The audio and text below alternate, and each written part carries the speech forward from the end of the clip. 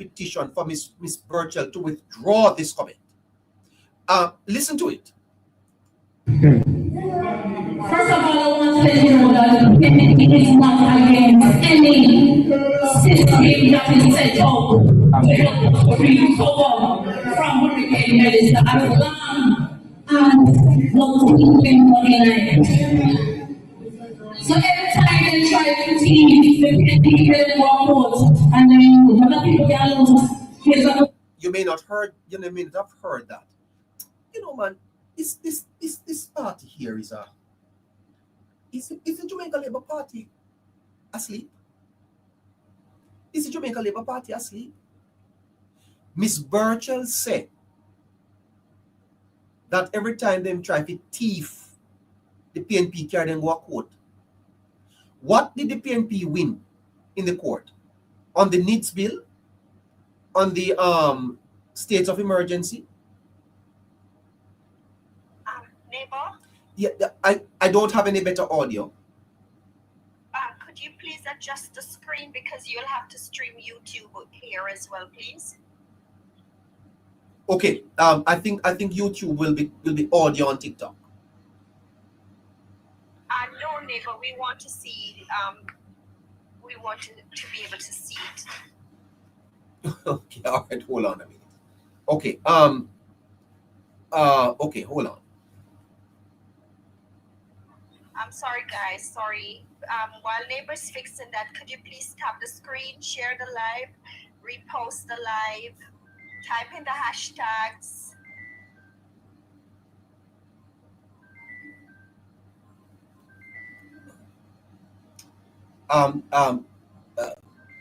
I don't know why these guys are keeping to calling the number. Not Yes, neighbor, but could you please create that box for the YouTube? Sorry, I'm in a tongue twister. Okay, hold on for me. They keep calling the phone, but I'm not able to take that. All right, give me a second here. Give me a second. Give me a second. All right. And for those of you on YouTube, could you please like, subscribe, and share the live, please? Okay. I think we are going to have to go a little higher. So let me get something to go a little higher. A little higher than that. Okay. All right. My time is running out on me here. Let me see if I can. These are not the boxes, neighbor. Say that? These are not the boxes. We need to create a bigger box for YouTube. I thought that we were going to take audio. I wasn't aware that we were taking video. Okay, so I'm gonna get out, and could you make it 4 boxes, neighbor, where they're bigger? Okay. Or would you like me to disconnect and then you connect YouTube to this box I'm in, I'll go into a smaller box? Hold on. All right, let's see if we can do that. All right, I think that's gonna be it. So I need to join. I need to take the video from YouTube. Yes, sir. And put it on TikTok. Yes. All right. So accept. No, you don't have to disconnect. Just accept the request from Neighbor 71. Can you do that? Just accept the yes, neighbor, but if I could get it. All right. I'm going to send it to you. Okay, let me send it to you. Let me just send you the.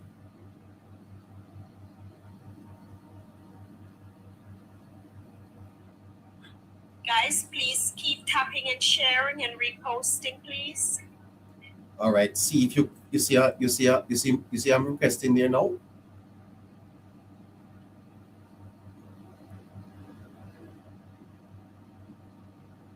Oh, you have I sent. sent you a request. Could you please accept? Will I have accept? All right. All right. Just mute. All right. Mute that. Fantastic. All right. Great. That's great. Neighbor, I'm going to exit and rejoin to put that box at the top. All right. Cool. All right.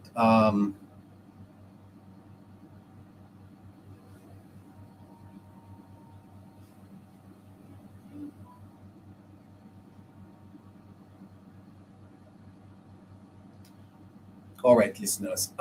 We're having a little bit of an issue here. Let me see if I can get that camera saved. All right, there you are. Okay, so what that needs to do now is to get over to Natalee. So let me try that camera. Camera here. Camera. Turn on. Save. There you go. All right. Two of me on the screen tonight. So what I need to do is to turn around this camera.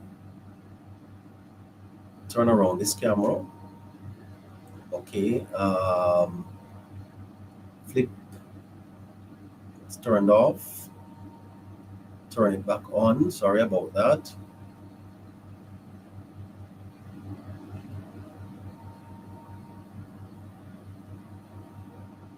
All right. Switch that.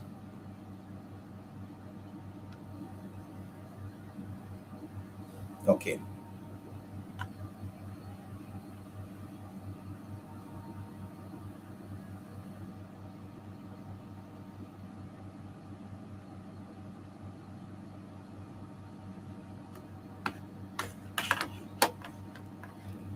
All right. I tell you what.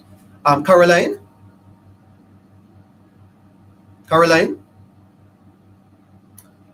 Guys, we're gonna have to go on the other page here. I have a little problem here. Let's do this on the other page. All right. So I'm gonna come back on the other page. Please. We're having a little challenge here with this. Caroline. Yes, sir. Yeah. I'm gonna have to use the other page. Okay. So I'm gonna have to close this and go on the other. Listeners, please give me a minute. I'm coming right back.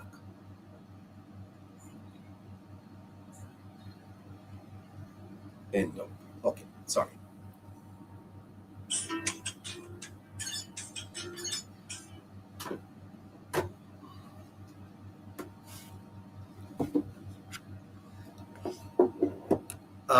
Shafreen.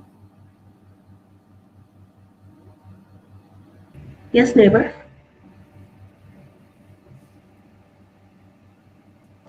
Neighbor, can you hear me? All right. Here. Just like Can that. you hear me? Just like that, we are back. We're back here with you on this page. So that's it. We are back with you again, and we hope that you can hear us a little better and see us a little better. Now we are trying to see if we can get the feed from YouTube so that we can bring in our friend Natalee. We have so much to talk to you about.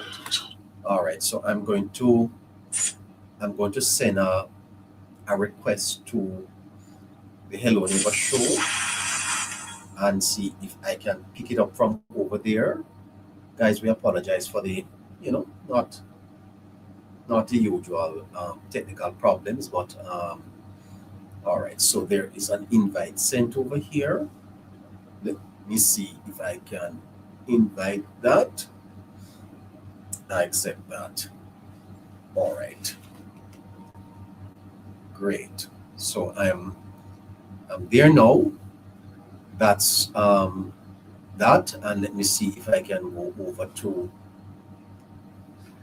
YouTube and pick up that. So the camera is there. Turn that around. Save that. There you go. All right, and there is what you'll see coming from YouTube. Now, that's the best we can do. Live in 10 minutes. So in 10 minutes time, we will be going over to see Natalee and JPU. Now, I was telling you earlier that Miss Nikisha Burchell is suggesting that the government of Jamaica appointed their friend to be head of NAR. A total discrediting of NARA by Miss Nikisha Burchell. And I think it is unworthy of someone who is a member of parliament. And I believe that the government of Jamaica ought to do something about it. I'm not so sure what they're going to do, but I want to play a little bit of what Miss Burchell said for you. Listen to her. They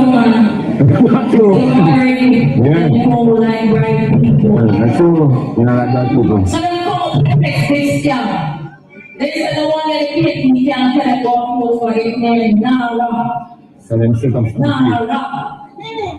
So the lady Nara. All right. Nara.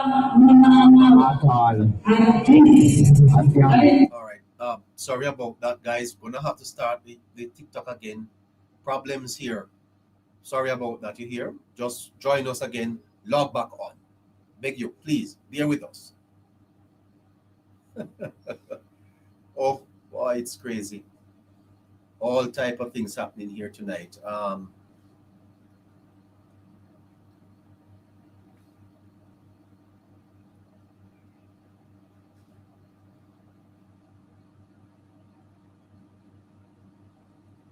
Yeah, so we're back here again. This is going to be this is going to be crazy. This is going to be crazy. It's already turning out to be a heck of a night right here on the Hello Neighbor show. I don't know what is happening, but we're finding all types of restrictions everywhere. You know, say everywhere you turn, Maka juke you. Maka juke us tonight, but we're going to press through and see if we can get this out of the way. It's very interesting day. Today I actually had quite an unpleasant experience, but we see that through. Not a problem. Let's invite Hello Neighbor to join, and we accept Hello Neighbor. All right, we accept that. Okay, thank you for joining us, everybody. 25 minutes after 7 o'clock. 25 after 7 o'clock. Let's see if we can open this camera. Camera, turn that around. Camera, save. There you go. All right, and that's muted. Fantastic. Now, where is my moderator? Let's see if I can pick her up. She's right here. That's Caroline. Oh, she's there. Wonderful. Now we're good to go. All right. So I'm going to probably have to get back to this. I can't play the audio because the audio, they have put restriction on it. clearly the PNP realized that this is a bombshell and that they're going to get into trouble for it. Imagine that the Member of Parliament for Southern St. James is accusing the head of NARA of being a friend of the Prime Minister and was handpicked. What a piece of feistiness. What a piece of out of orderness. This requires a response from the government of Jamaica, because clearly what the PNP has done is to discredit NARA. The PNP has all but discredited NARA, and I think that is quite unfortunate. Quite unfortunate. And if Miss Burchell does not provide the evidence, I think Miss Burchell should retract the statement. As a matter of fact, I expect that before the end of the night, Miss Burchell would have retracted the statement. Now, the fact of the matter is that words have power. Words have power. And the responsibility of speech, you can't chat without being responsible. Okay? You know, a regular citizens can gossip. Regular citizens can gossip. But a member of parliament cannot. And why is that so?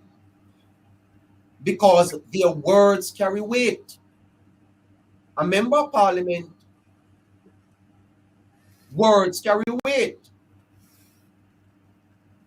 Yes, Miss Burchell says that the head of NARA was handpicked. Miss Burchell, respect, ma'am. A legislator's mouth, not a barbershop. A legislator's mouth is not a barbershop.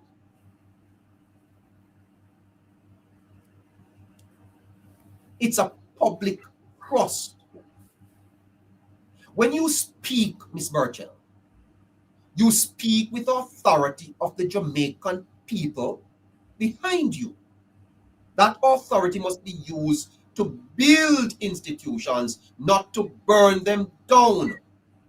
If you have evidence that the process was rigged, bring the evidence to the parliament.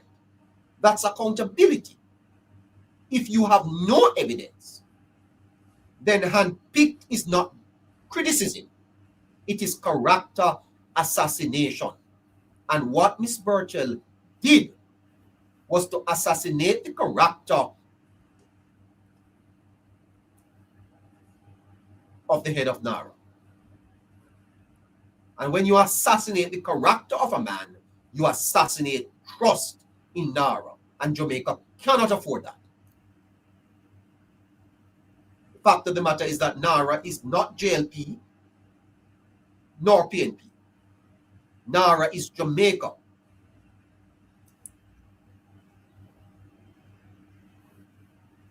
And it's not just Major Anderson that Miss Burchell is attacking. She's attacking the psychology of trust that NARA needs to protect us. That's irresponsible stewardship. And so I call on Mr. Golden, and I'm going to get back to this matter. I'm going to get back to it. It's a very serious matter.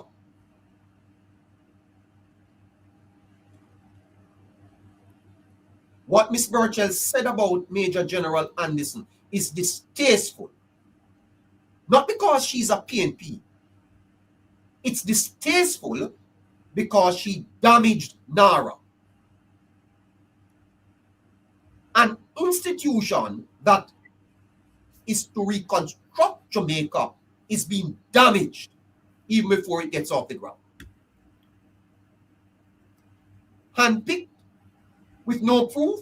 You don't just insult the man. The man came on JIS and said he was interviewed for 2 hours. And Miss Burchell, go and tell the comrade that Major General is lying. Because that is what it amounts to. That both Major General and the Prime Minister are lying.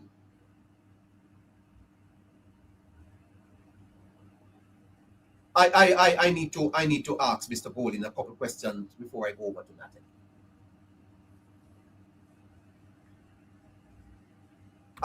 I've written this letter for the opposition leader. Dear Mr. Bolin, as a Jamaican concerned about the health of our institutions, Ms. Nikisha Burchell's public claim that Major General Anderson was handpicked to head NARA, despite his statement that he applied and was interviewed, and despite the Prime Minister's confirmation of a process, is distasteful. I want every Jamaican listening to me on YouTube, on TikTok, on Patreon, on X, to understand this. This is the worst thing that has happened to Jamaica since 2026 start. This is worst. The issue is not party. The issue is principle.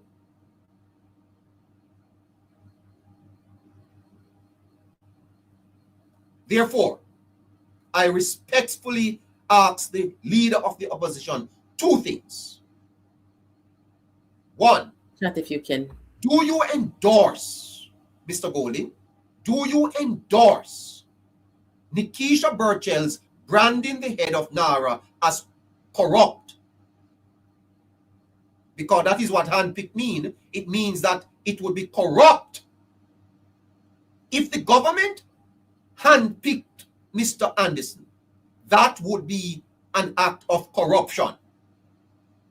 The Prime Minister of Jamaica said that Major Anderson applied and was interviewed. Major Anderson told JIS that he was interviewed for 2 hours, almost. When Major Anderson was asked, he said, I applied. Mrs. Burchell is saying, no, he did not apply. Where did Miss Burchell get that information that Major General Anderson did not apply for the job, despite the Prime Minister suggesting that he did?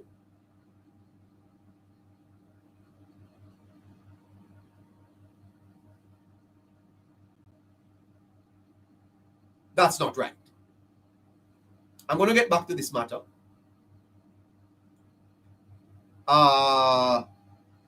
26 minutes to 8 o'clock. I want to welcome to the Hello Neighbor show right here on the Politics Plus network our good friend from JPU. She is joining us this Friday, and as a matter of fact, she will be here with us every Friday at 7:30 to 9 o'clock as we have a conversation with Natalee from JPU. Good evening to you, Natalee. Good evening. Thank you for having me, and good night to your audience. Oh, hold on. Let me see if I can turn your volume up. I think your volume needs to be turned up a bit. Hold on, Natalee.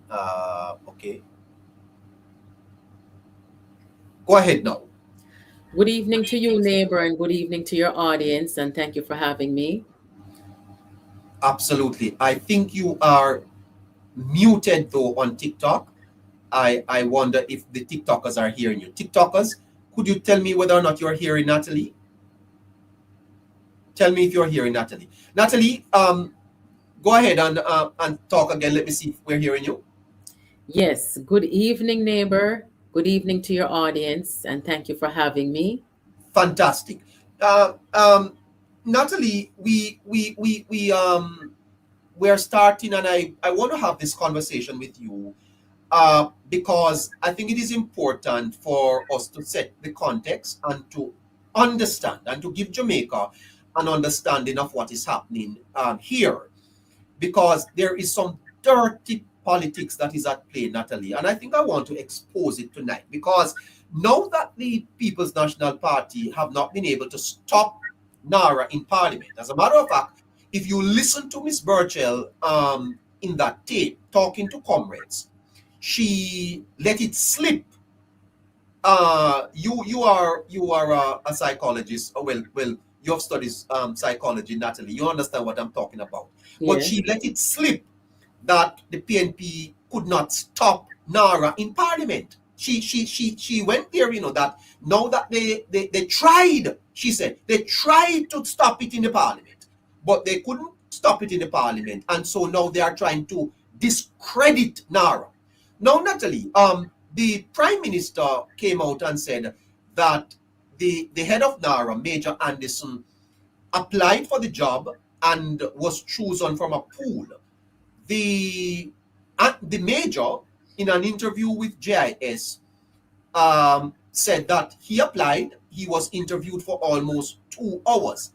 And this girl, this lady, goes up on a platform and tell comrades that the head of Nara was chosen in a corrupt manner, that she was handpicked. Now, if Mr. Golding does not agree with this, then Mr. Golding ought to come out and tell the people of Jamaica that he does not agree with it and ask Ms. Nikisha Burchell to withdraw that. If not, Natalee, what do you think the Jamaica Labour Party ought to be doing about that? Would you want to talk to me about how you see this matter? Yes. So, neighbor, I'm very happy to be here and very glad that we were able to bring our audience, this wonderful Friday night program, which, I anticipate will go well and that people will be engaged and, appreciate what we're here to do. Absolutely. So, on the topic of the video that you're referring to, where Nikisha Burchell, opposition member of parliament, took to the platform and basically misrepresented Nara and lied on the process of recruitment with regarding Major General Anderson and being the head of Nara and everything. Well, Neighbor, she's accusing the government of corruption, because when you say handpicked, what you are saying is that the process was corrupt. Now, how can a member of parliament do that without evidence? well, not only did she say that, I don't know if you missed the part where she said, I heard that they're cousins. I don't know if you heard that part. Oh, well, yeah, she said a lot. But Yes. neighbor, it's no surprise to me because remember, I was a part of and member of the PNP.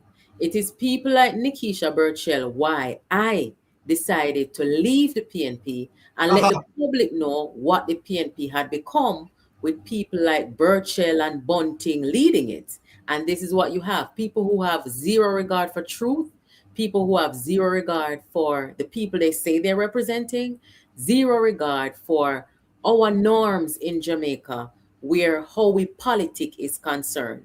They have no concern for decency in our politics. They have no concern for being an example because it's not like they have a choice.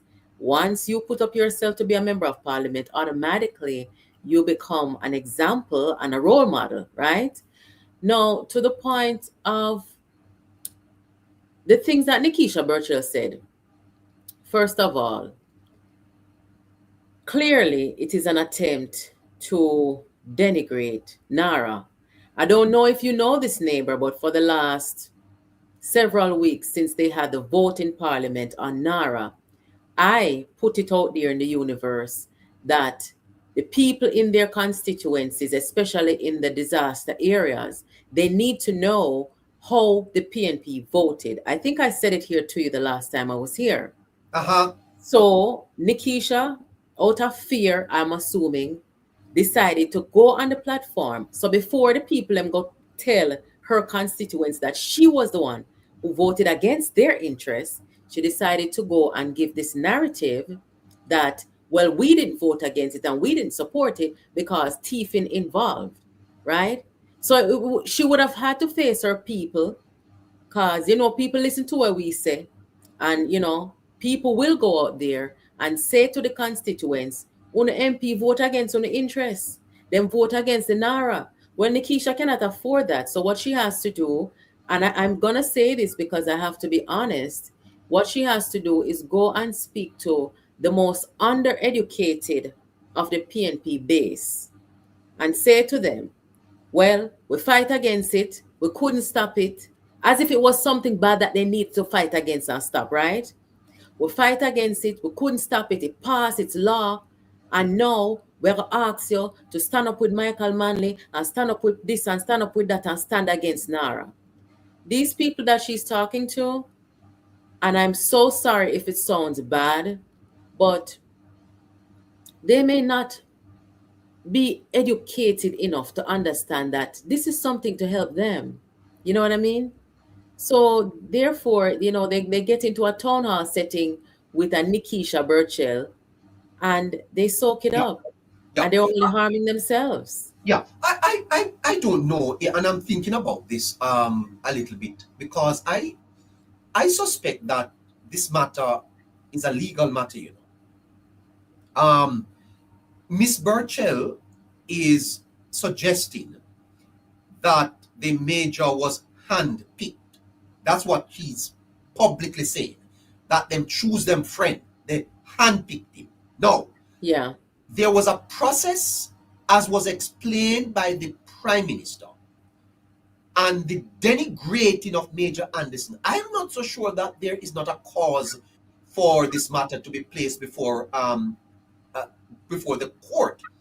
I suspect that this is even deeper than I'm thinking, because if the major says, I was interviewed, I applied, the Prime Minister confirms this, and the process can be proven, the bureaucratic process by which Mr. Anderson was employed is proven, then how can it not be illegal?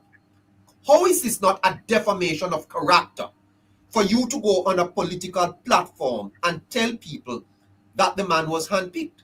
I think it is a most distasteful thing for Nikisha Burchell to have done, and I don't know whether or not you see the problem here, Natalie, is that there clearly is an attempt to undermine NARA. There clearly is an attempt by the opposition People's National Party to undermine NARA, and in order to undermine NARA, they have to undermine the head of NARA. It is a most distasteful something coming to hand here, Natalie. Well, it is the same style of politics that we all saw played out in the 2025 general election. This is the style and the hallmark of the Rise United politics. This is it. It's not going to get any better. It's only going to get worse. I absolutely agree with you that something should be done legally. Defamation is one of them. And also, I would like to know if the Jamaica Labour Party Saw plans this tape. Have they seen this tape? I don't know if they saw the tape, but what I was gonna say is who is the MP caretaker in the constituency? Because while Nikisha Burchell is there spreading lies and misrepresenting, there ought to be someone on the other side to spread the truth and educate the people, don't you think? I think so. Well, I absolutely think so. But my mind also is on the leadership of Mr. Gold. As leader of the party, I really think Mr. Golden is not only failing the people of Jamaica, but he's failing the party. Miss Burchell is bringing down the party. This is a disgrace. This is absolutely shocking. It is a shocking statement for a member of parliament to have gone up on a platform and to suggest that the head of NARA was chosen in a corrupt manner. Where is the evidence for that, Miss Burchell? And if Mr. Golden does not agree with Miss Nikisha Burchell, then Mr. Golden should come out and say he does not agree with that position, yes, and that Miss Burchell should retract the statement. Well, neighbor, I'm sorry to tell you this, but you're expecting a little too much from them. The only thing that can really be done is in how the government and the government party will respond. They need to have somebody in that constituency as a caretaker facing off. It's not too early. You understand? Because these people, they're on a continuous thing where they're spreading disinformation and misinformation. So you have got to put somebody in there as the MP caretaker doing the job of helping to spread the truth. What happened to Nikisha Burchell is that she has to face her people and she has to tell them and give them a good reason why she went to parliament and voted against Nara. And if that's the best that she can come up with to a set of people who may not be so educated, then, that's not too good. But at the same time, she should not be allowed to be out there speaking the lies that she does, because that's all the PNP has: pathological lying. They don't care that they're lying. They don't care about the people and that they should respect the people enough to be honest and truthful with them. And so you're going to hear other members of parliament from the opposition side in these disaster areas. They're going to start going around now, mark my word, they're going to start going around now telling the people that we didn't support it because corruption in it and they had a Nara, this and that. That's what they're going to say. But who is going to be out there speaking to the people and bringing the people the truth? Who's going to be doing it? The government has a responsibility to make sure that the people are educated on the truth. We're living in a time right now, I call it a Yes, war of information in Jamaica, where you have disinformation like we've never seen it before. And yes, we have an opposition party that has no shame. How do you fight them? You fight them with information and with the truth. The government won the election last year based on truth and achievement. yes. They can continue doing what they did. But the JLP seem to have, I don't know. I don't know if they're weary or what is going on. You understand? But they're not as vigorous as they were, and they have to understand. Una go for una fourth term. You understand? Yeah. So if anything, una supposed to fight like hell with the truth right now. You understand? Them a fight like hell because them want to get for them first term in how much years? 9 years or 10 years? Sorry, 14 years since the PNP last won an election from 2011. Okay? Is that 14 years, neighbor? No, well they lost in 2016, so that's 10 years. No, man. The last time they won an election Well, was they won 2011. in 2011. Yes. Yes, so it's been a long time. And you have people like Bunting, who is 70 years old, who him still a try, they're upon him last leg, still trying to get it. You have Mark Golding, who is 65, soon 70 as well, and they feel like there's still one more chance for them to get it.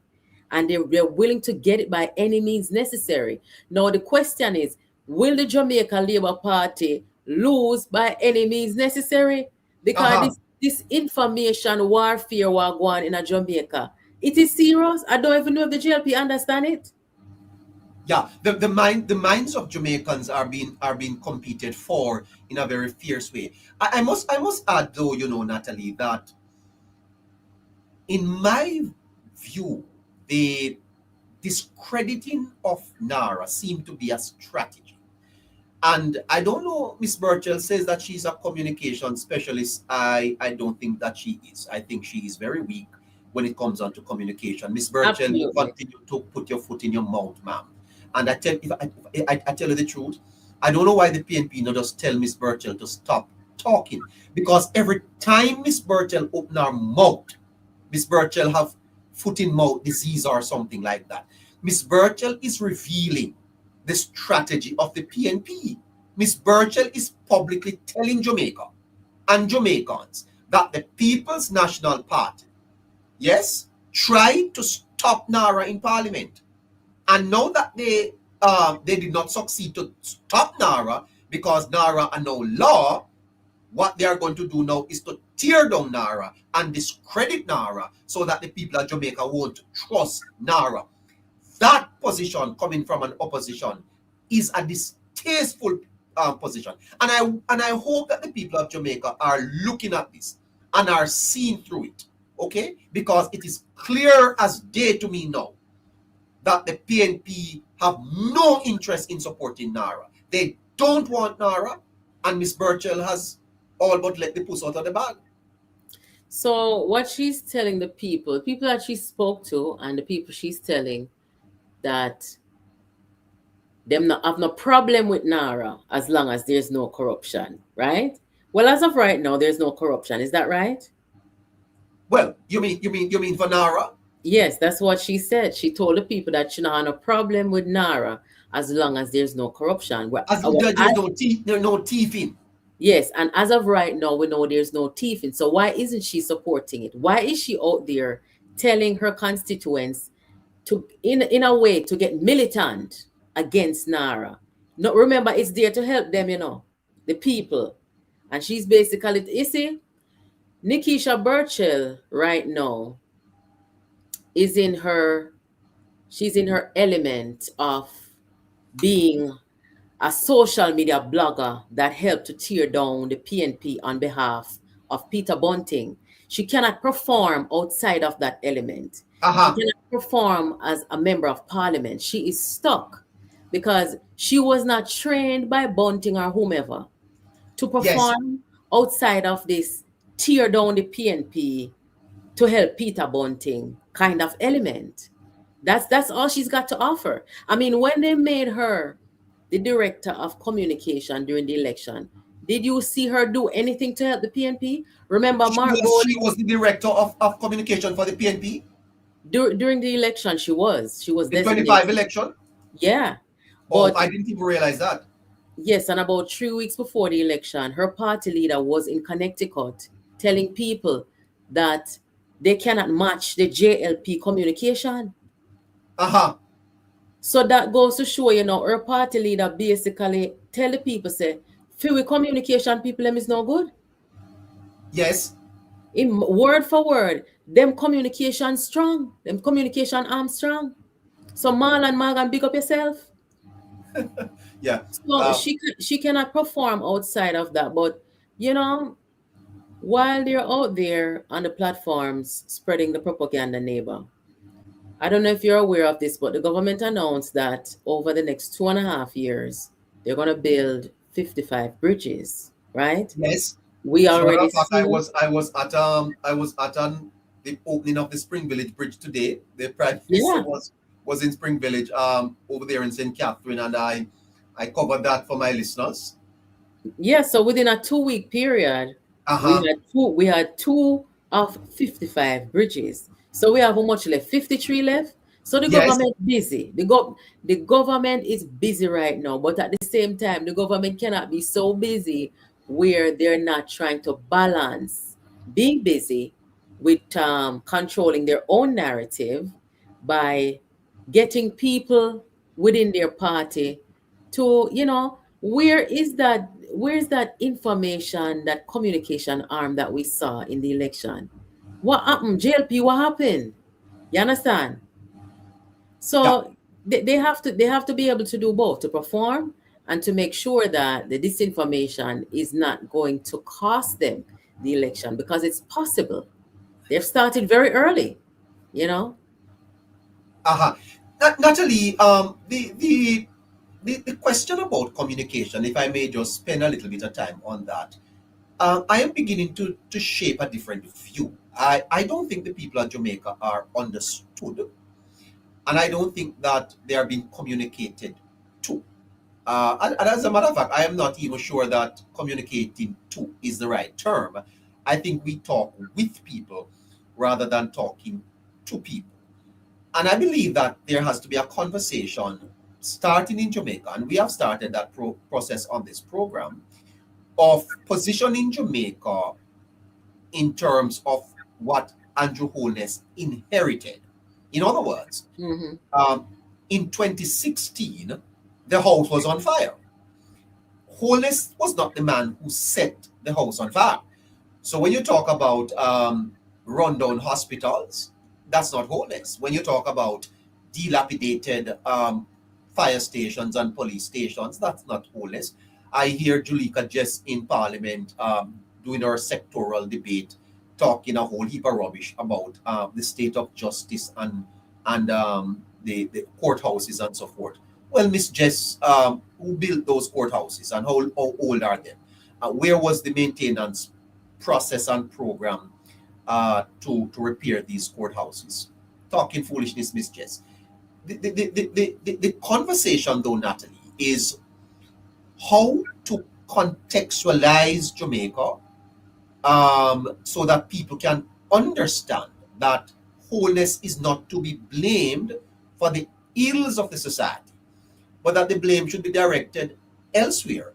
And I made a recommendation to the party last night that I believe that the party ought to build its communication strategy around showing people what was, what we inherited, and what we are doing now to fix it. In other words, the fireman is being blamed for trying to put out the fire that he didn't cause. You don't think that wholeness is being mistreated in this regard? Well, yes, but at the same time, we have to remember, in a neighbor, in politics, for as long as we can remember, nobody's not going to remember what you inherited. People are going to see you there and they are looking for solutions from you. You understand? And that's just the way it is. No, is it wrong to say that, the government of the day should remind people, for example, and which the Prime Minister mentioned last night at the awards ceremony, about how the dollar has been stable now for years, and there was a time when it wasn't stable. I remember those times, and I predicted that the dollar would have been about 250 by now, and it hasn't.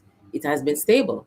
So, yes, it is okay to remind people where we're coming from and where we are today.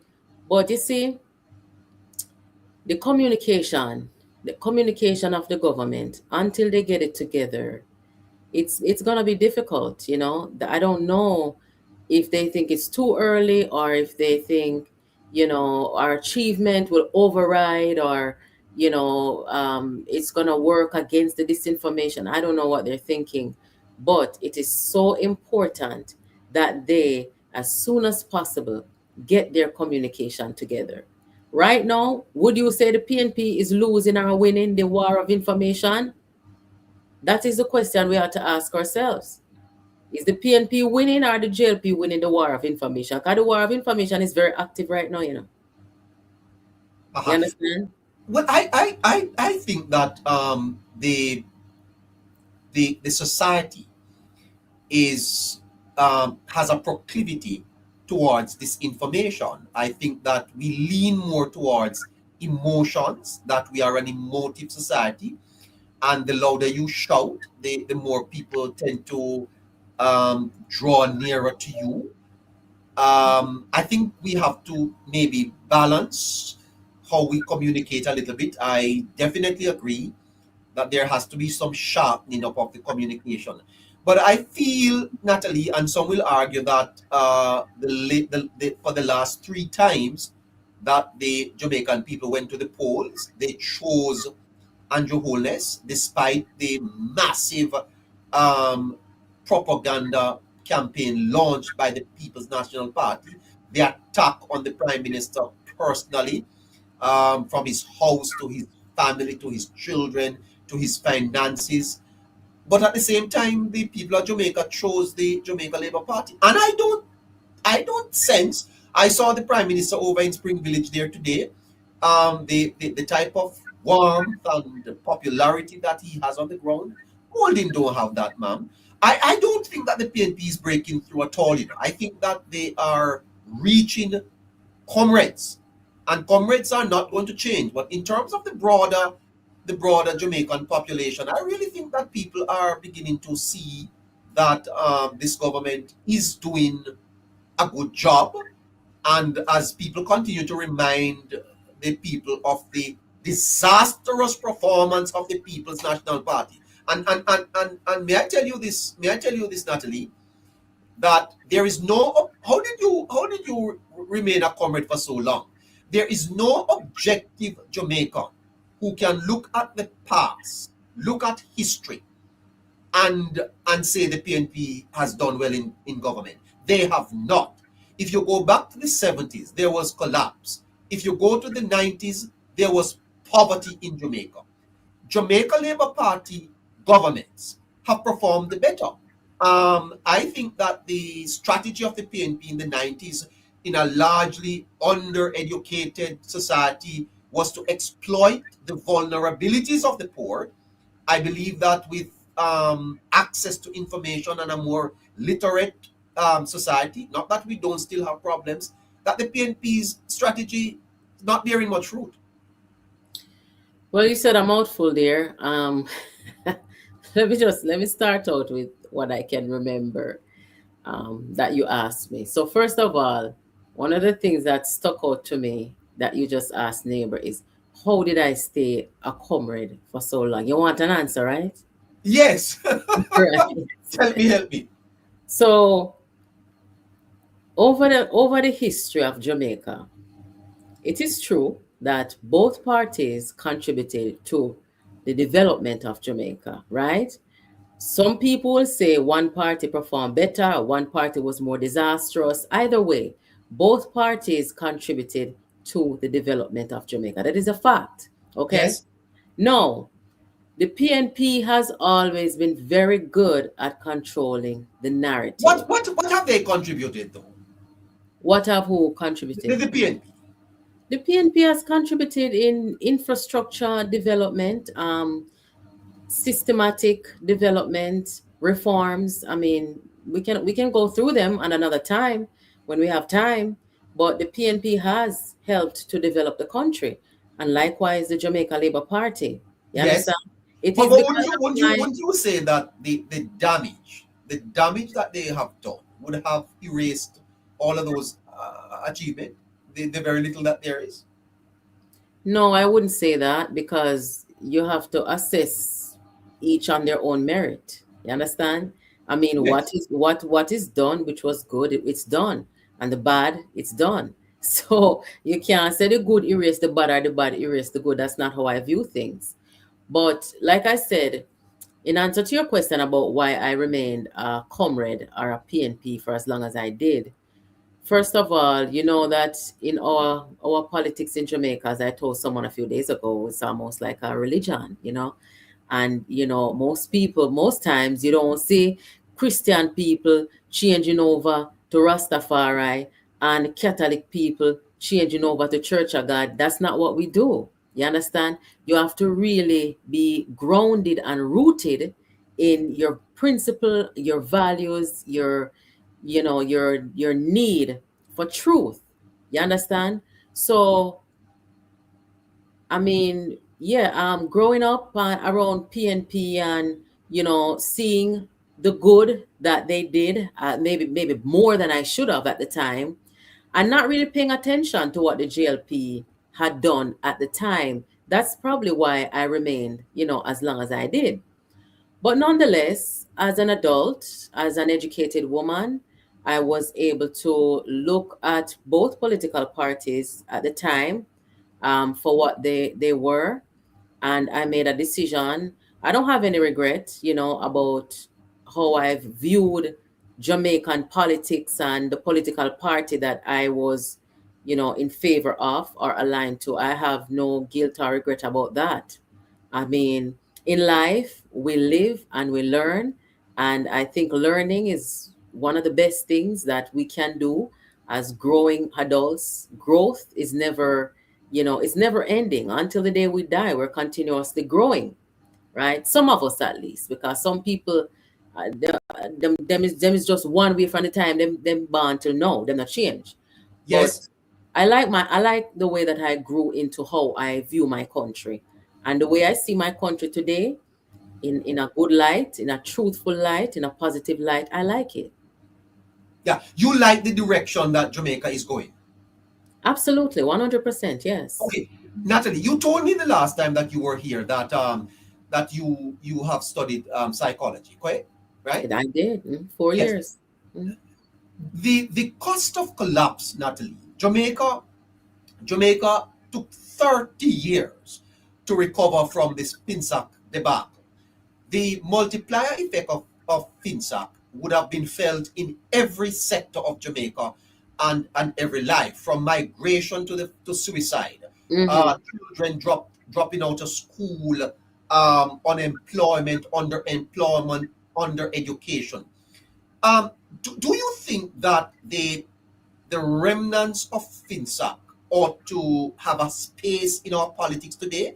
And by that I mean, the Prime Minister in his the recent leadership debate said that Mark Golding was an advisor to the Finance Minister and that Golding helped to set up FinSAC.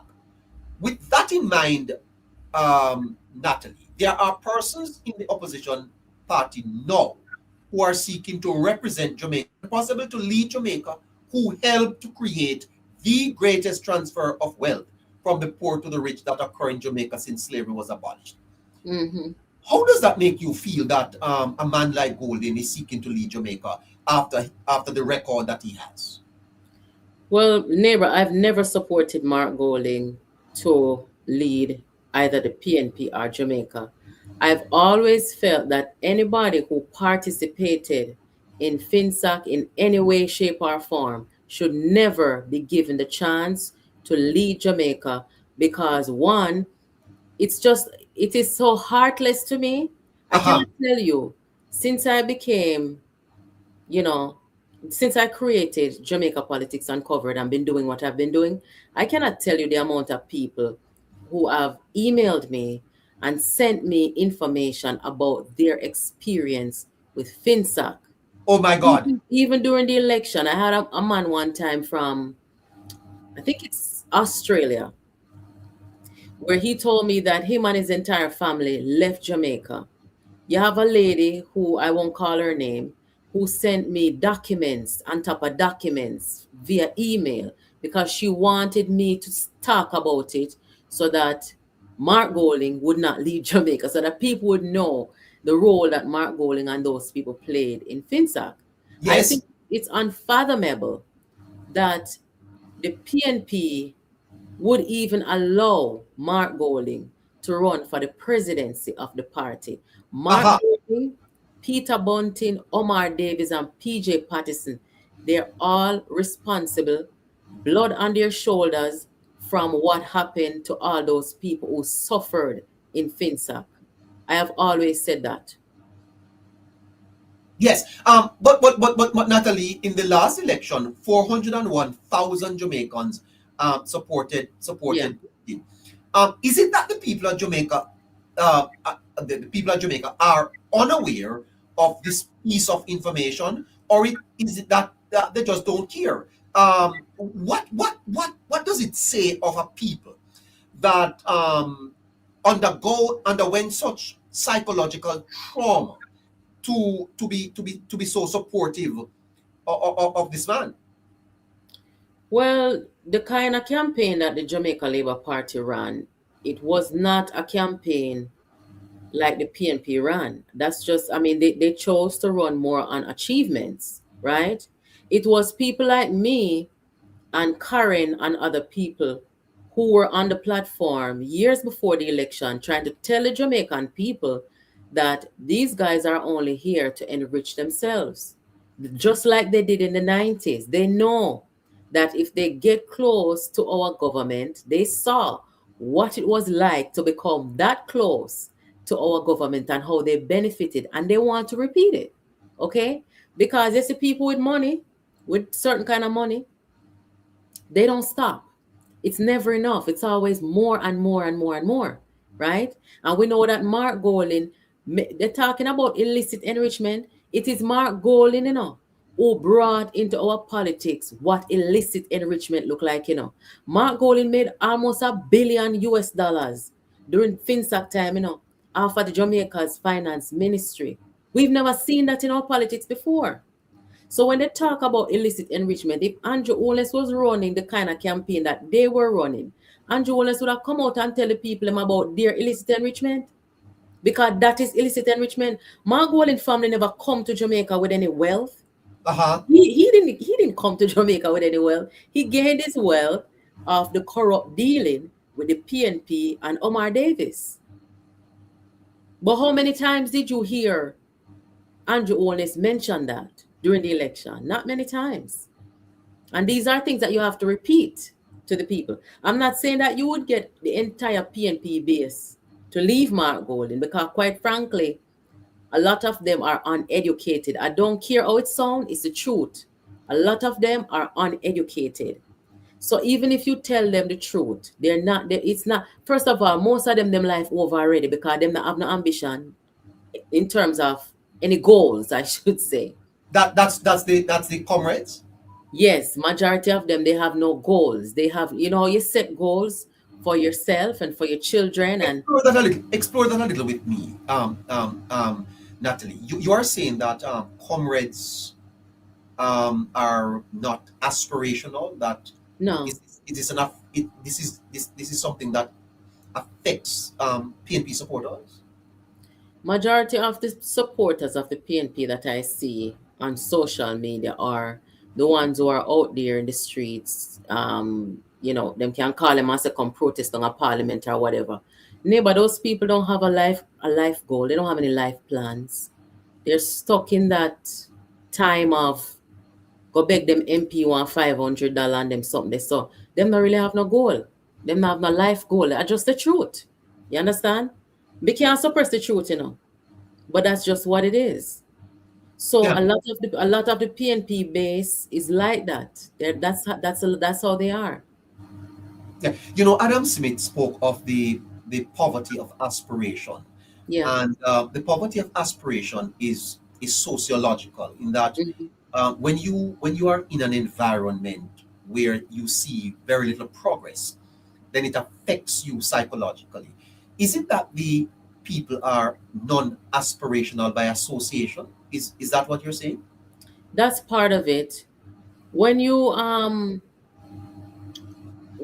a member of the PNP and they have these meetings and they interact with the people and so on and so forth, and they know these people's living conditions. You understand? They know their socioeconomic status. Do you see the PNP creating or trying to create a Jamaica where they're trying to elevate, if not those people, their children's lives? Do you hear them encouraging them and telling them when they're complaining against the prime minister, even that it's his fault why they're impoverished? And I'm not trying to look down on people who are impoverished, but there are so many opportunities right now in Jamaica where if you wanna even get the chance, your picnic them can get the chance. You understand? But you don't hear them talking about these things. You see them get up every day cursing and blaming the prime minister. There are opportunities there. And you are I'm saying that this not is this taking is these opportunities. the proclivity for that is mainly among comrades. Yes, it Uh, is. Listen, I have a Interesting. cousin. I have a little cousin. She's 27 years old. And at one point, I was trying to get her after she graduated high school. She went to Homewood, very bright young lady. And I was trying to get her to attend the women's college that I attended because there's a lot of international students there, and it didn't work out. But nonetheless, I hadn't heard from her in a while. And she called me about 2 weeks ago. She called me and she said, Nats, I'm in the US. And I said, what? Because the last time I spoke to her, she had finished high school and she did go get one little surfy ticket, and that was it. She never really live up to her full potential. So anyway, she gave me a life update. She told me that she's now at a 4-year college in Mandeville, a teacher's college. One of the reasons why she didn't get to come to the US when I was trying to help her is because, we had to come up with some serious funds because this institution is a private college. And, private colleges over here, they're very expensive. So now she has the money to go to a 4-year teacher's college in Jamaica. So I said, where you get the money from? She said every year that she's studying, she get a grant from the government. And she do a little thing on the side, hustling, and she gets some support where she can come up with the rest of the money. So now that she's in the US, she's on a work program. So she's here for a few months, and I'm gonna try to drive to see her. I think she's in Missouri. I'm gonna try to see her before she leaves in September. But these are the opportunities that are there. My little cousin, she decided to go and take the opportunity. She'll be graduating in about 2 years from Teachers College. Okay. And when I ask her, I ask her again, me say, you sure about the money where you get from?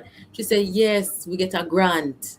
Uh-huh. So you tell me now, why would we have worthless people sitting down cussing the government? Huh?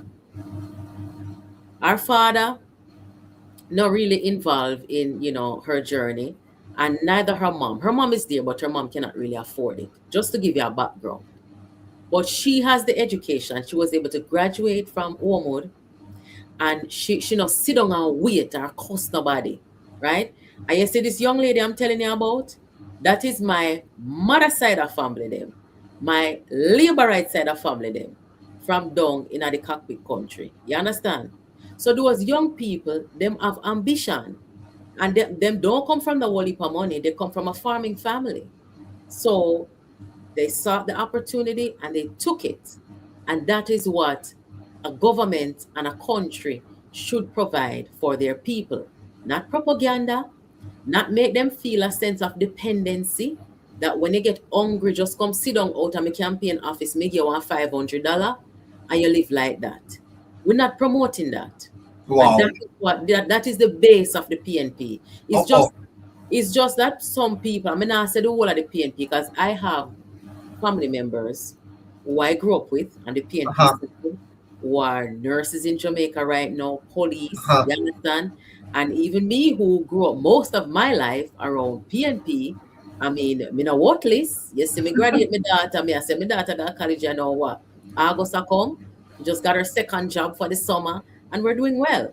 You understand?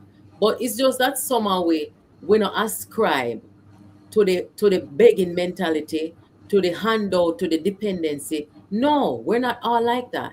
But what I'm seeing today, neighbor, is a base that is uneducated. A Wow. base, it's true.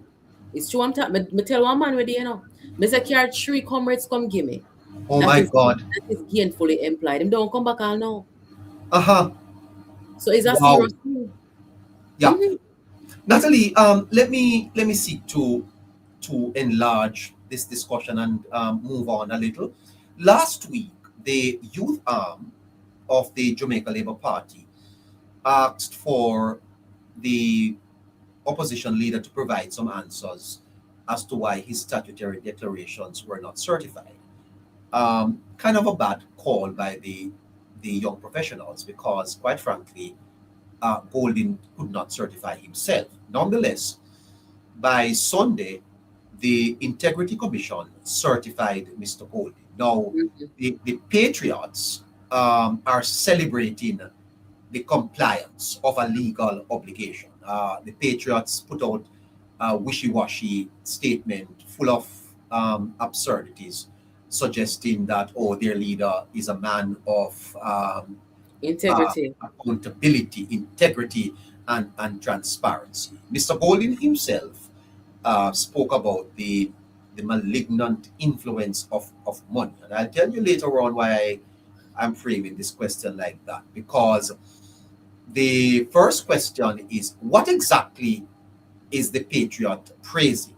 If a statutory declaration is certified, that generally means that the public official has complied with a legal requirement and the relevant authority has completed its review satisfactorily. The Patriots present this as evidence of exceptional integrity. Now, the Prime Minister in the leadership debate said that Golding benefited from a sweetheart deal. That the contractor general said that Golding benefited from a sweetheart deal. Is Mr. Golding the integrity boss? I think not. I think you can't just start evaluating somebody on integrity last year or this year. I mean, if we were to evaluate Mark Golding on integrity, we would have to go back as far as when he was making the 1 billion US of the Jamaica's Are finances. you sure about that, Natalie? I am, 1 billion United States dollar? neighbor. Have you ever heard anybody call me a liar before? Them call me a No, holy. no, no, no, no, no. I just want you to double down on it because it sounds it's that's like how much million Jamaica. What we saw in the archive of the FinSac report, it wasn't a report, sorry, the FinSac archive, everything that was quoted in US dollars, okay? And when you add up all of that, yes, it was close to 1 billion US dollars, okay? At one point, I saw some 9 and 10 million, sorry, US dollars. And when you add it up, it is about 1 billion US dollars. Now, what, listen, Oh God. when people are talking about Andrew Holness's 470 million Jamaican dollars, that is a, Yes. No, that no, is if Golden made $1 billion on the FinSA, where the money did it? Mark Golding money is probably in the Caribbean somewhere, offshore, kind of thing. But it appalls me when Mark Golding and Peter Bunting want to talk about Andrew Holness's 470 million Jamaican dollars. A man who in politics from 25 years or so ago, right? When Mark Golding came in and around the PNP, Mark Golding never in politics no time and he make almost $1 billion US dollars, right? So if we are to go by integrity, we can't just start now. We have to go back and look at Mark Golding's history, right? Remember when the Integrity Commission come and investigate Andrew Holness, all the mother them are investigate, They might investigate account from 50 years ago, right? So you see the same is not applied to Mark Golding.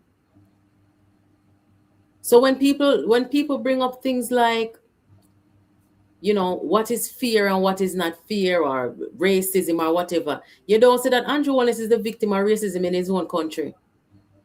Uh-huh. The same rules that apply to him or that they're applying to him, they're not applying it equally to Mark Golding. Mark Golding has not come under the same scrutiny that Andrew Holness has come under. That is Yes. very clear. Why is that? We can discuss that too. We can discuss that another time, but I think we're all aware why that is, right? Yes. So here are the Patriots, Natalie, Mhm. saying that Golden certification is a demonstration of high standard of accountability, transparency, and integrity. The philosophical problem is that they are elevating compliance above obligation. Golden was obligated to file. There's a difference between doing what the law requires and going beyond what the law requires. So if Golden simply filed a statutory duty and the person concluded satisfactorily, yes, Mhm. then the certification is evidence of compliance. It's not necessarily evidence of extraordinary virtue. In that regard, Natalie, what is happening? Why the Prime Minister's own statutory declarations are not certified? Because that is going to be the question the Patriot is asking of young Jamaica. Can you help us with that? Sure, 100%. So the Prime Minister of Jamaica, he did what he was asked to do, and he did it openly, and he allowed the Integrity Commission to do their job. The Integrity Commission has not investigated anybody in Jamaica as much as and as far and wide as they have investigated this Prime Minister, which is Yes. fine. We have no problem with that. But they did. They went as far as to go to an auditor in Trinidad and Tobago, which they hired, right? And the auditor brought the clarity as they were paid to do. So they brought the clarity, but guess what? That wasn't enough for the Integrity Commission. They could not accept that there was no wrongdoing, no corruption, and there was only clarity. They could not accept that. So what did they do? They feel that they have more power in the country than anybody. So what they do is send Andrew Holness's information, because I'm not going to call it a case or a file. I'm going to call it Uh-huh. sending Andrew Holness's information over to the financial investigators and the taxman them. For what? They asked for an audit, they did their own audit, and then they had an outsider come do the audit, and they found nothing. It is very clear what is happening. And what has happened is that the Jamaican people certified Andrew Holness September 3rd, 2025. We're not going to wait on the Integrity Commission because we see what they were doing, which was trying to influence our election. And Hold on. They were trying to influence our election.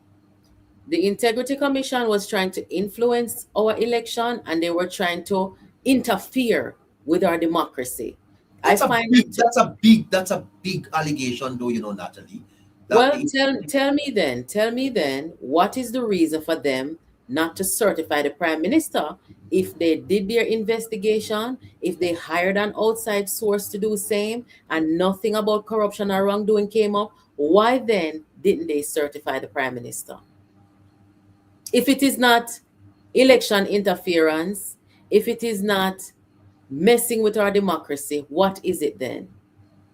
Well, I'm pressing you because I really wanted you to double down on that, because journalist George Davis said the same thing, that I don't think he named the Integrity Commission as you have done, but he did say that there were an institution in Jamaica that was Mhm. trying to interfere with the outcome of the election. And you are saying, Natalie, on this 12th day of June, that it is the Integrity Commission? 100%. And those who follow my channel, they know that I was very supportive of the Integrity Commission when everybody else was cussing them. I said, no, let them do their job. I like to give people the benefit of the doubt. I mean, I don't want nobody come tell me what me for think or how me for see things. Me look on Yes. things myself, and I come to my own conclusion. And I watch the Integrity Commission and their behavior toward the Prime Minister. And I saw and I came to the conclusion, and I told my audience that I no longer support this Integrity Commission. And it was very close to the election because I saw what they were doing. Uh-huh. So it's not like I had it out for them. Okay, I observed them and I saw what I saw. I think it's wrong. I think it's inappropriate. I think it is unfair what they were doing to the prime minister, right? And I do not support them. In fact, I'm going to go a little further. I think that the Integrity Commission is the highest body of integrity oversight in our country, right? Yes. And when your integrity commission in a population like Jamaica, 'cause we're kind of like a small population of people, right? So if the integrity commission in our country was saying to the Jamaican people that we are not going to certify this prime minister and that he shouldn't even be qualified to run for office, well, they couldn't stop him, right? So the people look at what they were saying and what they were doing, and the people decided against the Integrity Commission. Then how relevant, Neighbour, is the IC to Jamaica anymore? I think that office has done its time. They have outworn their welcome. I think they need to dismantle the IC and find some other office and rename it and find some other people and let them be the oversight body of the Parliament of Jamaica. Wow. Well, Yeah, Natalie, let's take a little break and come right back. sure. Of course, if you're on YouTube, welcome. If you're on Patreon, welcome. Please subscribe. Please share the live. Please like the live, and please share a comment in the comment section. Let us know that you are here and that you are enjoying our conversation with Natalie tonight. Of course, Natalie is from JPU, Jamaica Politics Network, and she's joining us here on the Politics Plus network. I'm your host, Hello Neighbor. If you are on TikTok, well, you're always here. Thank you so much for staying with us. Please tap the screen, please share the live, and please send us your heart, knees, and all the other gifts that you have out there to send us. Thank you for joining us tonight on the Hello Neighbor show. It is 8:30 in Jamaica, 9:30 in Florida. And if you're in drive time on your way home, welcome. Thank you so much for joining us. Stay tuned. Please remember, to go over to Facebook and read the Caribbean Current. The Caribbean Current is an article produced by the Politics Plus network. Please also remember to like and subscribe, and you can go to the Hello Neighbor store, and right up there you'll find something that you like. Please support the Hello Neighbor store right over there on the Politics Plus network. Please also remember that you can contribute to the Politics Plus network. Our Zelle account is 954-635-8732. Of course, you can Gmail us, the Hello Neighbor podcast at gmail.com. And you can send us a WhatsApp at 876-858-9553. That's 876-858-9553. Please like and subscribe. And please remember, we are on Monday to Friday between 7 o'clock to 10 o'clock. Monday to Friday, right here on TikTok, YouTube, Patreon, X, and what else am I leaving out? I think I'm leaving out something, but you know that we are here. Great. Welcome back to you, Natalee. Thank you. Okay, so Natalee, what else is on your mind? I'm sure that you always have lots to talk about. Go ahead. Well, right now, as we are approaching the biannual diaspora conference, it's supposed to kick off in 2 more days. Yes. And I think it is such a wonderful thing. So at this time, I don't know if you've ever watched the biannual conference, but there's some good information coming out of there. I've noticed that people who plan to retire or people who just plan to return to Jamaica, they come to this conference to seek answers, to get information, to make plans to return and things like that. And I Yes. think this year's conference is going to be so special. I'm not able to make it this year, but I'll be tuned into it. But I remember last 2 years ago, when the conference was held, I remember, I think it was a woman from London. She asked the government about crime, what they're planning Yes. on doing with crime. And if that woman comes back this time around, I'm sure that she'll be happy to see that the crime has gone down significantly. But this year, it's going to be all about Jamaica's resilience, first and foremost. Mm-hmm. It's going to be about the amount of people, neighbor, that are moving to Jamaica. Not necessarily people who left and are coming back, but people. There's a lady right now on TikTok that I follow that she's an American. She don't have no ancestors or nothing from Jamaica, but she decided to sell her business and move to Jamaica. Wow. The first time I came across her video, she walked out and she was picking some mint Yes. in our backyard. So with this conference coming up, it goes to show that Jamaica is moving in the right direction. When we see that we have been faced with so many disasters, we have not collapsed, okay? We have people moving to Jamaica. We have investment opportunities in Jamaica. We have crime going down in Jamaica, right? I mean, there's just a lot of good things going on. And there was a time not very long ago when people wouldn't even consider moving back to Jamaica. So it's a good thing. What else is on my mind? I want to talk a little bit about healthcare. Yes. And I want to tell you, neighbor, that this 2026, I anticipate that the next best performing minister, and I'm not trying to take anything away from anybody, so I don't Yes. want to come curse me, okay? But I am anticipating that the next best performing minister is going to be Tufton. But he has always been up there in terms of performance. No man, remember say you had Dr. Chang. Nobody could really compete with Dr. Chang with the crime. You see the crime carried Dr. Chang at hospital. And so it's a very serious ministry. And he has stood up and done the job. And Yeah. You are commending Dr. Tufton for his work in the health sector.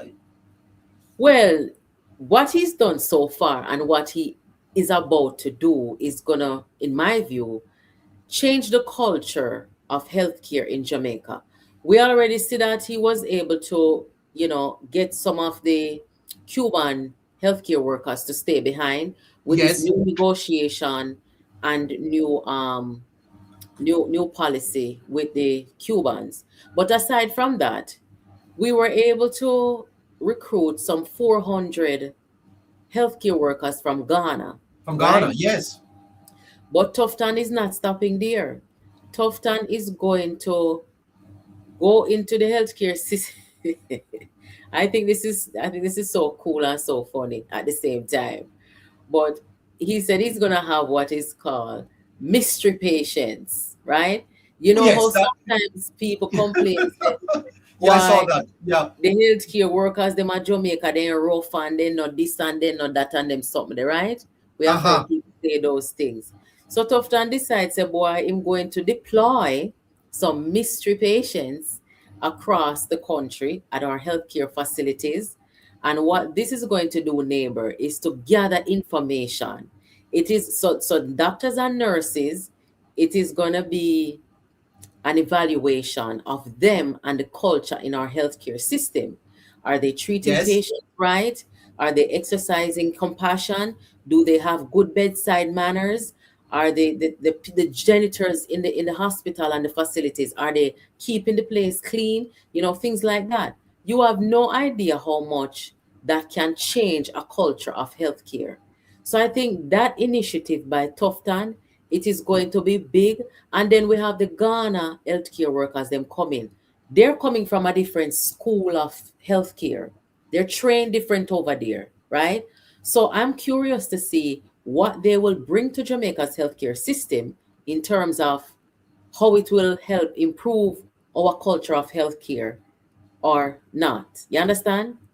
So I think Tufton is on the right track, he's on the right path. I think um, he recognizes that where healthcare is concerned in Jamaica, we need to evolve. It's just like how we evolve with national security and our crimes gone down, and we have evolved in different ways. Healthcare is one area that we need to evolve in as well. And I think Tufton is doing the right thing. That's a good start. fantastic. Well, Yes. finally, Natalie, before I'm going to ask the moderator to take one or two callers before you have to go, whether one supports or opposes the current administration, fairness requires recognizing that the task is not merely to build, but to build while repairing. And progress, therefore, must be judged not only by what is newly constructed, but by the extent to which long-standing structural weaknesses are being addressed. And I know I asked you this earlier, but I'd like you to end with this. Simply, how well do you think Holness is doing, and how can the people of Jamaica recognize him more for the work that he has done? To be honest with you, I think the Prime Minister is doing a good job. I think he understands, to begin with, the foundation of a good leader is to understand their people, is to understand their country, is to understand their history, is to understand the issues and where the country must go. I think Andrew Holness has a very deep Aha. understanding of all of that. Yes. The thing now is where the Jamaican people is concerned. The Jamaican people have grown so comfortable right now with Andrew Holness because the opposition is so unviable that the Jamaican people don't business if Andrew Holness wants to stay there 50 more term, right? You are not going to, them say Jamaican people no vote in government, them vote out government. The Jamaican people are not going to vote out Andrew Holness unless he does something horribly wrong, okay? So far, it doesn't look that way. So when you say, how can the Jamaica people appreciate him more? I think that's what you were trying to say, right? Right. I Yeah, think because the I don't think that context Mhm. has been looked at in looking at how well Holness is doing. I really think, if I may say so myself, that a lot of people have scales over their eyes, because when you look at where Jamaica was in 2016 and even before that, I really think Holness has done remarkably well. Yeah, neighbor, the thing is, the Jamaican people right now, I think they're very intelligent, right? I'm talking about our voters. I am talking about the people, the 10,000 more people. The last general election, the government got 7 more seats and 10,000 more votes. Okay? You are going to have people who, by tradition or whatever, they're going to stick with the PNP, and that's okay. That's fine, right? Did I want to see the PNP get 28 seat? No. Them not deserve 28 seat. But it is what it is. But for the fact that the amount of propaganda and lies that were spread against this prime minister like no other before, and he was able to prevail with 7 more seats and 10,000 more votes, that is something to be studied. Yes, You understand? Under the circumstances. So I would say that he did pretty well, right? So you said something earlier that I forgot to answer. When you said that despite the propaganda and despite the disinformation, that the Jamaican people still chose Andrew Holness, that is true. But remember, the disinformation and the propaganda doesn't just have an impact on the psyche of some of our people within the country. It also can affect the image of our country. It can also affect the country's image in the eyes of our international allies. So at no point in time should we ever feel comfortable with disinformation. We should always fight against it. It is a war. Okay, when people decide to use disinformation to go after a country, they have declared war on our country, believe it or not. And that's why it becomes so fierce out here, where different people are saying different things and whatever. But the truth must always prevail, and that's where it is. But I don't think that the Jamaican people don't appreciate the prime minister. Neighbor, if you look at the prime minister's interaction with the people on the ground versus what you have some comrades are saying on social media, it's very different. Don't you see that's that? true. Quite true. Yeah, the reality that they're trying to portray And, on and, I, and, I, and I must tell you this. I was over Spring Village today, and Natalie, it is something to behold. Holness's interaction with the quote unquote common people. I mean, yeah. he was hugging, he was interacting. The people wanted to feel him.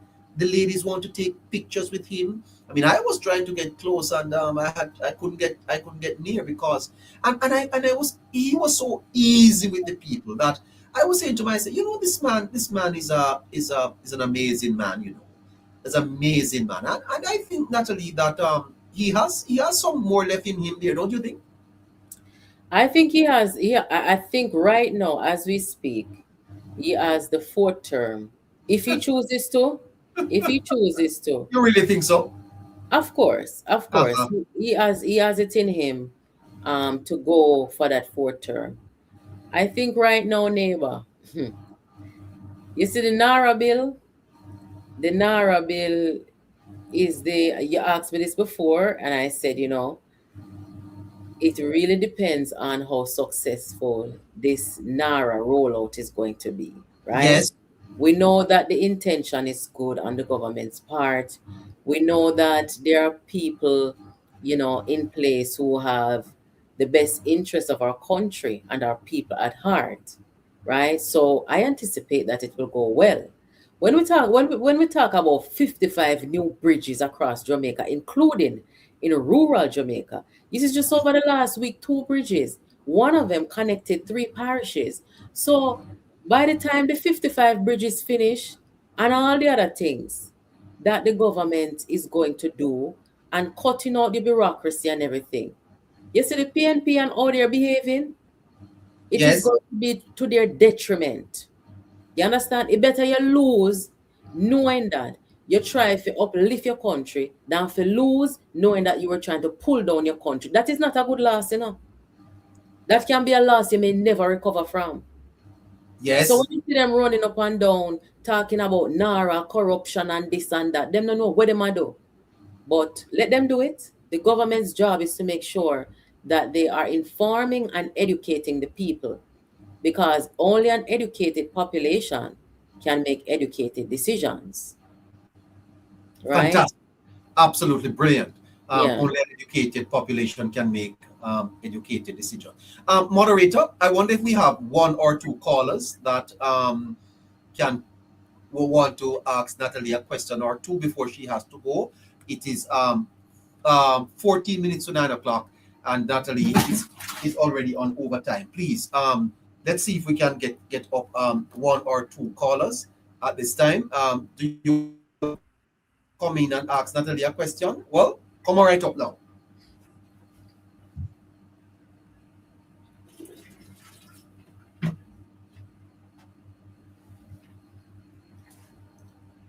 Do we have anyone? Okay, no one. Are they coming in on the phone or? They're coming on TikTok. Oh, okay. Okay. I Let's can't see it. who do we have? All right. Okay. Okay. Who do we have? Anybody to? All right. No. No. Well, I don't think so. Then. All right. Okay. Anyone on your end there, Caroline? Anybody you have Caroline? Okay, Caroline, go ahead. Oh, I'm not hearing Caroline. Go ahead, Caroline. Somebody's asking in my chat, what is the I can hear number? you now. Yes. Okay, so hi Natalie. I just want to Hi. ask you a question. Okay, so if you were to have a sit down with the Prime Minister and Mark Golding together, what is that one question you'd ask both of them?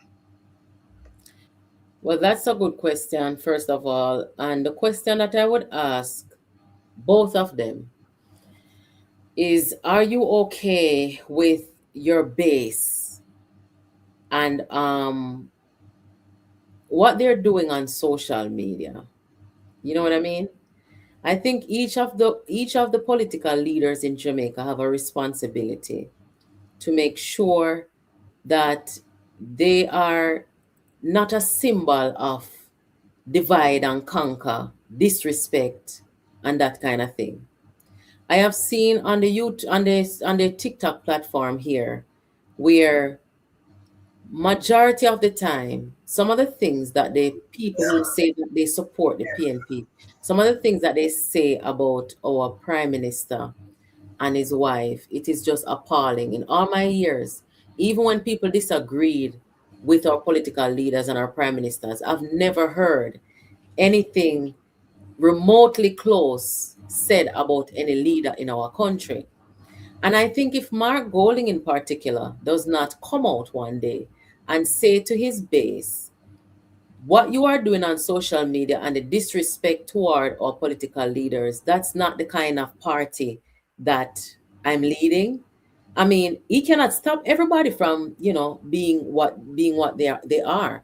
But the important thing is, if you come out and let it be on the record that you do not support certain type of politics, then you can't really be blamed for much going forward. So that's what I would want to hear from the both political leaders. Are you okay with the kind of politics that we're seeing now that we're not used to? It's the politics of disrespect, the politics of lies, the politics of, I mean, it's really disgusting. You guys are on the TikTok platform more than I am. You see what I'm talking about, right? So that's what I would ask them. All right, Caroline. You got that? Yes, neighbor. Thank you. Well, Harry, you have a question for Natalie? Well, I would want to ask, well, more in terms of a message I'd want to hear from Natalie Neighbour. For the 20-year-olds who will be going to the polls next election, what is your biggest advice to them leading up to that big decision making? To the 20-year-olds? Did he say 20-year-olds? Yes. Yeah. Okay. So, young people, they're always going to have a different view than, other people. But the thing about the 20-year-olds of today, they're so much more informed than we were, right? So, with all that information that they have, I would ask them not to make any decisions about their future based on the family where them come from politically, or based on where them hearing at them community about politics or political history. Be objective. You have so much information to make a much better educated decision than most of us at your age. So take advantage of it, and decide your future from an educated position, not based on colors or affiliation or political history, because your decision is going to help shape this country for the next generation. All right. That's it, Har. That's Harry. Yeah, that's Okay. it, neighbor. That's it. All right then. Uh, Well, can I Natalee. take can I take a question from my end here? My subscribers are here. Okay, Um, sure. yeah, one of my subscribers named Tash. Let me see. Because people were even asking about a phone number to call in, neighbor. I Oh, guess oh, that's something oh. we have to set up later on, right? Yes, of course. Yeah. Well, they All can right. ask. Go ahead. Let me see. Trish, can you please retype the question? All right. So we are actually taking questions from Natalie. Anybody want to ask one while Trish is typing? Go right ahead. Okay. Okay. I have a question here, Natalie. What role should social media play in shaping political discourse, and where should creators draw the line between commentary and misinformation? Oh, that's a good one. So, social media has played a significant role. And by the way, within the next 2 weeks, Dr. Tufton made the announcement that there is currently a study being done about how social media has impacted Jamaica. I think maybe over the last 10 years or so is how far back they're going to, evaluate things. And I think that's great. I think that social media has done Jamaica good, and it's done Jamaica very bad. Doing Jamaica good in terms of as a community, I've seen so many times where we have come together as a community either to help somebody or to get a story out there or to bring attention to this. That's good. But on the other hand, I have seen where social media has almost created unrest. Social media has been used to harm people. Yes, And I think we need some more legislation, you know, in Jamaica to help protect the citizens on social media, right? Where should we draw the line? I don't believe in attacking people's kids. I don't believe in going after people's spouses and that kind of thing. We just need to act as adults. You know what I mean? Be objective in what we are doing and what we're saying. If we're here to talk about politics, let us stick to the politics. If we're here to question politicians, let us question politicians, right? But to get in people's personal lives, to absolutely. be lying on people, to be Yes. Yeah. attacking and I actually saw something this week that I felt, even though it was on the other side, that it was something that was taken a little bit out.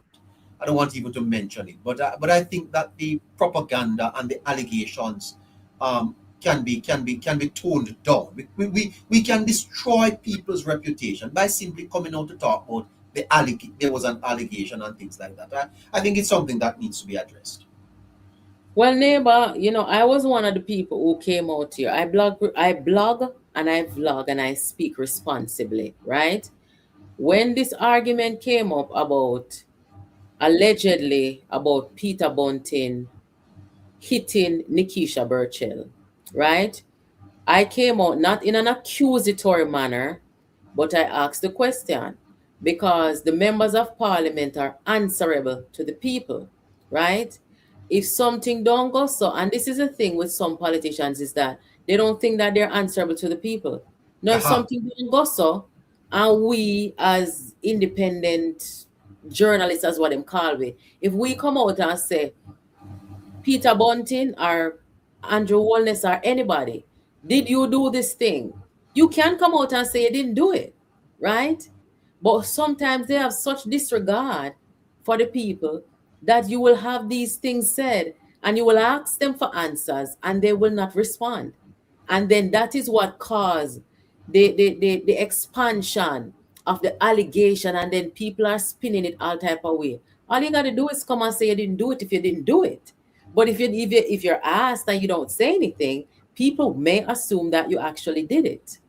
You understand? So there's nothing wrong with asking questions. Let me just say that. Because I know some people may have heard me asking and saying, why him not answer? Oh, Why you I don't didn't, answer? I didn't know that. Yes, man. Them for answer, Uh-huh. man. Because they Well, answer to do the you have a question from over your end there, Natalie? Yes. If you were asked to assist with campaign in the next election of the person running against Nikisha Burchell, what would your strategy include? My moderator, she not easy. Well, all right, let me be honest. So that candidate would have to be somebody with a personality like mine. Okay. That candidate could not be somebody who is so decent. And that's not to say that I'm not decent. That person could not be so decent where them now go do certain things, or them now go, you know, um fight the political fight a certain way. It has to be somebody who is willing to take it to Nikisha Burchell, not violently, but with the truth, and be able to hold her accountable and be able to connect with the people so that you can deliver the truth to the people. So my advice to that person would be, this is not a normal political fight, because one of the worst things you can do in a neighbor is to fight with a liar. Oh, she's a liar? Yes, yes, man. You ever fight with a liar yet? No, I don't get into fights. Neighbor, you No, I, can't win. You gotta be an expert at carrying the truth. That's what it is. uh-huh. Because if you're not lie like them, you're not gonna lie like them. So you have to be an expert at carrying the truth. And that's the type of person that you would have to be, and that you would have to learn those skills if you don't have it. So in answer to my moderator, that's the advice, and the strategy is to make sure that you are fierce with the truth.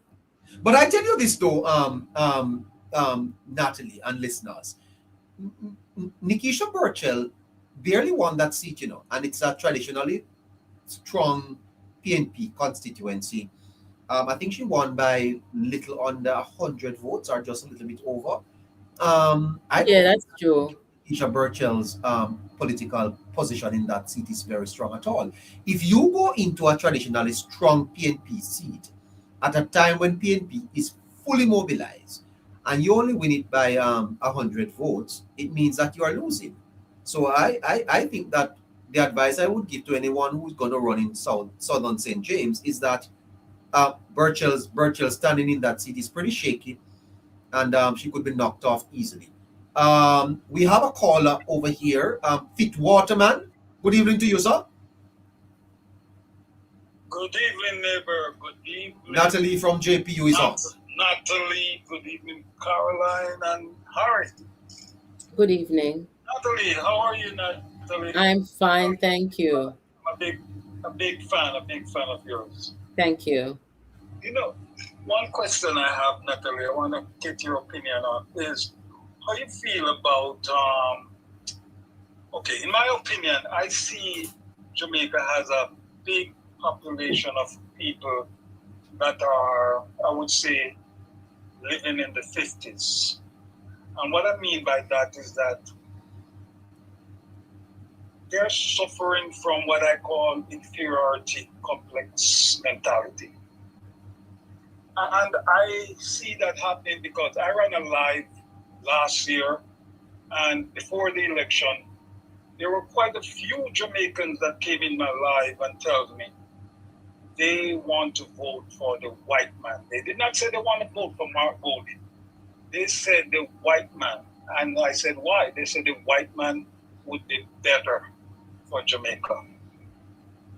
Do you happen to come across people like that? And what do you feel? How do you feel about so many Jamaicans that have that inferiority complex about them?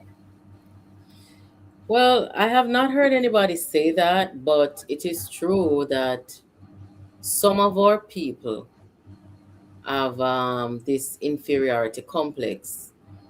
Um, you can see it inside the PNP. Mark Golding lost the election, and there is nobody in there.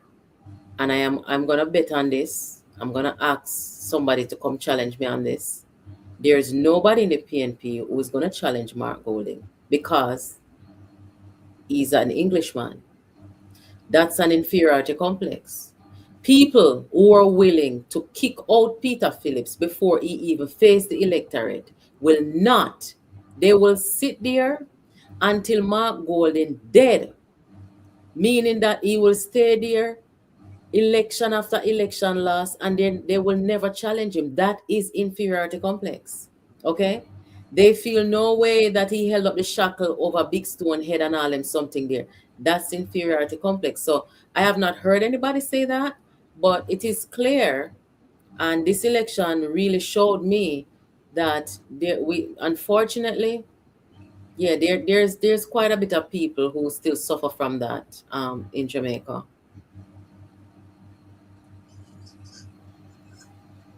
Well, I'm happy I'm not the only one that found that out. Thank you, Natalie.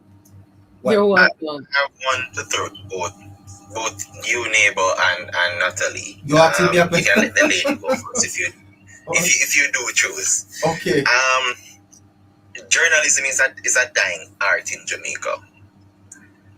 What would be the best thing put forward to hold the journalists accountable to carry out the proper reporting on matters, and also the civic responsibility of experts, i.e., lecturers and those persons who have the capacity and the capability to inform and educate our nation's next generation, but refuse to do so, whether that is because of political affiliations and or the fear of losing their profession.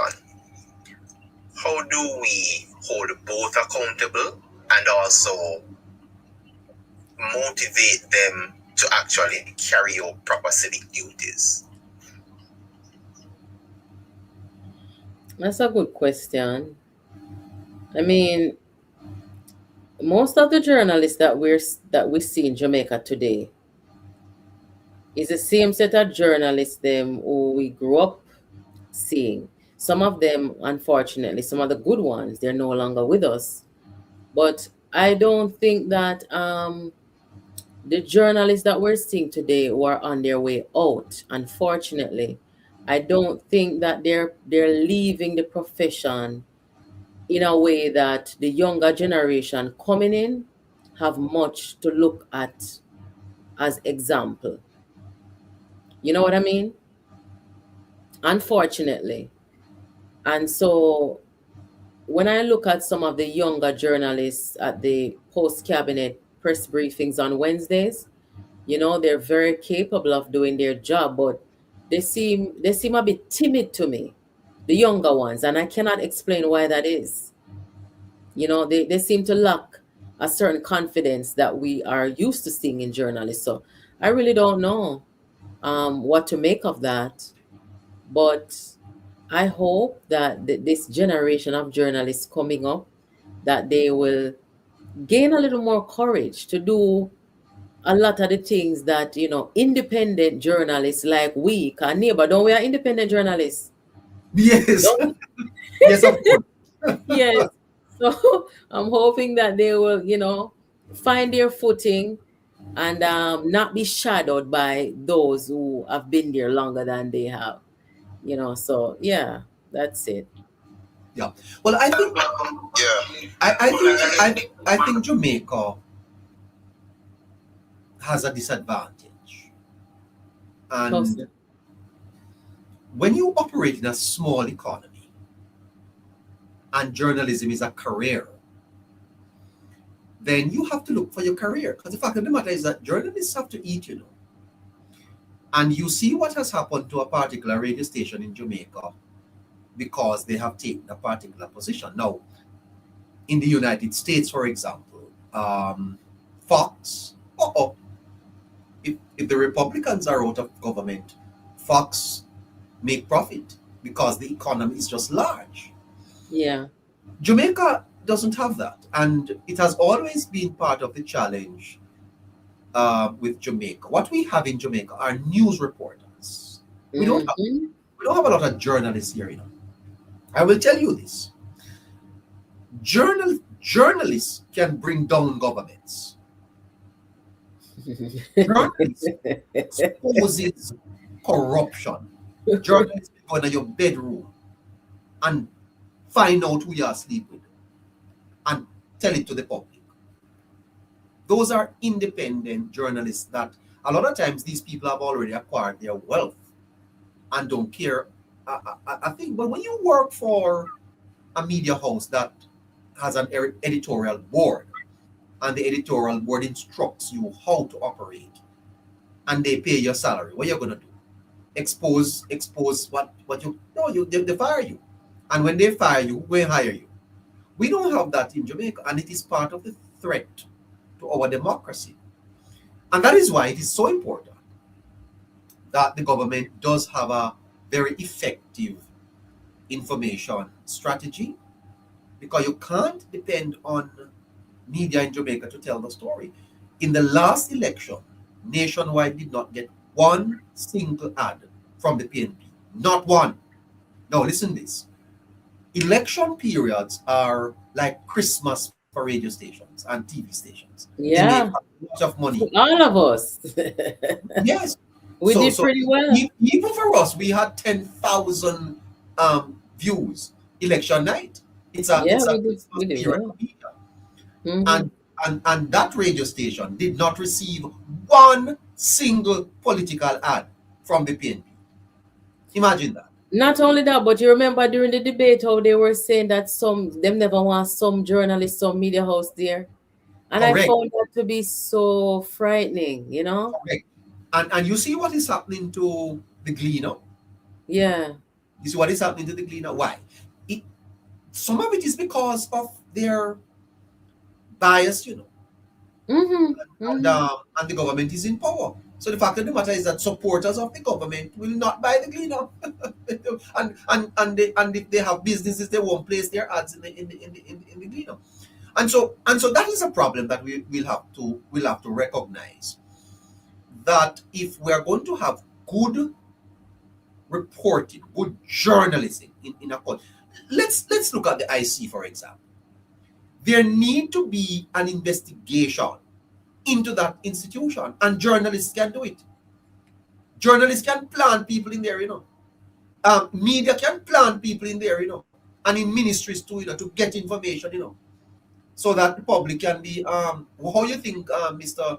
Shaw and all these guys used to get information out of the ministries when the PNP was there going on with all their corruption. It's a problem for the democracy, but it has to be looked at in a broader sense in terms of journalism and their own careers. Yes, and how they are going to survive. Because if you Mm. Well, one thing I agree with you strongly on is when you say that the government or any government, no matter who is there, should not depend solely on the and the press, media, the media to carry their news and carry their narrative. Because I'm correct. telling you, why I think I've been saying from before the election, I have been saying to the government that they must get a press secretary to speak to the nation, to speak to the journalists of the country, to speak on behalf of the government, and they don't get it. To this day they don't get it. Because Yeah, if they knew how important it was, they wouldn't have to make me say it twice. yeah. There is a gap. The performance of the government is not connected to the realities of people's life, and that's a challenge for the government at this point. But you can't depend on radio stations in Jamaica to carry. No, you should never. You should Nationwide, never people do that. nationwide these days are very, very cautious, because if they're not, then you know what that means in terms of their bottom line. And Yeah. in a small economy like Jamaica, um, journalists tend to be very cautious, because Mhm. governments can change, and if governments change, you don't get no job. You see what happened to JBC? Why do you think Mhm. they closed down the JBC? And you know that the Jamaica Broadcasting Corporation suffered terrible. As a matter of fact, JBC couldn't even compete with RJR because of Mhm. because it was government control, and government told them what to say. So if you were working with the JBC, you couldn't criticize the government. Barry G, went on KLAS one time and said that made a criticism of a particular parli- parliamentarian, and he was fired the same night. Same night they fired him, and that's public knowledge in Jamaica. Ooh, that's serious business. Yeah, the same They- night they- the CEO called him and took him off the air because he made a comment during an election campaign that was not favorable to a particular candidate. And that's why people like Dan Jackson Miller open YouTube channel, because they can't talk on the ear when they talk on There you YouTube. go. There you go. There you go. Remember, the journalists don't control what Yeah. comes out of here. They are opinion. They're opinion journalists. Their editorial board and their management tell them what to say. You can't say that. You understand me? So there. There was a time when even Cliff Hughes got into big problems. You remember that he had to pay the prime minister, former prime minister, millions of PG. dollars. Mm-hmm. I don't even know if he finished paying them off yet. And that Mm-hmm. was a story that himself and Emily Cooks worked on. And although we don't know if it's true, well, I won't say much on that. But guess what? Some people you can't touch, because if you touch them, they're going to lock you down. Mm-hmm. Can't do that in the And United him, and States. him, and him come back, come call the election fast, Yes, fastly. lock down Fox. No, you can't lock down Fox. You That's can't how lock. neighbor, say I may give him the name Blunderbuss though. Who you? I've never heard that. Yes, man, I may call him Blunderbuss, man. You mean yours? Yes, from him come Yeah, oh yes, when he election came night. out to say that the PNP won the local government election. And Mark Golding would not concede because of Would that. not concede, yeah. You got to be careful. Gotta be careful. Gotta be careful. Hmm. Yeah, but I think that he has hurt. He has been hurt by it, because his station does need the support, but they're not giving Hmm. him 1 cent over there. Well, Natalie, want to thank you so much for spending some time with us, and I Yeah, and I man. trust we can do this again next week Friday. Yes, it was nice It to was join great you. having you. It was really great. We are happy this is our first collaboration, and I'm sure we can work on it and make sure that we do better next time. Yes, it was a pleasure talking to you. Yeah, man, and I want to thank you for talking with us, and for agreeing for us to speak every Friday at 7:30. So, listeners, next week Friday at 7:30, your neighbor will be live with Natalee. Your Yes, neighbor and Natalie live every week, Friday, 7:30 to 8:30. You don't get better than that. Live, YouTube, TikTok. Good night, Natalie. yes. You have a good night, and everybody make sure to subscribe to us for more. Okay. Have a good night, neighbor. See you later. Bye bye. Okay, great. So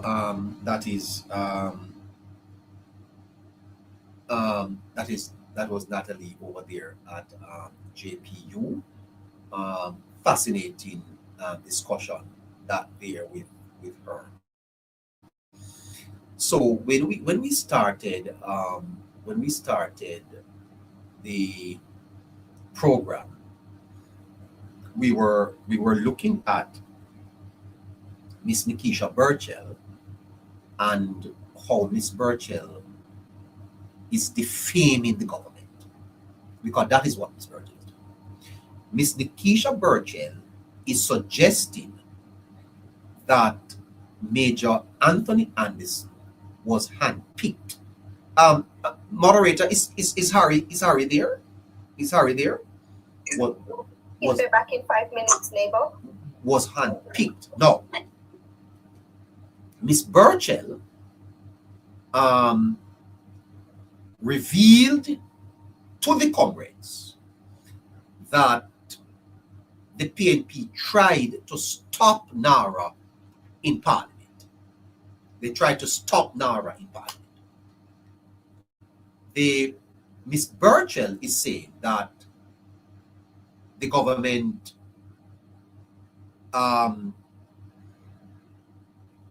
lie, and every time them carry the government to court, them win. So it seems like the PNP was planning to carry NARA to court. That don't work out because NARA is now law.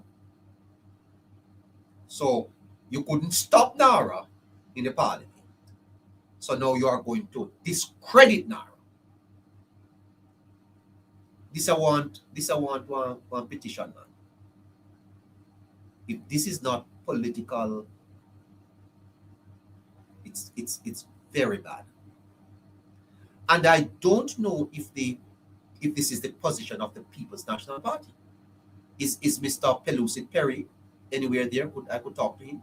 What about Mr. Ingram? Anyone from the comrade group? Garfman, who? I really need to speak to someone for the People's National Party tonight.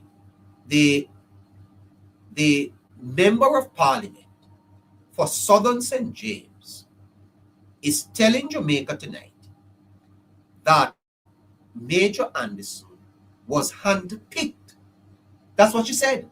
That them handpicked them friend. This requires a response from the government of Jamaica. The Prime Minister of Jamaica said at a press conference that he was not part of the process that saw the appointment of Major General Anderson. That's what the Prime Minister said. JIS interviewed Mr. Anderson and asked him about his selection. And Major Anderson said that he applied. So the Prime Minister said Major Anderson applied. The Prime Minister is representing the government of Jamaica. The Prime Minister is representing the government of Jamaica. He is the head of the government. He ought to know. And he said that Major General applied. That Major General Anderson was shortlisted, went through the interview process. There were a group of distinguished people who interviewed Major Anderson and recommended Major Anderson to be the head of NARA. Miss Nikisha Burchell says, no, not true. Anderson was picked. So how do we leave this matter like this? This is a very serious allegation, not by Andre Stevens, not by Derval. It was not made by Marvin Littlefire. This is not caution. This is a member of the legislature. This is a member of Jamaican Parliament telling the people of Jamaica that the Prime Minister is not speaking the truth. telling comrades that Major Anderson lied to JIS, that he did not apply. That is what Miss Birchall is saying. Now, when you infuse that into the minds of Jamaica, if you listen to the comrades, they believed it. So is there a deliberate strategy to undermine Nara, to kill the confidence that the people have in Nara? Good evening to you, Member Harry. Good evening, neighbor. Good evening, everybody. Member Harry, this is a very serious allegation by Nikisha Birchall. It should be treated with seriousness. Miss Birchall is suggesting that Major Anderson was handpicked after Major Anderson said that he applied. What Miss Nikisha Birchall is saying, Harry, is that the process was corrupt. Now, if Miss Birchall don't have any evidence, then she should be asked to withdraw it. No, well, it's the thing about it, neighbor. There are funds legislators, right? So it's not just about ethics. But what should happen is a few things. The parliament, because the government has the majority in every way, both upper house and lower house, should summon her to bring forth the information, right, to prove her statement. The next thing that needs to happen is that this is where proper journalism comes into play, and sadly to say, we are very weak in that area.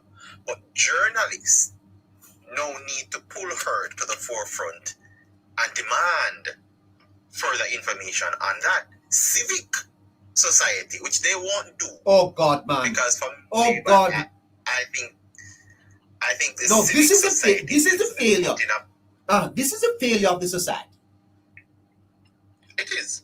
But I personally think, neighbor, that civic society or whosoever calls themselves a part of that group, all of them need to just go down a hill and just struck off. Oh, and I will never take that statement back. Oh my, wow, that's hard. Remember, Harry. No, neighbor. Everybody, I get it. Even this is the situation where the good will suffer for the bad. Oh, remember, Harry. So-called society. I have to take a drink here. My neighbor. I have to take a drink. They should get a swim. They should go for a swim. Neighbor, I hope that swimmer never come back. Because they're doing one of the greatest injustice to the next generation. I want you to speak about the no. True. Because what they're putting forward is, it is acceptable to openly show your bias towards situations that will change the psychology of how generations to come will operate. Yes. This is also threatening the social fabric of society that they should be defending, neighbor.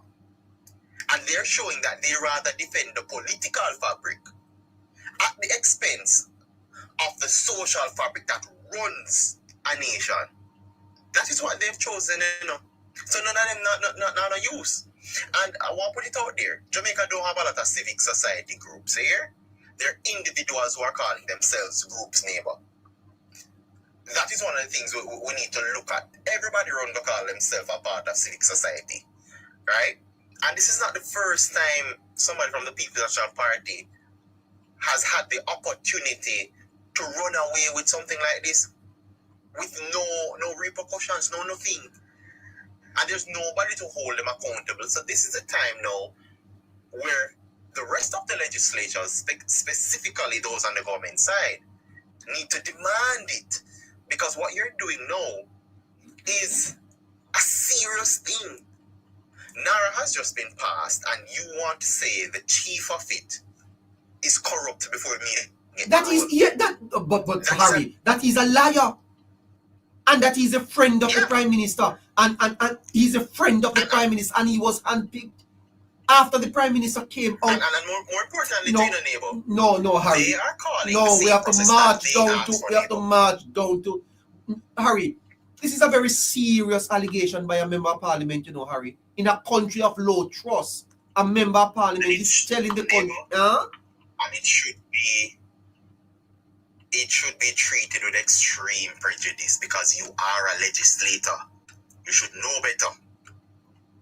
This is not where fee take the forefront. If you have facts, come and show it because this is serious. This is your thing. The man will help Jamaica build forward, build better. Is already corrupt. But I don't think we can move forward without things in place to ensure that doesn't happen. Yeah, I don't think we can move forward like this, Harry. When a member of parliament is going to come out and tell the country that what the Prime Minister said is not true, that what Major Anderson said is not true, that he was handpicked. What does handpicked mean, Harry?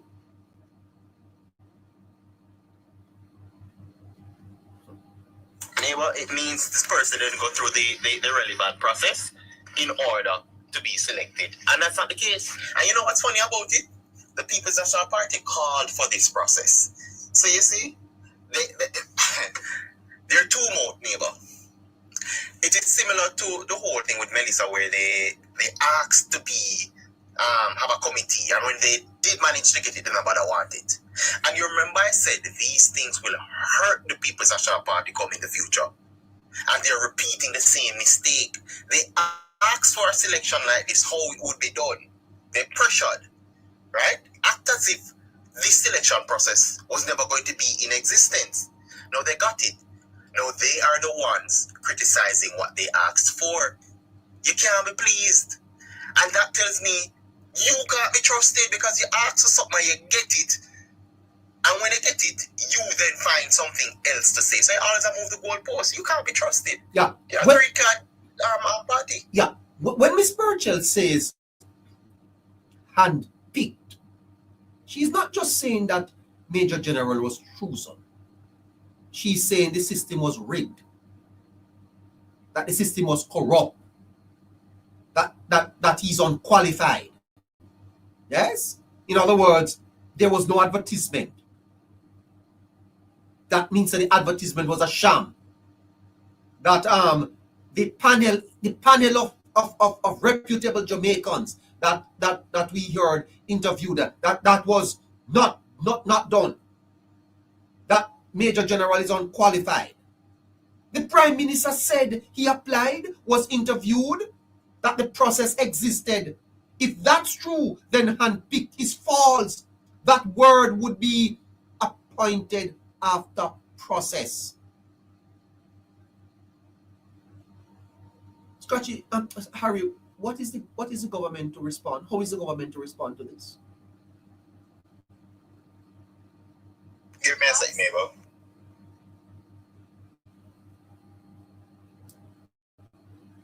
Miss Burchell needs to prove what she just said.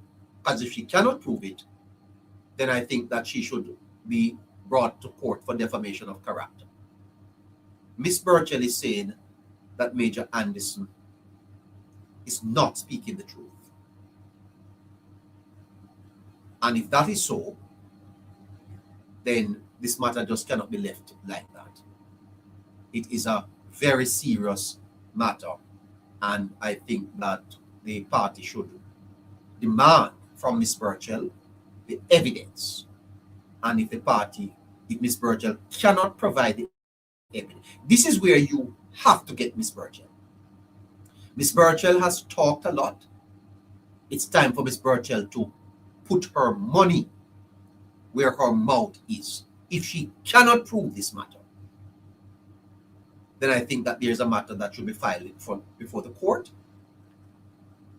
or the party, well, she didn't do it in parliament. Yes. I won't even leave it at the feet of Miss Burchell alone. I am going after, and people may say this is political, but this is what you need to do to ensure nobody else makes this mistake. It doesn't matter if you're green or you're orange. Mark Golding has to answer for this as well. Because how dare you have one of your members come out and be irresponsible that is answerable to you as the party leader? And for something like this to be said, is one of two things. You will have to deny that you didn't know she was going to say such thing, or you didn't know she had such quote-unquote evidence, if she has it. And the next thing is, it shows your incompetence, that you are a part of it. You sanctioned a move like this. And if that is so, Mark Golding, your integrity again is on the line, or what is left of it, if you still have any. Your leadership, or lack thereof, is being called upon. Because, neighbor, can you imagine if anybody from the government side had said something of this manner? You'd hear all bloggers, vloggers, and whosoever be surrogates tearing down Andrew Holness instead of the person that says it. Yes. They would have moved it over to the leadership. And this, in its entirety, remember, neighbor, when you are a leader of a group, nothing should go past you. Nothing should go unsanctioned. It should be a collective. It should be a collective decision. The consensus should be known. And if something as damning as this, which we know the repercussions of it, we know what it can cause, and you as a leader, one, never know about it, and two, has not reined it in, then you are an accomplice. What could we do? What could we do? What could we do, listeners? Can I? I'm having a little restriction problems here. Can we restart this moderator? Let's go over to the other. Caroline, please help me out here. Call. I can't take you. Give me a second. I think something needs to happen here. Good evening, caller. I'm doing all right. You're gonna have to be brief, because I'm gonna have to go over to another page, because I'm under restriction, and I need to ask my listeners to help us with something here. We're gonna have to. Okay, no worries. Yeah. Yeah, no worries. Can I get about 2-3 minutes? Yes, go ahead, sir. Go ahead.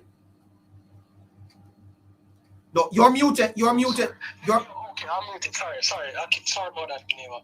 Yeah, all right. So, this is just basically an advice to the Prime Minister team. I used to live in Franklin Town, Dunkirk, right? And understand that they're going to carry out some sort of expansion on the South Camp Road. Yes. Widening of the road and all of that. So because there's a lot of businesses coming in, on that sort of stretch there. You have Price Mart, you have Jet2, some car company. Okay. So my suggestion is, and neighbor, if you, I know that you have links as a Jamaican, as we would say in Jamaica. Right? I don't have no links up. Basically. But if you could just pass it down to some of these ministers, because sometimes you'll be surprised to see where certain idea come from, right? The smallest of persons. Okay, I am suggesting that to transform South Camp Road from Linear Road to right at Palace Amusement Theatre there, to a one-way road, right? From southbound coming to the northbound, right? And then going the other way, Elliston Road, because I used to live in Dunkirk, so I come from that community. I born and grow there. I know there, right? And basically, you could have another one way coming from Elliston Road back onto South Camp Road to complete that loop, right? And then basically, if you go straight down to continue down Elliston Road, basically you could have another. You would merge on to Victoria Avenue. That circles right around and come back up. So it's like a loop, a continuous circle. Because to remove Neighbour, all of those businesses going down, it would be a lot of money. You know what I mean? To widen that road. So to me, a single lane, a single flow from south to north, going up to camp. Do you know where the camp is, right? Right at South Camp Road there. But that has been widened. That has been widened already, you know. It's a single lane right now, actually. Oh, you sure about that? Certain segments of it, they have done a little thing, but going on to North Street right there, I think they have done a little adjustment there so that you can turn on to North Street where Casey and George is. Yeah. That street there, right? But basically, Neighbour, from Police Amusement Day to go right up, I think you need a four lane one way going right up to where Beaner Road is. Yeah. Right, and basically, so the two extreme lane, the one on the right and the one on the left, you can easily turn. Yeah. Sorry, you don't have a TikTok. You don't have a TikTok account. Hello, sir. You don't have a TikTok account. No. But you do. Can you join me on YouTube? Okay. All right. Yeah. Can join you on YouTube. Yeah, for sure. Oh, all right. So I would have to send you the stream for you to do that. Yeah. Send me the stream. All right. Moderator, could I well okay, let me send the moderator your number. Hold on for me, sir, and they'll send you the stream, and you can come over. You can join me on YouTube. I want my listeners to advise us. I want to do something. All right, sir. Join me on YouTube. I've sent the moderator your number. They'll send you the link. All right, great. Okay.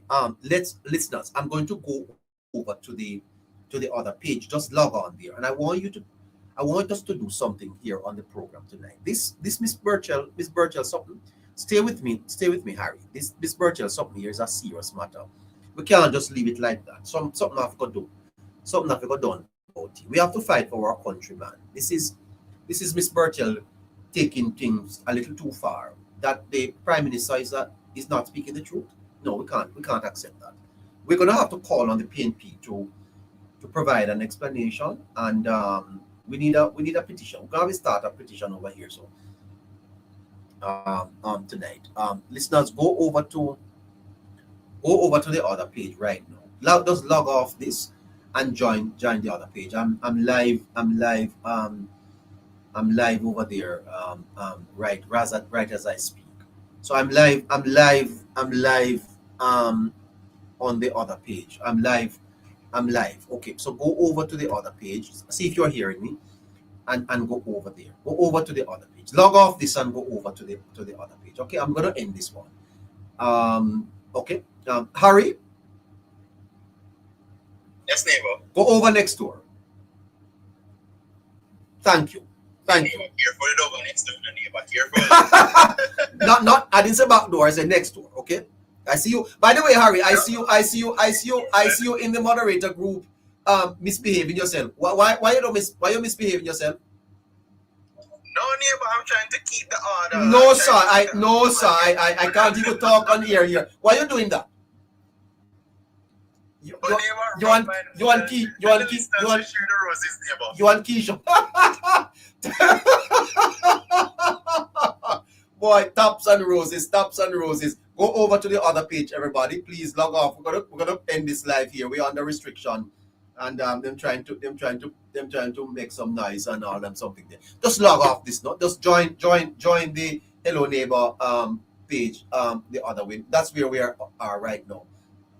Fantastic. All right. Joyce Major, Mr. Pang, everybody go over. Let's continue the conversation over on the other page. Thank you. We're live over there right now. So we're live over there. Thank you, Twinkle Twinkle. Reposted. Gatekeeper, big up yourself. Dawn, tell us what can be done. Where's Member Harry? Member Harry, come back over, Member Harry. We're live on YouTube, and we're 19 minutes to 10 o'clock in Jamaica. Jamaica is in a problem tonight. There is a challenge in our country. Miss Nikisha Burchell is virtually calling the Prime Minister a liar. That the Prime Minister did not speak the truth when he said that Major Anderson applied for the job. That Miss Burchell is saying that Major Anderson was handpicked. Very, very serious allegation. And quite frankly, I wonder if there is anyone listening from the government who would like to join us to share a comment on this matter. It's an urgent matter, and we need an urgent response from the people of Jamaica. This is a matter that we're going to have to take up and demand of the leader of the opposition whether or not Mr. Golding shares the view of Ms. Burchell that the head of NARA was handpicked. Is that true, Mr. Golding? You need to help the people of Jamaica to understand. Is it the position of the People's National Party that NARA's head was handpicked? It is a very serious allegation. It's a very serious allegation.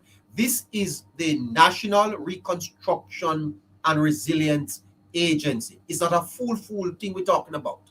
Yes? And Major Anderson, I wonder if I could find Major Anderson on TikTok, on YouTube, speaking about that. Said that he was interviewed. Miss Burchell is saying, no go so. No go so, friend them choose. What a very serious allegation made by a member of parliament. I'm going to close down this one. Go over to the other page. We're coming over there. All right. I'm sorry. We this page is going to be closed down. All right. So Caroline. Hello. Yes, neighbor. Caroline. I'm not so sure what's happening, but there is 174 people on this live here still, and 135 over here. That's almost 400. So what is happening? Neighbor, ask them to come over, please. Well, yes, please, guys. We're gonna have to close that down. Okay. Neighbor, if you don't want to close it down, and if they're not willing to move, you could just keep it open as well. No, we'll have closed it. I think that's the one that is connected to YouTube at the moment. So I'm not sure you can disconnect it. Right. Okay. Shefreen, let me know that you are hearing me. Harry, are you there? There we are. Are you there, Harry? You sound good, my neighbor. Okay, Harry. Yes, Harry? Neighbor, go ahead. Yeah, I'm asking you, Harry, what do you think we could do tonight, ourselves and the listeners, to bring this matter to public attention, the seriousness of it, and to ask the opposition to explain their position? Could we get a letter out tomorrow with our could we ask our listeners to sign a petition or something? We need some answers here. What can we do, listeners? Well, one of the things in a neighbor, because I love to be a little disruptor, you know. The listeners of the Politics Plus network, you know, we can always put it out to them, neighbor. And tonight, wherever the PNP lives are, and their own lives as well, to just keep speaking about this, to put it out there, to disrupt whatever program they may have out there. And this is me stating it publicly. I am not afraid. So if anybody want to see any lives up, even if when ours end, just at me, just tag me. I'm available for the whole weekend. I'll be there. I'll dedicate the time to help speak about this, because really and truly, no, neighbor, it's not something Neighbour Burchell should just wax her tongue with this to be. This has to be the end. This has to be the end of. It has to be the end of this now, Harry. This is too much. It is, neighbor. It definitely is. And you see, the thing with her, she thinks she can do every and anything and get away with it. Of course, and I don't need to call who is behind her, neighbor, right? Who gives her a certain backing. And she thinks that is true power, that she's almost untouchable, and that she can be the antagonist right throughout. But we need to ensure that we put persons like this who are irresponsible. Never right about Neighbour Burchell move like a teenager that doesn't understand the real world. So we need an action plan. We need an action plan strategy. We have to agree on an action plan going into the weekend in how to bring this to light and how to get Jamaicans to understand what is happening here. This is very irresponsible. course it is, neighbor. And I know a few ministers may go live on their personal pages sometime this week and weekend, neighbor. It's something that has to be brought to their attention with great aggression, meaning we continue to do it. We need them to also speak on it. We need them to share their views on it so that it becomes so huge within the society that they have to take it up in parliament, neighbor. Because you can't let this just run. This is not something that's going to die, because what happened is that it's going to create doubts that the People's National Party have already sowed in the minds of people on NARA, right? They've also sowed the doubts and to say corruption has happened with money that is already accounted for. Yes.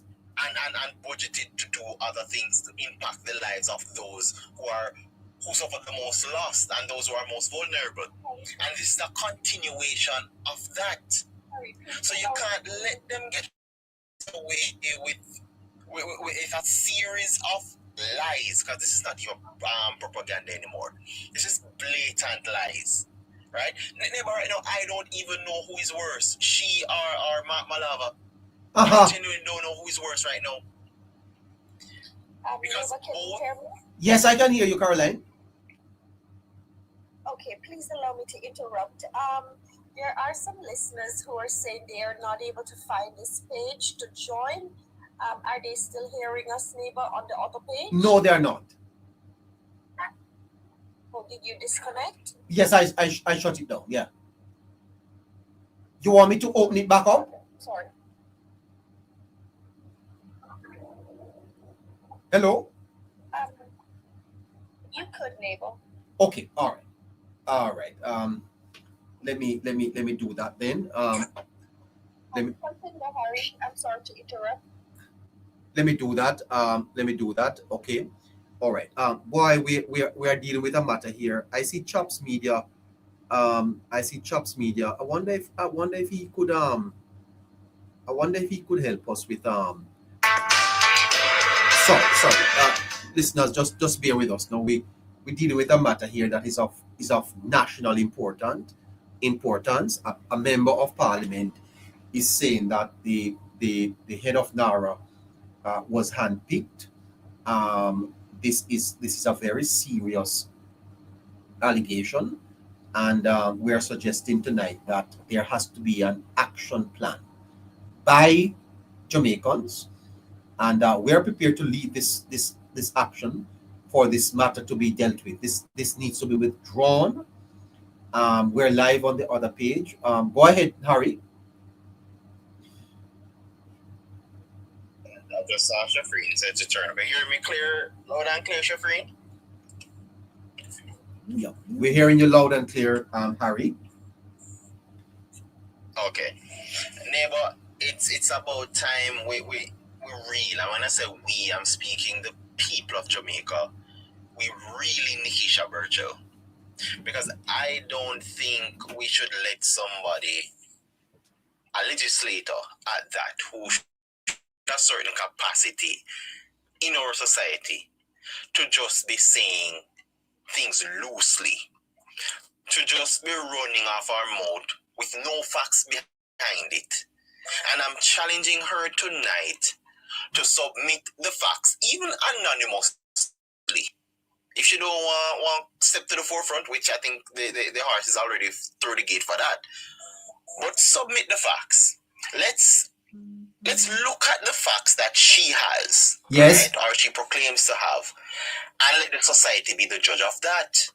Because she herself is not a reputable source at that. Neighbor, Nikisha Burchell is like Wikipedia. Anybody can go on Wikipedia and put information there, right? So she also has that to contend with. But I think it's about time we really, in this first time, have to understand that, listen, there are ways and medium to utilize to do and say what is required. There's ways to put things forward. You can't just be loosely out there, just a galang with yourself, as they say in Jamaica, because that's exactly what she's doing. And she thinks this is being provocative. No, this is outright being low and neighbor, they have this movie named Low Dirty Shame. That's exactly what Nikisha Birchall is doing to the title of a legislator. Yes. She's not wearing that with a badge of honor. We know the stigma around being a politician in Jamaica, but Nikisha Birchall has taken it to a lower low. This is an all-time low from a legislator. Neighbor, I would rather listen to people like Lambert Brown in a parliament that talk foolishness. Yes. Listen to Nikisha Birchall or hear anything from her. Not because I have any dislike for her, no. I don't dislike her as a person. I dislike how she operates. Mm-hmm. She operates, neighbor, no better than a warmonger. She operates no better than an uncivilized person in an environment that requires civilization, and anybody can come at me for that. My chest big, my back broad, and I'm ready to take it on. Nikisha Birchall, neighbor, has been let loose for too long. And I can tell the People's National Party, specifically Mark Golding, if you don't reel her in, life has a funny way. Life have a very good humor. And you don't want that humor to come upon her, because it won't just be her. It's going to be her and the People's National Party and those secretly backing her. And they need to understand that, yes, in a neighbor, you're going to have some persons who don't care about the facts. Yes. They're going to run with this and it's going to spread like wildfire. And to contain it needs fellow legislators to contain it. It also needs them to hold her accountable as society holds her. And I think society needs to do it first. Right? And I think we're going to talk about civic society, because them not serve no purpose. Them not no use. They're the most useless organization in Jamaica to move it forward. And that's a statement I'll never take back. Until they can prove that they deserve to have a status in our society and to have a say, the one of them can't go away. They can't go join Nikisha Birchall to far like here. Right? Because nobody have the gravitas, neighbor, to say, listen, you can't come out and say something like that without substantial evidence. The journalists I know for once will never do it, because they back down from one simple letter from when name again, Jack Den owner, right? One simple letter and they back down, knowing that they have the truth. So I can't trust them. And God help the one media house that will try. God help them. But this is where the people of Jamaica have to stand firm. Stand for something. Don't fall for this. It is not the buildings and the built-up environment that requires to see Jamaica move forward. The people themselves have to stand for what is just and what is true. Right? It is said in our national prayer as well, neighbor. And we need to uphold that. We need to embody it no more than ever. If we say we want better politicians and legislators, here's an example. This is how you hold them accountable. You don't have to wait until 4 or 5 years when election call for voter out, you know. You can send the message now to say, listen, what you're doing is blatantly wrong. It is unacceptable from society. And you better pull yourself back before we have to publicly call you out that you have to leave. And if you want to sit in the position because there's no legislation to pull you out, right? Because I don't think she'll go as far as to commit any criminal activity that will outright remove her, right? Because there's a thing in their legislation, neighbor, that if a member of parliament is locked up for 6 months or more, they automatically have to remove themselves. But you are not a lawyer. So, you are not a lawyer. as far as that. You're not a lawyer, Harry. But is this not defamation of character? No, neighbor, it's assassination of character. Oh. This man has been upstanding. He has done some of the best work in Jamaica. His record speaks for itself, neighbor. Sorry. Did you listen to Miss Birchall's statement? Did you listen to it? I heard part of it, neighbor, and I shut it off. Well, she was saying Because that I know where it was he's the prime minister's friend. He was he was minister, he was commissioner of police. That didn't work too well. Then put him up at Jamaica Defense Force. Then them send him go to here and there. Then he was the prime minister that advisors. And you don't use a man who is not your friend as your advisor. And that he was handpicked to be head of NARA. I can't and to suggest that and the gentleman has said he was interviewed. You say it's assassination of character, eh? It is, neighbor. It definitely is. Because when you look at it in a neighbor, remember they did this with Dennis Strong as well, with yes. the FID position. And the fact of the matter is that Dennis Strong said, listen, I am friends with personnel in the opposition. They know me, I know them. But they didn't want to shine light on that. They wanted to say, oh, he's friends with somebody from the government. So that means that's how he gets a position. Neighbor, this is too obvious. There's a trend, and we're getting more and more examples of the same thing.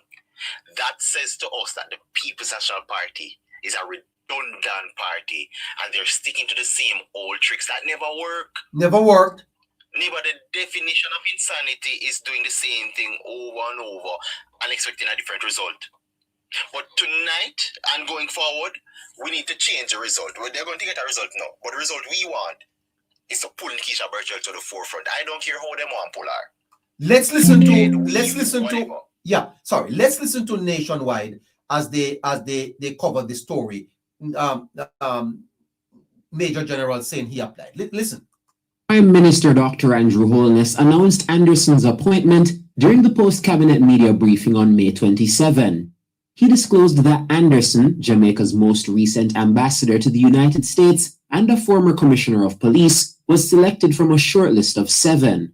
That number was whittled down from a pool of 120 applicants received from within the island and overseas. But since the announcement, there has been speculation in the domain about whether Anderson was subject to the formal recruitment process or was cherry-picked for the role. The opposition PNP said it was seeking clarification on whether he had applied for the position during the initial recruitment drive.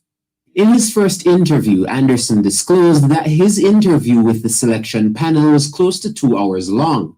He was speaking with the newly minted CEO of GIS, Giovanni Dennis. I applied based on the requirements that was published in the newspaper, I believe it was, and online. And then I was interviewed, maybe an hour and 3/4 interview. So it was quite an interesting thing. But of course, it wasn't that problematic for me because it's really talking about things I know. Ambassador Anderson dismissed allegations that a special arrangement was made for him to land the NARA job. It's new. New things tend to have that. And we have a society where you have a lot of interested parties around any new thing. There is also sometimes challenges with trust, we're not sure. And sometimes we default, unfortunately, to the negative rather than the positive. And that's why even things like, was there a special arrangement for you? But why would there be? You understand? And that's the question. Why would there be? And why would that be necessary? It wouldn't be necessary. So we get into that mode. The only way we get out of it is when we deliver, how we engage people, how we let them know, what we're thinking. Too much is riding on this for it to not succeed. Meanwhile, General Anderson says he will be laser focused on getting the job done. I've dealt with noise a lot over my time in public service, especially once you're in a job that is relatively high profile. There's going to be noise. In order to do the job, you have to be able to clear the noise. You have to be laser focused on what you're trying to get done. Because it's always trying to distract you. It's always trying to take you down a rabbit hole to prove this or disprove that. That's not why you're there. You're there to deliver something specific. Whatever the job is, there's a very specific set of things that you're there to deliver. That's what you need to focus on. And if you can't take the noise, then you're probably not suited for that. Well, I have the comments from Miss Birchall, but I can't play them because every time I attempt to play them, TikTok sends me a message that I'm in violation. So it seems as if Miss Birchall and the PNP have put some restriction on this piece of tape. It is a most disgusting piece of tape. And I think the people of Jamaica should be up in arms tonight about it. It is a disgrace coming from a member of parliament. We have Chops Media joining us, and I'd love to hear Chops Media on this. Specifically, what is the party going to be doing about this matter? Good evening to you, Chops. Hello. Blessed evening to you, neighbor. Blessed evening to your listeners. Chops Media, did you hear Miss Burchell suggesting that Major Anderson was handpicked for this job?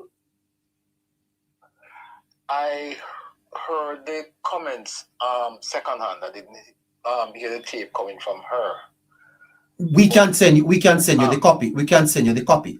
Miss Burchell is suggesting Chops Media to an audience of PNP supporters that that Major Anderson is the Prime Minister's friend and that he was hand-picked for Nara.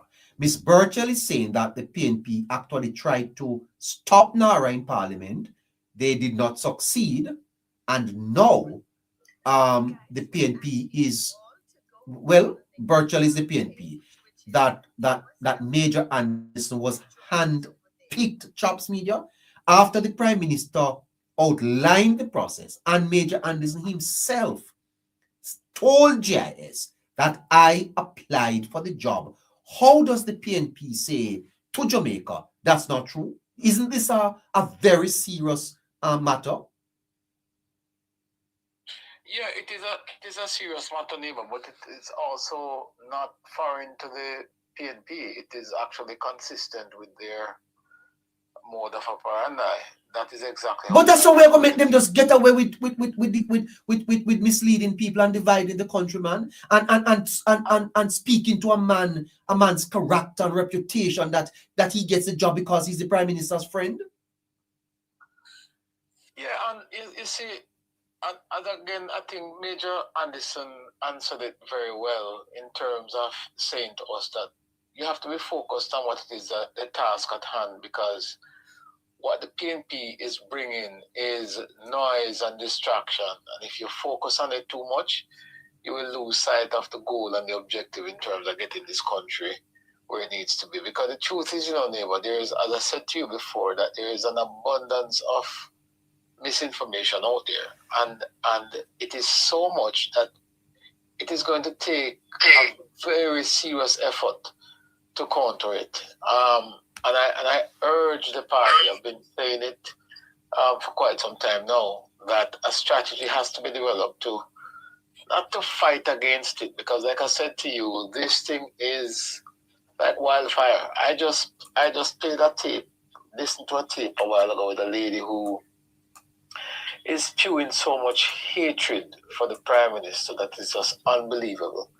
And in the middle of that hatred that she's spewing, she's also lacing it tightly with misinformation as it relates to what is slated to happen in Black River and in Parity. So the misinformation campaign is what they used in 2024, 2025. And if you ask them in the dead of night, they will tell you that they were successful both in the local government election and in the general election in 2025. So the method that they use for them, even though they did not win the local government election and they did not win the general election, but in their minds, they won because they told the Jamaican people that they won the local government election. And they are now saying to people that the general election, they picked up 14 seats and that for them is a win. So what I'm saying to you is that the method and the tactics, the strategy that they're using, which is to saturate the space with misinformation, for them, it is working. And we just have to develop a strategy to deal with it. But in the meantime, we still cannot be distracted by it too much, because it is so much out there, neighbor. It's a lot, and it's going to take a really concerted effort, and that's why I'm urging the Labour Party supporters to stay focused. Yeah, but Nara is big. Nara is big for Jamaica. Chops Media. Nara is no simple piece of legislation. It is that which Jamaica's future rests upon.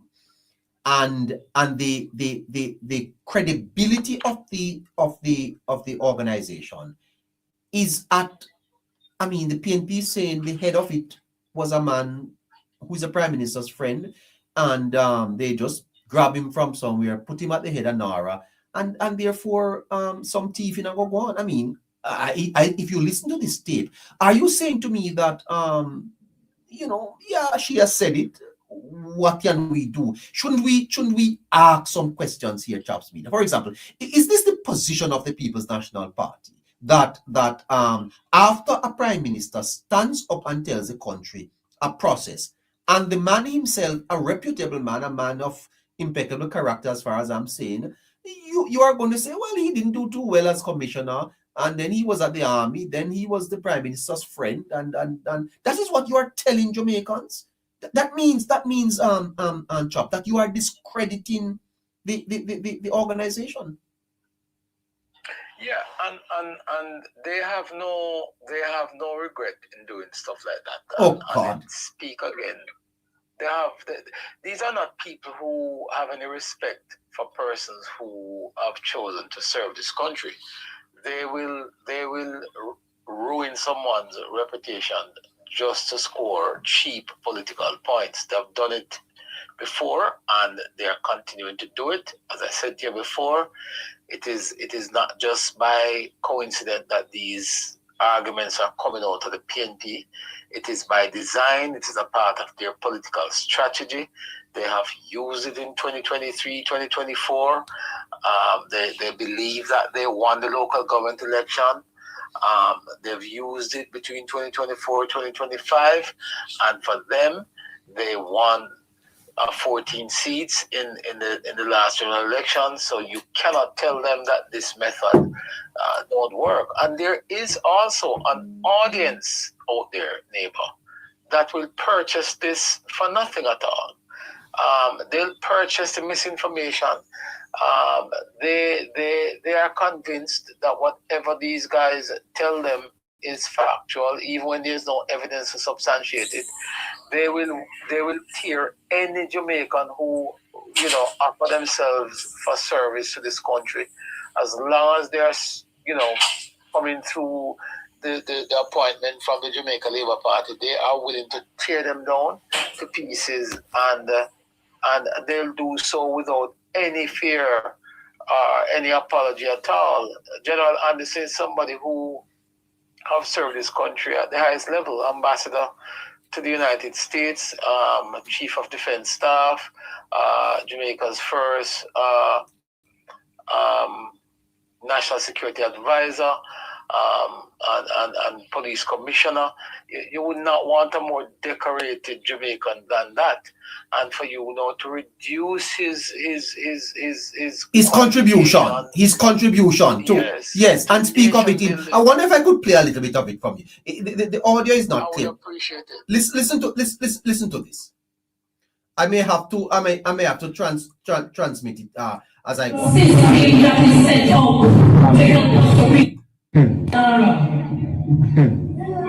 First of all, I want to let you know that the PNP is not against any system that is set up. So the PNP is not against any system that is set up. Okay. First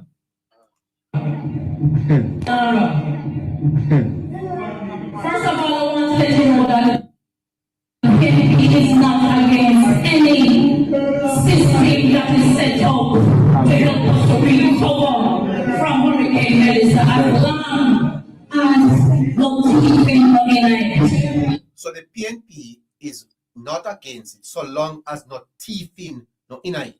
All right? So that's what you said. Listen again. So every time they try to thief, the PNP get more votes. Anytime they try to thief, the PNP take them to court.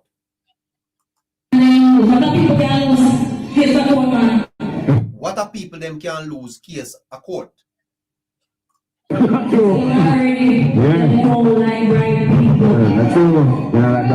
Me tell them already, them don't like right people. So they come up with the next big scam.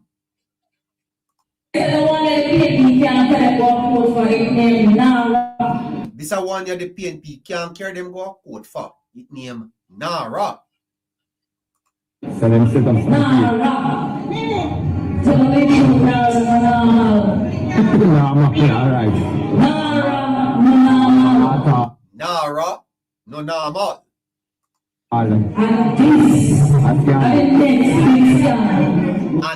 this are the next big scam. This is a member of parliament. Yes. A spokesperson, information. This is a member of parliament. It gets worse, Chops. Listen. Because under Nara, they can spend trillions of dollars without asking Parliament one question. Because under Nara, they can spend trillions of dollars without asking Parliament one question. Now, if you follow the Nara debate, you know that is a lie. But listen to her. Prime Minister have what they call a second rule. So if the agency come up with a plan, he can come and like that one day. So nobody can ask him no question about it. Nobody can ask the Prime Minister no question about it. They need to go. That look like a dictatorship. The government need to go. Them no board. Them no board.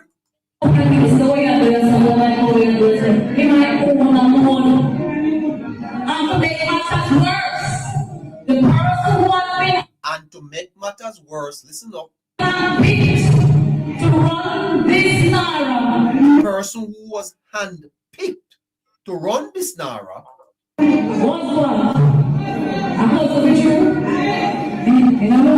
Hear what she said. Somebody in the crowd shouted that is the Prime Minister's cousin. And she repeat, a cousin for true? A cousin. That is a member of parliament, you know. Yes. Me don't know what we are doing with parliament when we are electing our people and sending them back. Because this does sound like a lawmaker. This does sound like a lawmaker. I take sort of vote of comment from the audience. Somebody shout out, say, I'm cousin. And you talk about a cousin for true? Listen. The person who is heading up Nara, after he ran the army, the government chooses him to run the police force. The person who is head of Nara, after he run the army, the government choose him to run the police force. That is how commissioner of police are chosen in Jamaica by the government. I think it was the Public Service Commission. Huh? Then they take him and bring him to the Prime Minister office as the advisor to the Prime Minister. Then they take him and carry him to the Prime Minister office as advisor to the Prime Minister. Prime Minister Natalee, he will take your leave as an advisor. The Prime Minister advisor is now the head of Nara. So the Prime Minister's advisor is now the head of Nara. Yeah. So you think from them here, so you think say he not do anything the Prime Minister don't want? Yeah, man. So you think say not going to do anything with the Prime Minister want? That means him is a puppet. Him just did it because the Prime Minister put him there. So anything what the Prime Minister want him to do, and that him not going to do. And on top of it, if he do something the Prime Minister don't want, the Prime Minister can change it tomorrow. Nobody can ask no questions. Comrades, this is where I'm asking you to remember who you are. Well, you heard that, Chops Media?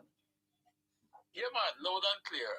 And she is speaking specifically to the PNP base who is hungry for that sort of rhetoric. They respond to that in a positive way because that's what they want to hear.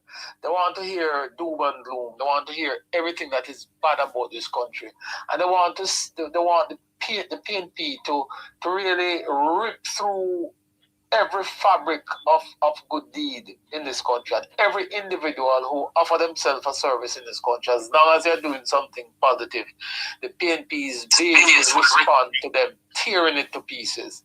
And that's exactly what she's doing. She's playing to the audience, and she's playing to them perfectly. Now it is up to the Jamaica Labour Party's communications team put a strategy in place, because this, what she's doing here, Neighbour, is, in my view, a boulder on the top of a mountain that is developing and is slowly gaining momentum. Because trust and believe, if it is Ambassador Anderson today, but tomorrow it is going to be you, tomorrow it is going to be I, tomorrow it is going to be just about anybody at all, because that boulder is not going to be respectful of whomever is in their path. They are going to rip through every individual who they believe is contributing in a positive way to nation building. They have no respect for this country.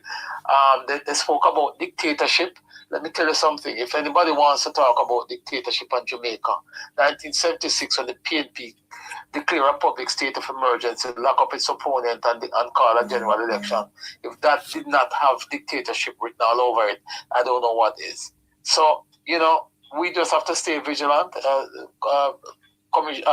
Ambassador Anderson, in the commentary you played earlier with his voice, spoke about staying laser focused.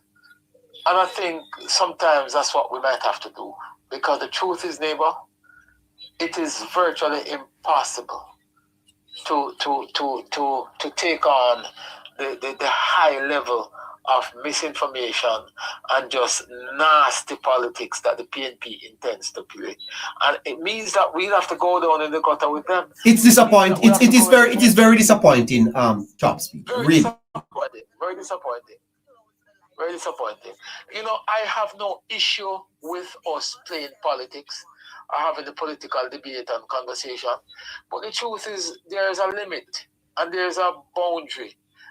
There is some threshold that you don't cross. For example, when persons who have contributed significantly to this country's growth and development. Yeah. So this is not about JLP or PNP. It's about a man's character and reputation. Right, and that's what I'm saying, that there's a limit there, Neighbour. When you get to that level, you have to back away and recognize that outside of the politics, Ambassador Anderson is a Jamaican, a well-decorated Jamaican who have served this country, and we should not drag him into the political space. He has never given himself up for representational politics. So it is unfair and unreasonable for us to start, you know, to drag him through. And I think the PNP needs to really and truly think about the utterances coming out of their representative on the political platforms. You don't think that the leader of the party should tell Miss Burchell to withdraw this? It is too distasteful. We think so. We think so, Neighbour, but I can tell you, don't put your pot on the fire for that one, because it's not going to happen. It's not going to happen. It is a part of their strategy. They're not going to change their strategy to suit us. It's a part of their strategy. Sorry. Hold on for me, the Chops. Head Cornerstone. Who is that? Hello. Hey, Neighbour, how are you? Is that the big man? How are you doing, sir? Yeah, Mr. Vegas, what do you think about this piece of tape that is coming out of the PNP with Miss Burchell saying that Major General was handpicked by who I don't know, but Major General said he applied. The Prime Minister said he applied. How is it that we are to treat this piece of information coming out of the PNP? Where was Miss Burchell when she was making those utterances? She seemed to be addressing a PNP crowd. Town hall meeting. Right. Remember when Mr. Morgan was here and I asked for the town hall meetings? You remember? Yes. Okay. That is like, I knew this was going to happen. And I tried to get the party to go about it. I even spoke to Chops about it, that I was very, very adamant that we need to start doing that from the whole Nara argument and stuff like that. And the Melissa money and all them things there. So this is a PNP strategy straight up to the next election. And they have to believe that they won more seats than they won in 2020. And they believe that their strategy to get more seats, it worked out, and they are going now for the kill. So it is time for us to understand that this is going on. And when I thought that the election, we just had an election and we can, come off of social media a little bit and get a breather, that is not happening. Yes. Okay. I don't know. Mr. Vegas closes. Hello. There is no rest here for us, Mr. Vegas. There's no rest. There's no breaking period. The PNP smell blood. As I said to you before, they believe that the strategy that they utilize in 2024 yield results at the local government election level, to the extent that they told the country that they won local government election. Remember that? And in 2025, at the general elections, they again is out there telling their supporters that, look, you might not be in parliament as the government, but you've won 14 seats, and that is significant for them. So there's nothing that we can say here that is going to change the strategy that they have utilized over the last 5-6 years. As a matter of fact, they've been utilizing this strategy from before 2020. Mark Golding toured the country 4 or 5 times on the same thing of propaganda, misinformation, and just tearing down the country. But no, Chopper, the lies are no longer curtailed, or the lies are no longer, challenged. Yeah, it's coming now with more frequency and lack of care. So when you look at Zulika in Parliament and she's spreading all this, misinformation, and when she was challenged, she came out this morning and said, she don't want the right shop because she living in an rent free, and that rhetoric we're going to put out is definitely appealing to a certain audience. Them already have them flaggers and over time. But it's the strategy. You have to understand they don't care about lies, and there's no reservation to tell lies anymore. So Zulika just the cleaner just reported that she guilty to the situation with the police officers and her driver. Yes. She put out a whole long piece on her page, berating the police officers, them talking about the police. One of the police officers' mother worked in the election for the Jamaica Labour Party, and she went on and she put up in the police them picture, and she knew that the driver that she gave the vehicle to, or was driving her vehicle, did not have proper documentation or document to drive the vehicle, and she came out and put that on public platform.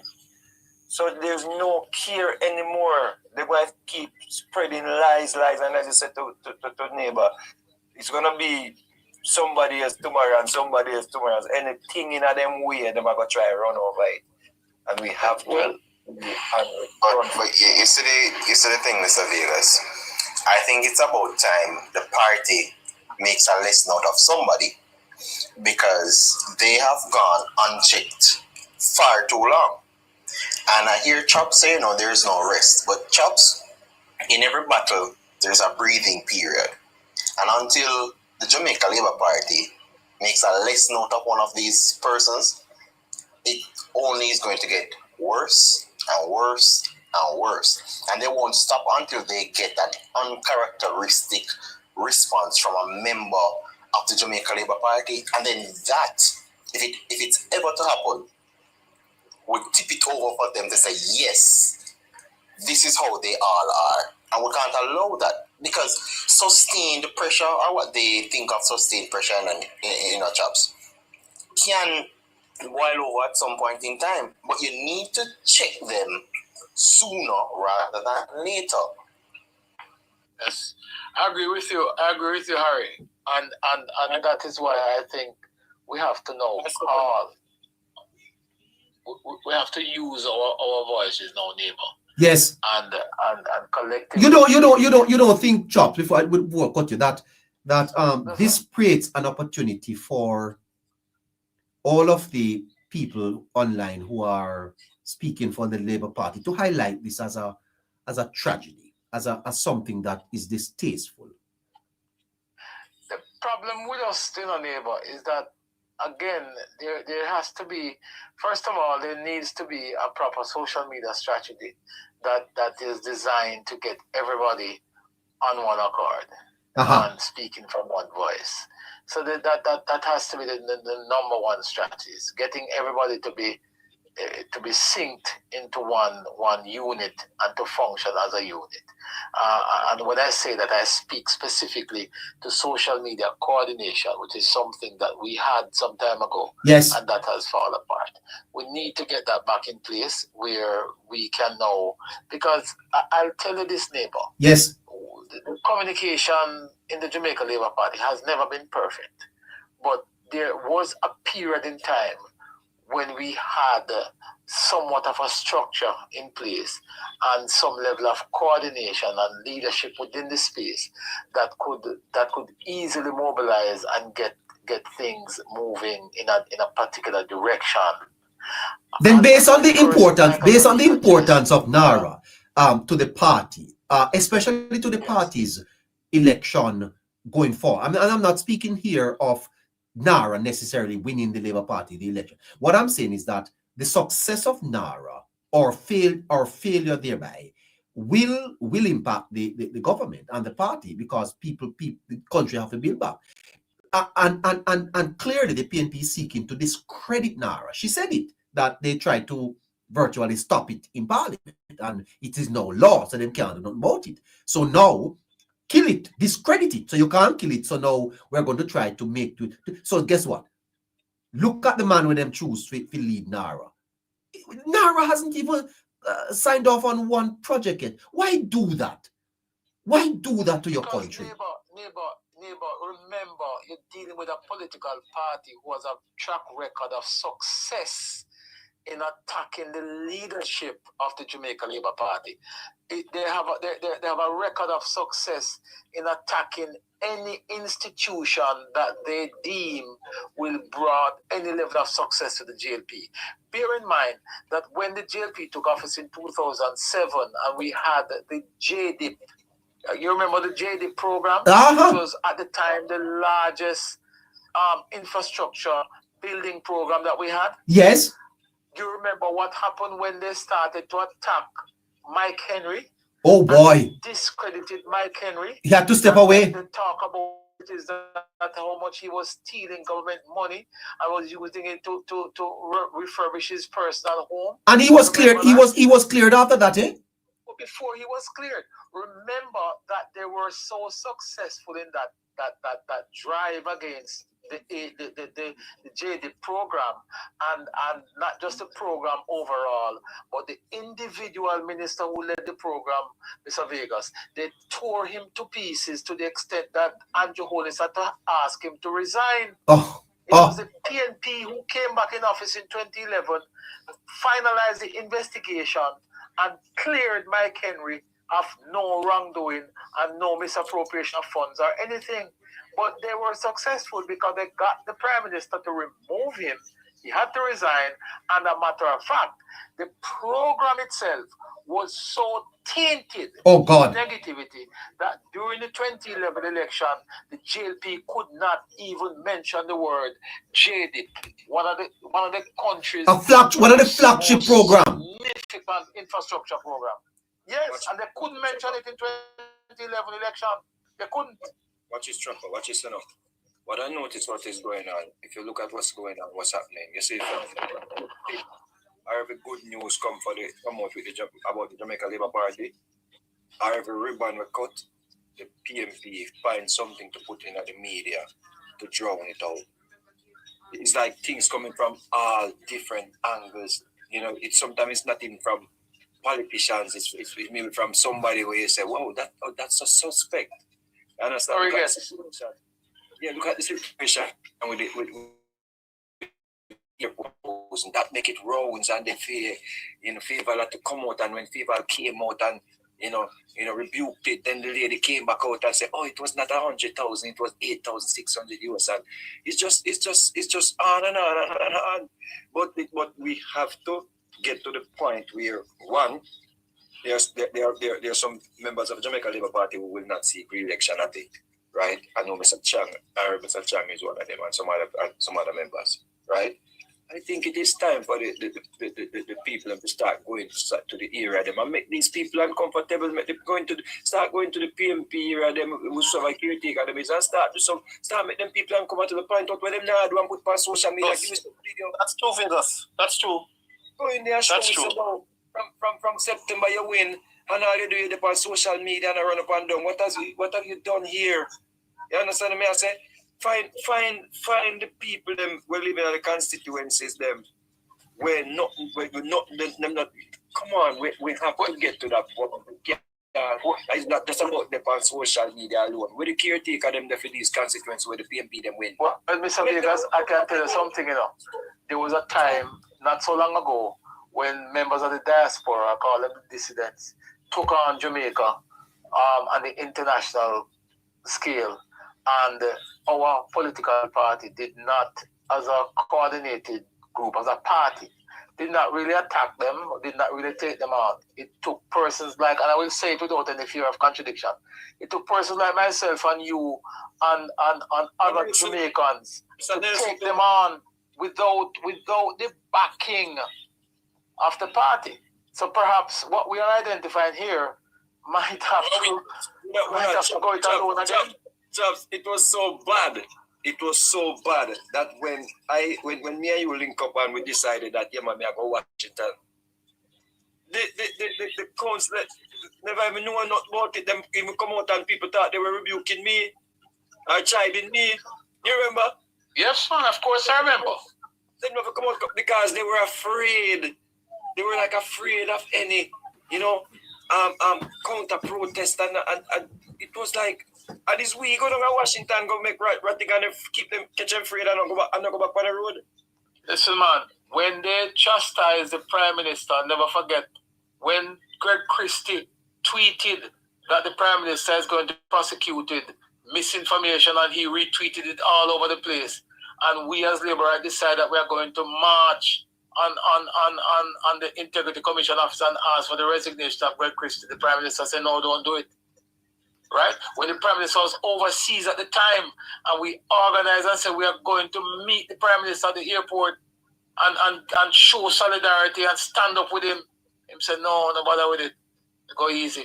That's the type of Prime Minister we're dealing with, Yeah, but Mr. Vegas, you met with the Prime Minister. Was it last week? How is he?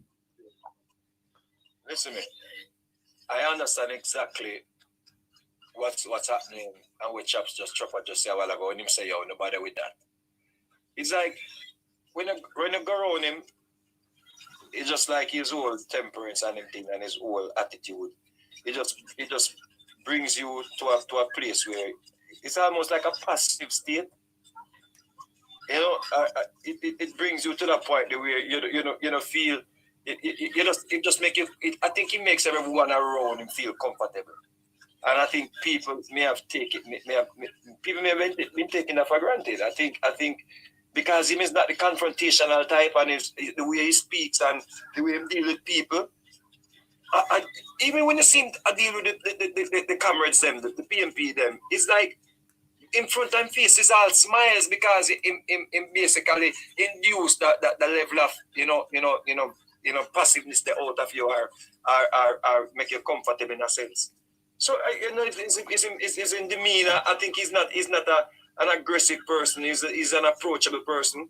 If you go around him and you feel like you have any nerve, you just feel relaxed around the brother. And I think a lot of people realize that, and that's why them take advantage of that still. You said earlier though that that the mood of the country is like we are still in an election, and you're quite right. But I've never seen this before, Chops. After elections, the country settles down. The parties, go back into, their own self-reflection. Yeah, you have the opposition and they do their job in parliament.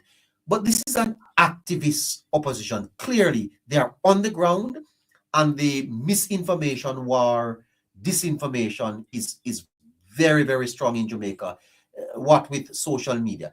You are saying that there has to be a response beyond what is happening now.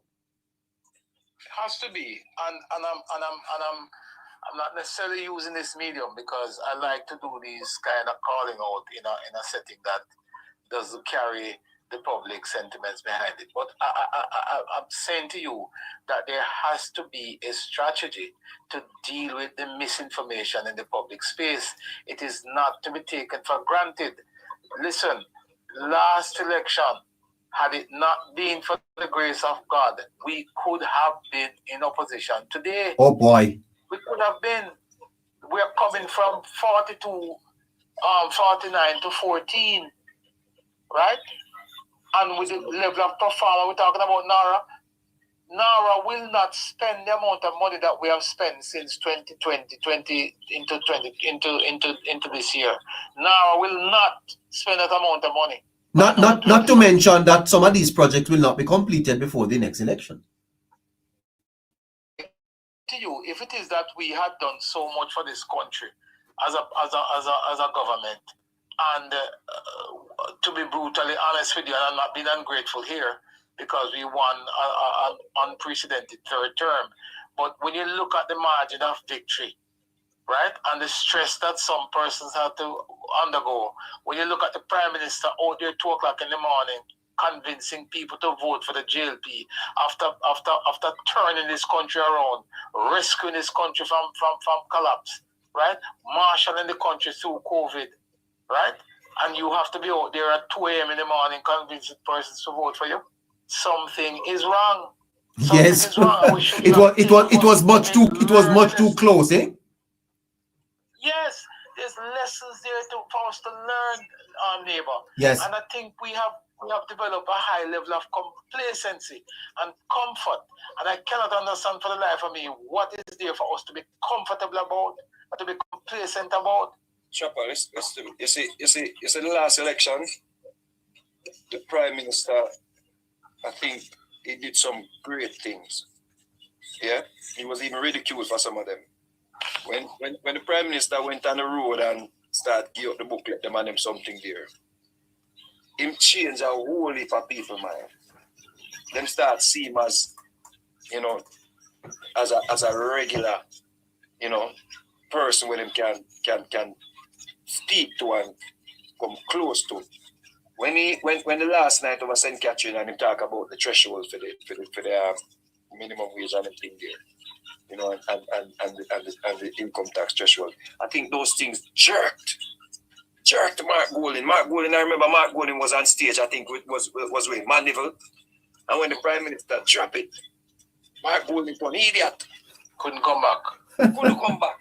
So the Prime Minister is a whole heap of credit, you know, and of course, you know, the people in Panis, because the people on social media, Neighbour, you know, everybody was just up night and day. I swear, so we're going to get a break, Neighbour. You know, me think we are going to play music and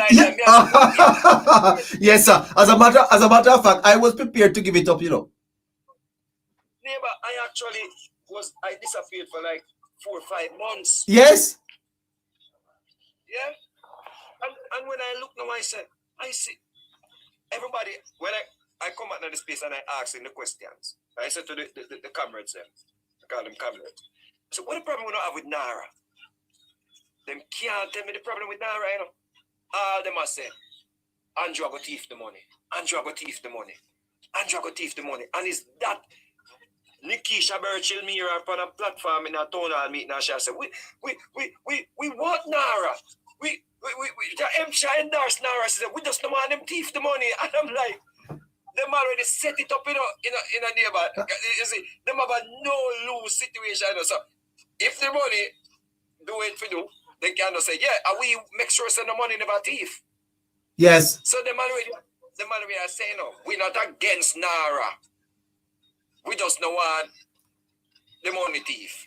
Yes. So them already set them and where them can come back now and say, we weren't against Nara, but we make it happen. And we make the things them do because we were the watchdogs. We were the oversight bodies. Because Andrew Holness never put none in place. You think them easy? That is the thing, my boss. And that is the reason why I said to Mr. Morgan that when he moved over here tonight, I said, yeah, we're going to do some town hall meeting. And so the people in calling a new town hall meeting there, I did, you know, it sounds like a foolishness. I did that because to me, like young boy when I know storm. I just have to rely upon Chopper to get some information more time. Because, you know, but we have to hit the ground Chopper. We have to go start. Them have to go put some food on the ground Chopper. You have to go get the bus Chopper. we have to do some mobilization. The truth is, you know, like I said, I like to give persons an opportunity. I wrote to the powers that be, and I am waiting to see what it is that they are intending to do, because the communication is an issue. I am making it known publicly that there is a problem. I am highlighting the problem, and I'm making the recommendation what the suggestions are. And the suggestions are ideas coming from yourself, some coming from Neighbour, from all the persons out there. You listen to them and you listen to what they're saying, and you formulate a document and you pass it on to the persons. Now it's up to them, for them to not unless them, it's up to the party to take on the suggestion and to take the thing seriously. Can I share with you an experience I had today, Chops? So I was at the Spring Village Bridge opening, and TVJ was there, and TVJ asked if I would be prepared to talk to them, and I said, oh, okay, let me hear what you have to say. You know what TVJ put camera in my face and asked me, sir?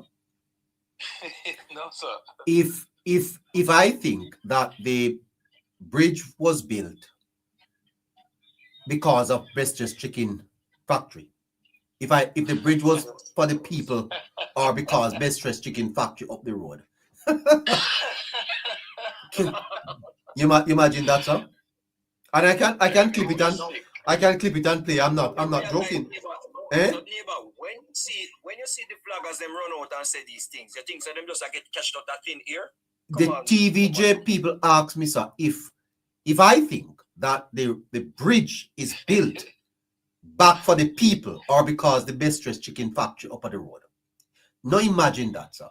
That and the prime minister came to open the bridge, you know, for the people of Spring Village, and they are saying to me, oh well, you know, if I think that the and you know the people for Spring Village waited for more than 3 years for that bridge, sir. More than 3 years, yes, and now that the bridge is open, they might ask whether or not it's because of Brester's Chicken Factory up the road. So it's not the people, it's the Brester's Chicken Factory. That is the type of thinking that you have to be dealing with in Jamaica, sir. Well, I guarantee you're gonna see that on the Vloggers them channel. Yeah.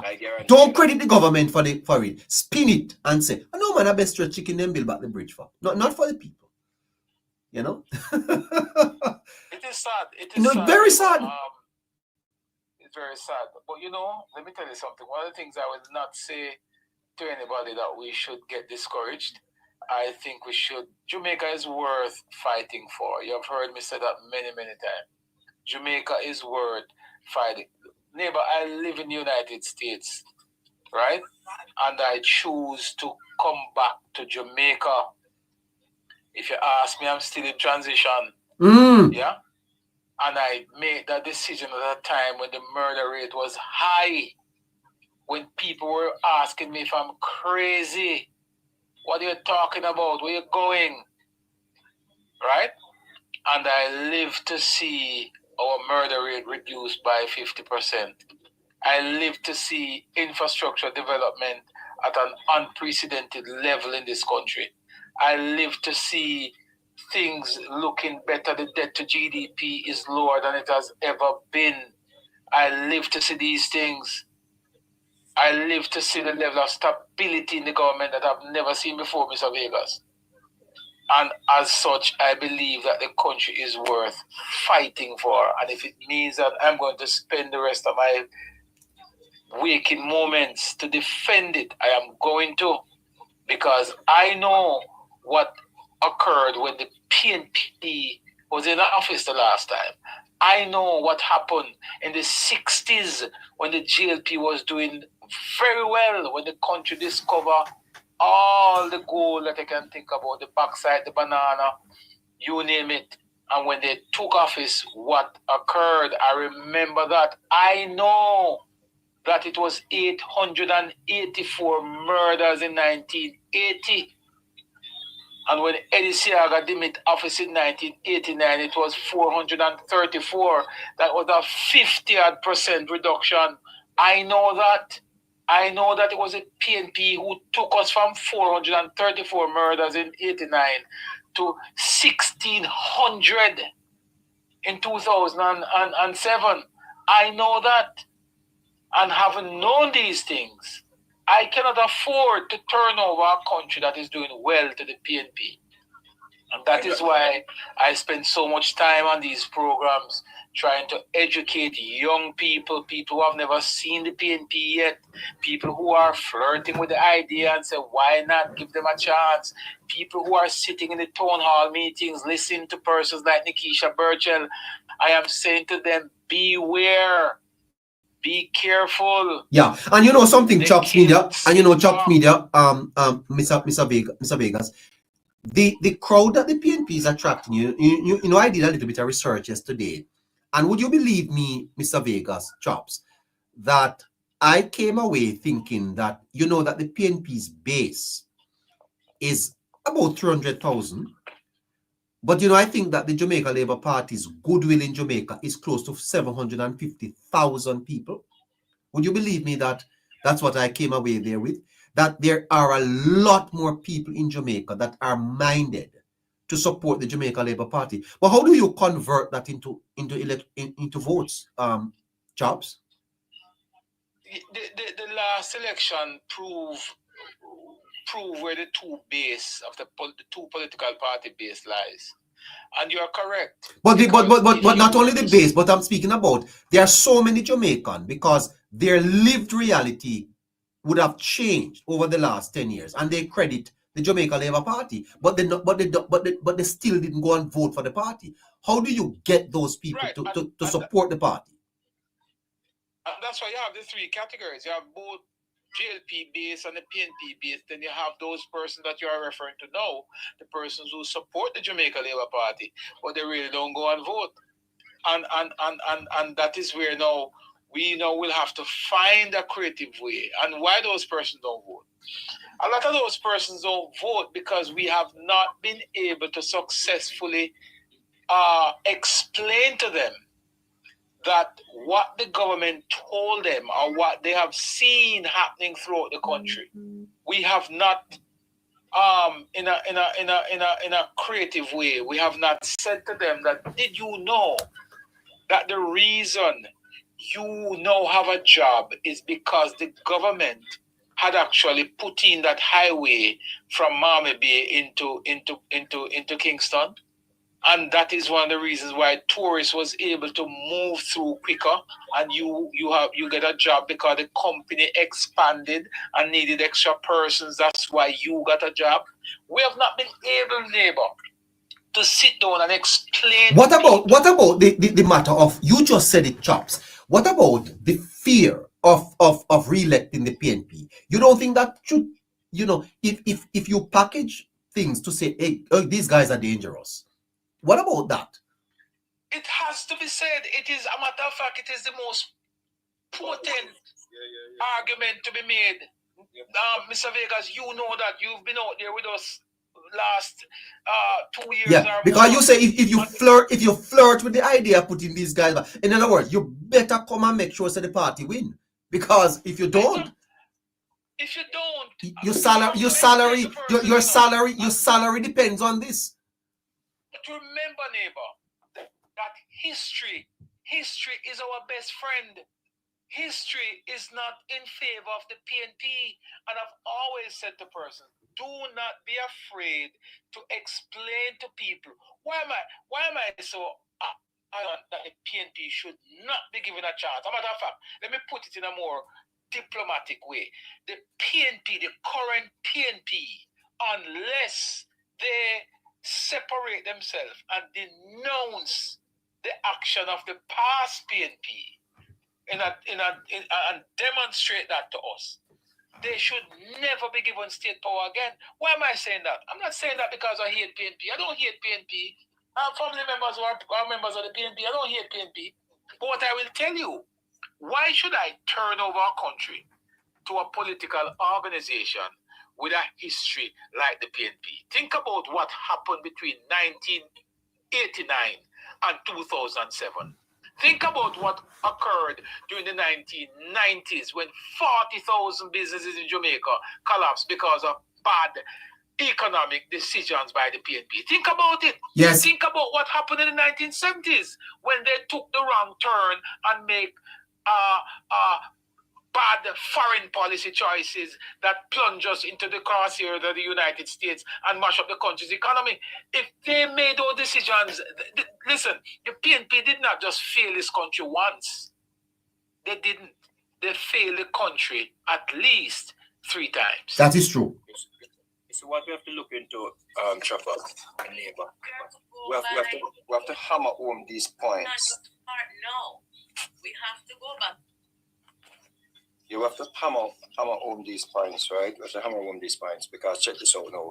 We have to remind the people them say, if it were the PNP in power and we had this disaster, there will be no hope in sight,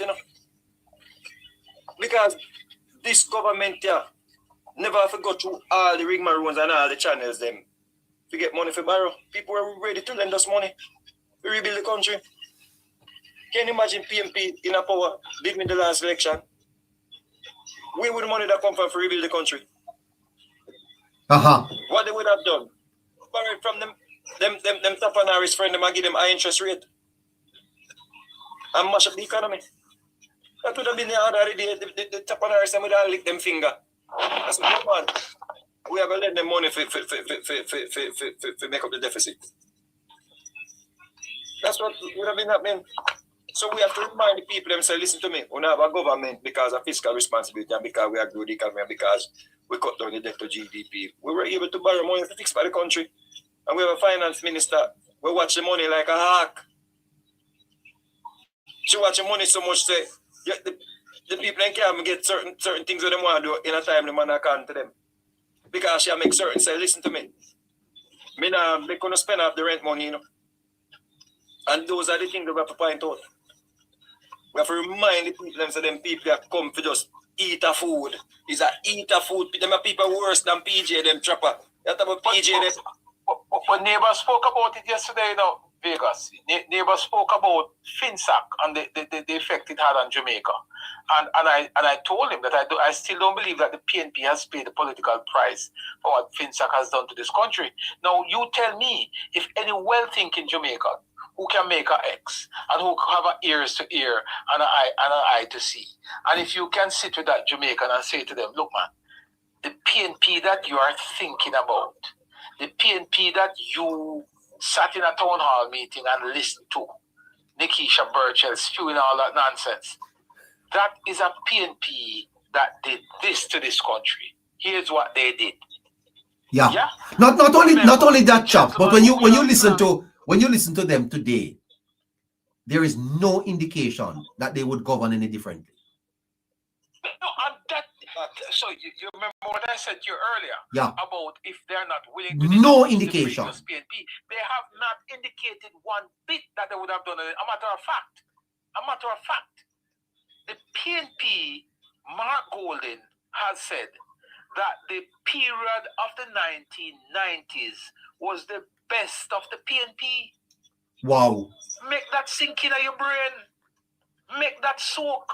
If the man tell you that the period that wrecked the country's economy was the best performing period of the PNP, now you tell me if you want any other evidence than that. Sorry, is it that Jamaicans have so tuned out from the politics that they are not following the politics, so they can't make a judgment on Chops Media? Because let me be reasonable that as a rational person, somebody who reads, I couldn't support a government like the PNP, to be very frank with you. And sometimes when I speak on the program, people misunderstands me. I'm an independent thinker, I'm no political hack. What I have done is looked at Jamaica since independence. And clearly, the Jamaican Labour Party has produced better government, better prime ministers. So the fact of the matter is that what is the problem with Jamaicans? Why they don't see like we see? Even if you take off your political hat, Chops Media, and you say, okay, let me go objectively to history and look at PNP governments and JLP governments. How could you miss the period of the 70s and the 90s and say this party is good for Jamaica? How? You see, Neighbour, I don't know how, because I've always questioned, for example, the last election cycle when a couple of young, educated Jamaicans decide to join the PNP. I question the fact that they apparently did not read or did not do any research, because if them joining the PNP in 2025 was driven by research and data, there's no way that they could have joined the PNP. May I ask you a tough question? No. May I ask you a tough question? Is it that the PNP did not really win those elections? You're talking about in the 1990s? Yes, the 4 straight elections. Let's read. Is it that they did not really win those elections, but the Labour Party lost them? All right, so I've said this before, and Vegi, you would have been privy to that discussion many, many times. When I said to persons that the PNP did not win the elections in the 1990s simply because they were good stewards of the country's economy. They were far from it, but they won those elections. And how they won them? They won those elections because they were aided and abetted by the Jamaica Labour Party themselves. Because we were so divided, we were not able to mount any challenge against them. Secondly, we had a very corrupt political system during the 1990s. Thank God for Ryan Peralta and others who went out on a limb to fix the system. But we had a corrupt political system then. The political arena was heavily corrupt, using the police force and other entities within government to corrupt it. Also, because this system was not as ironclad as it is now, the political party then, led by PJ Patterson, had a lot of avenues to maneuver and could manipulate the system. Can they do that now? No. And I think some level of credit must be given to PJ Patterson too, as it relates to reforming and depoliticizing to some extent the police force, because that was what was utilized to win the elections, right? But they did not win election because they performed very well and people voted for them. No, they won those elections because the JLP during the 1990s, those 4 elections were extremely divided and was so dysfunctional at the election level that they could not mount a good challenge against the PNP. Because you would have to explain to you would have to explain to any young person how could they have been so bad yet continue to win so many elections, eh? Because we just simply have to explain to persons what took place in the 1990s. Right. And so the reverse is happening now. You have a pretty good electoral system and a performing government. Why should this government not just continue to win? Right. And you see, again too, you also have to be mindful that you're dealing with a cultural problem as well. Yeah, you're dealing with persons who, if you don't tailor the message to suit them, you know, there are persons out there right now who are so-called born and bred PNP, born and bred JLP, and they will refuse to listen to anything other than what their party says. Yes. So until you can get the society at a level where discussions can be had, for example, how many of the die-hearted PNP areas have we gone into with the message of prosperity on the ground? Although they are prospering. Exactly. And that is why, again, I will always come back to the argument, Neighbour, that while persons are prosperous today, if you don't connect their prosperity to the actions of the government, they will not give the government the credit they deserve. Correct. Even though they're prospering. Yes. Yes. Jamaica politics. Yes, hi. Somebody sent me about the link, so I decided to come back and listen in. No problem. How you doing, my darling? Hi, good night. I heard you guys say something just now about as if to say that the voter turnout being low and how the government this and the government that. Listen, remember in Jamaica, Jamaican people not really run out to vote unless we have two things happening. Either they need to vote somebody out really bad, or there is enough enthusiasm to kind of energize the competition. We had neither of that in 2025, and we didn't have that in 2020 either.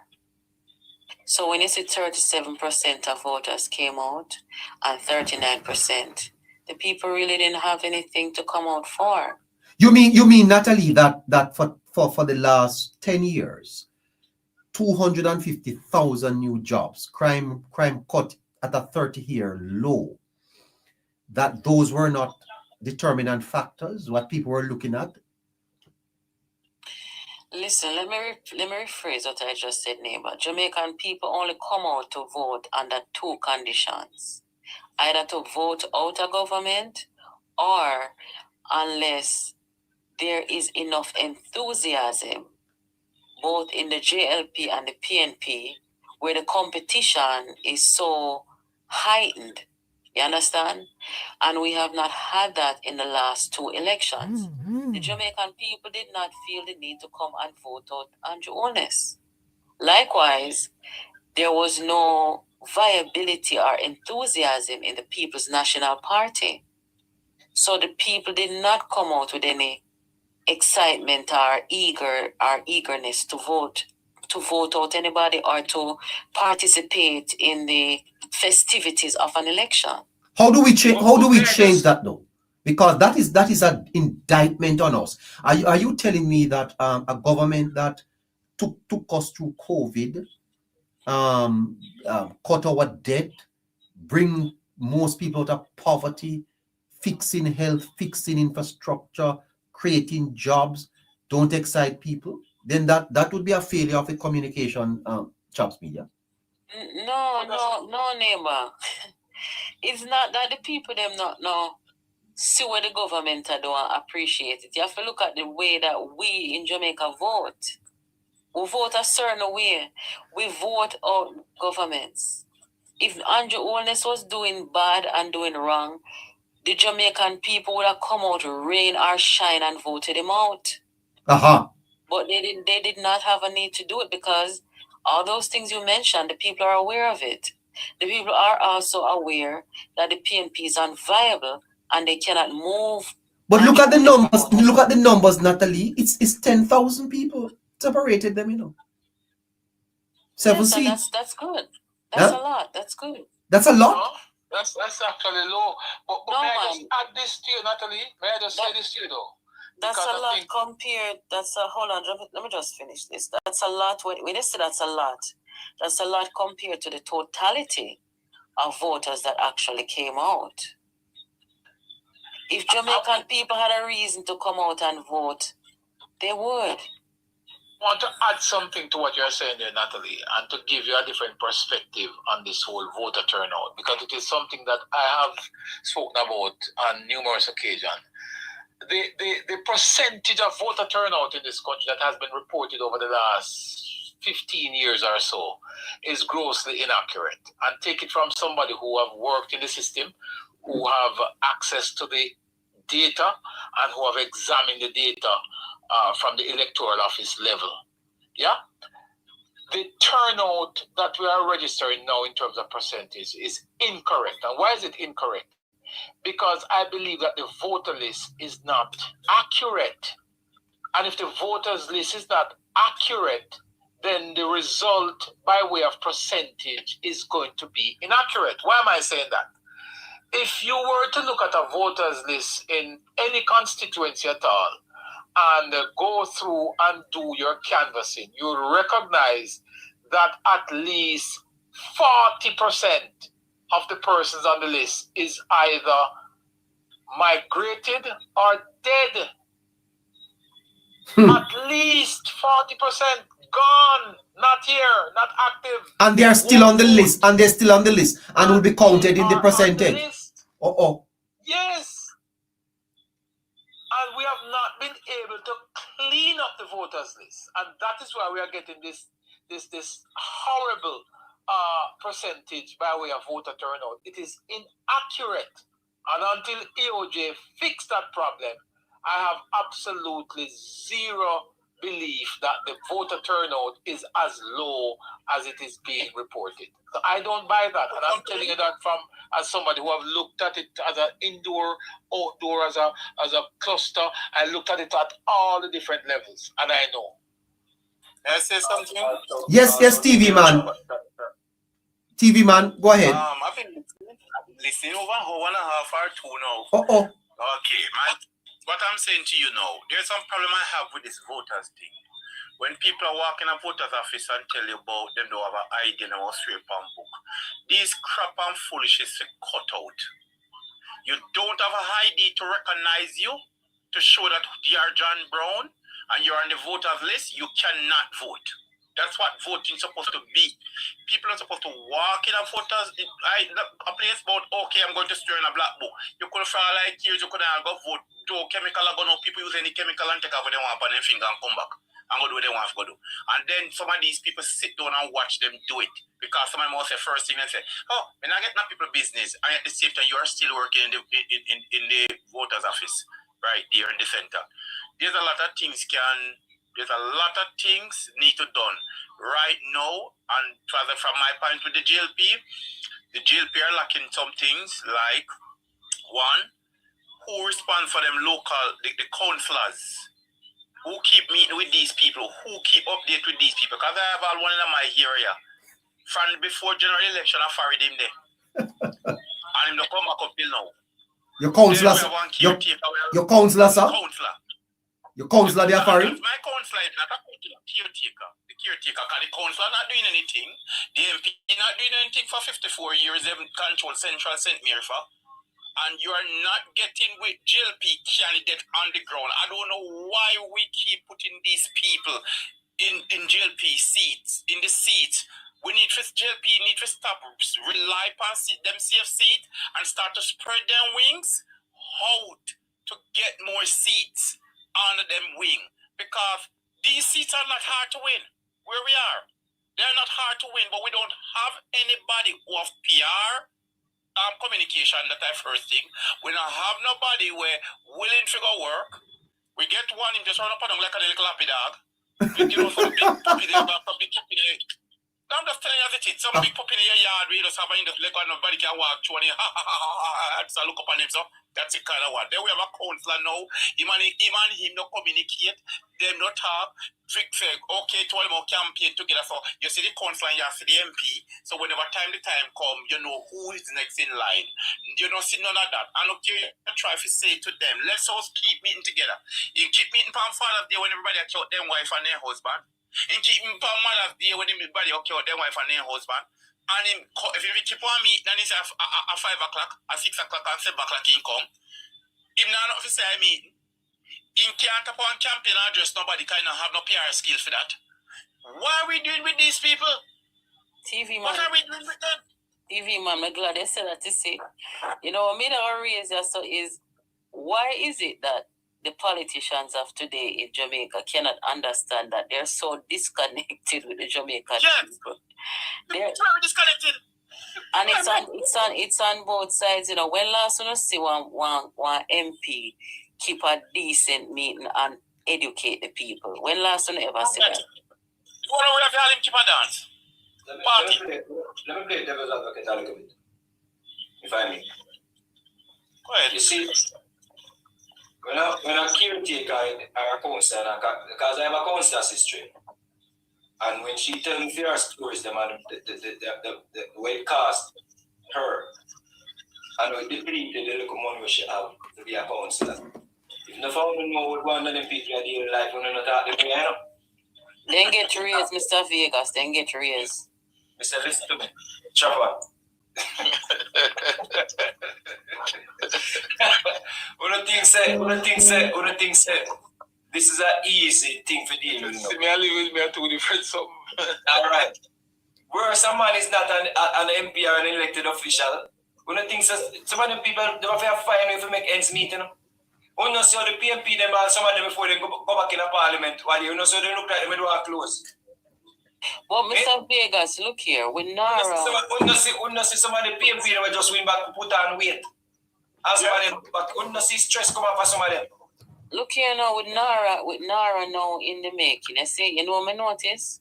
The government representatives them supposed to in them constituencies and educate the people and talk to the people about Nara and give the people them.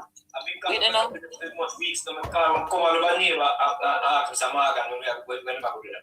MPs and councillors them supposed to prepare themselves and ready up themselves, you know, say when Nara is rolled out, they are also going to be an active participant in helping to carry out Nara. So they need to be preparing the people, sensitizing the people.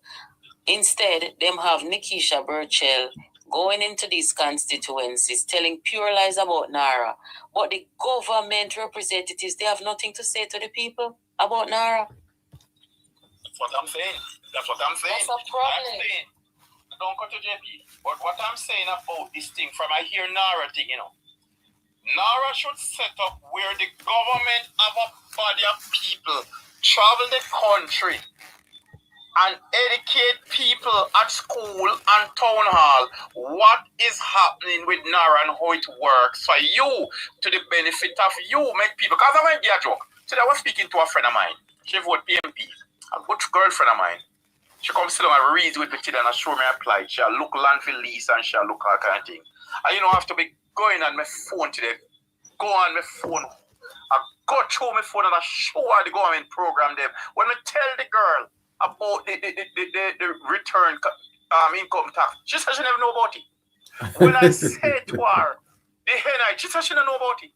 When I talk to her about her, she said, Mr. where you live? Because watch out, them living people like those, and you have a lot more people like those that living in Jamaica. You will see them with a phone in their hand, but you just make a call and take a call and go up the road and go on. Then they will put on service.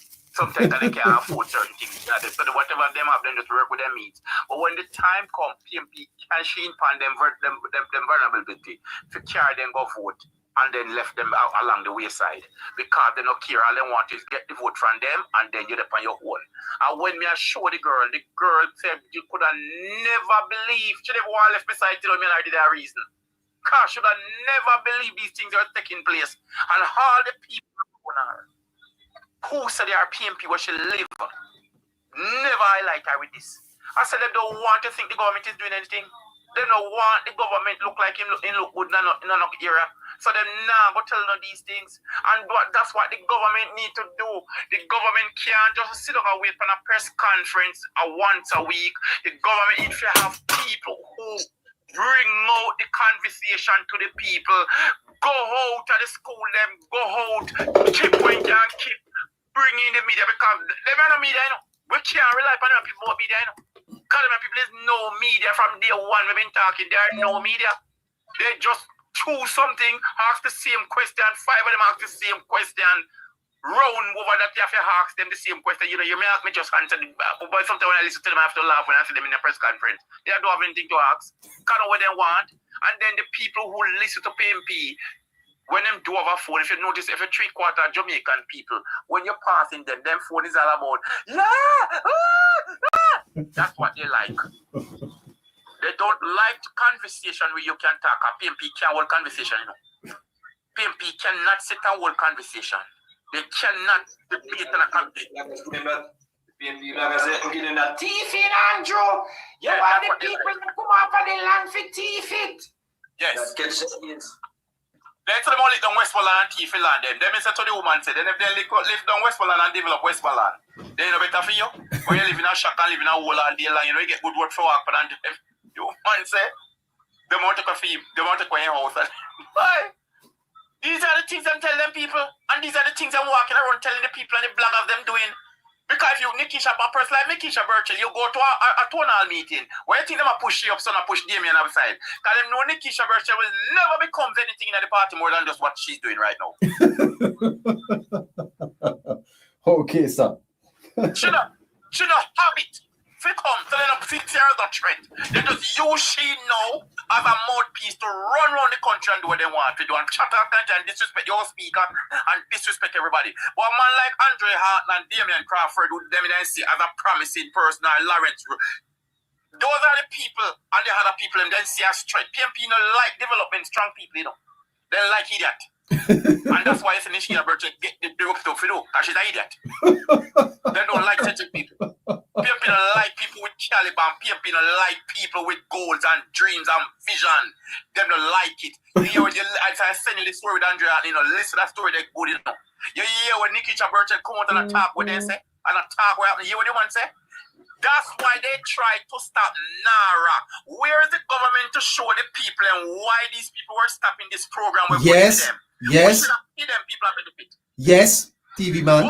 Yes, you come back on for the next thing. You can't know them have them courthouse friend. Yes. We win them that court all right, because we know what the court are. We are just telling them court and win. What are people for lose court? And then know they have them judge and then people put down there. She don't understand. She just talk and just And like you them one self. Yes.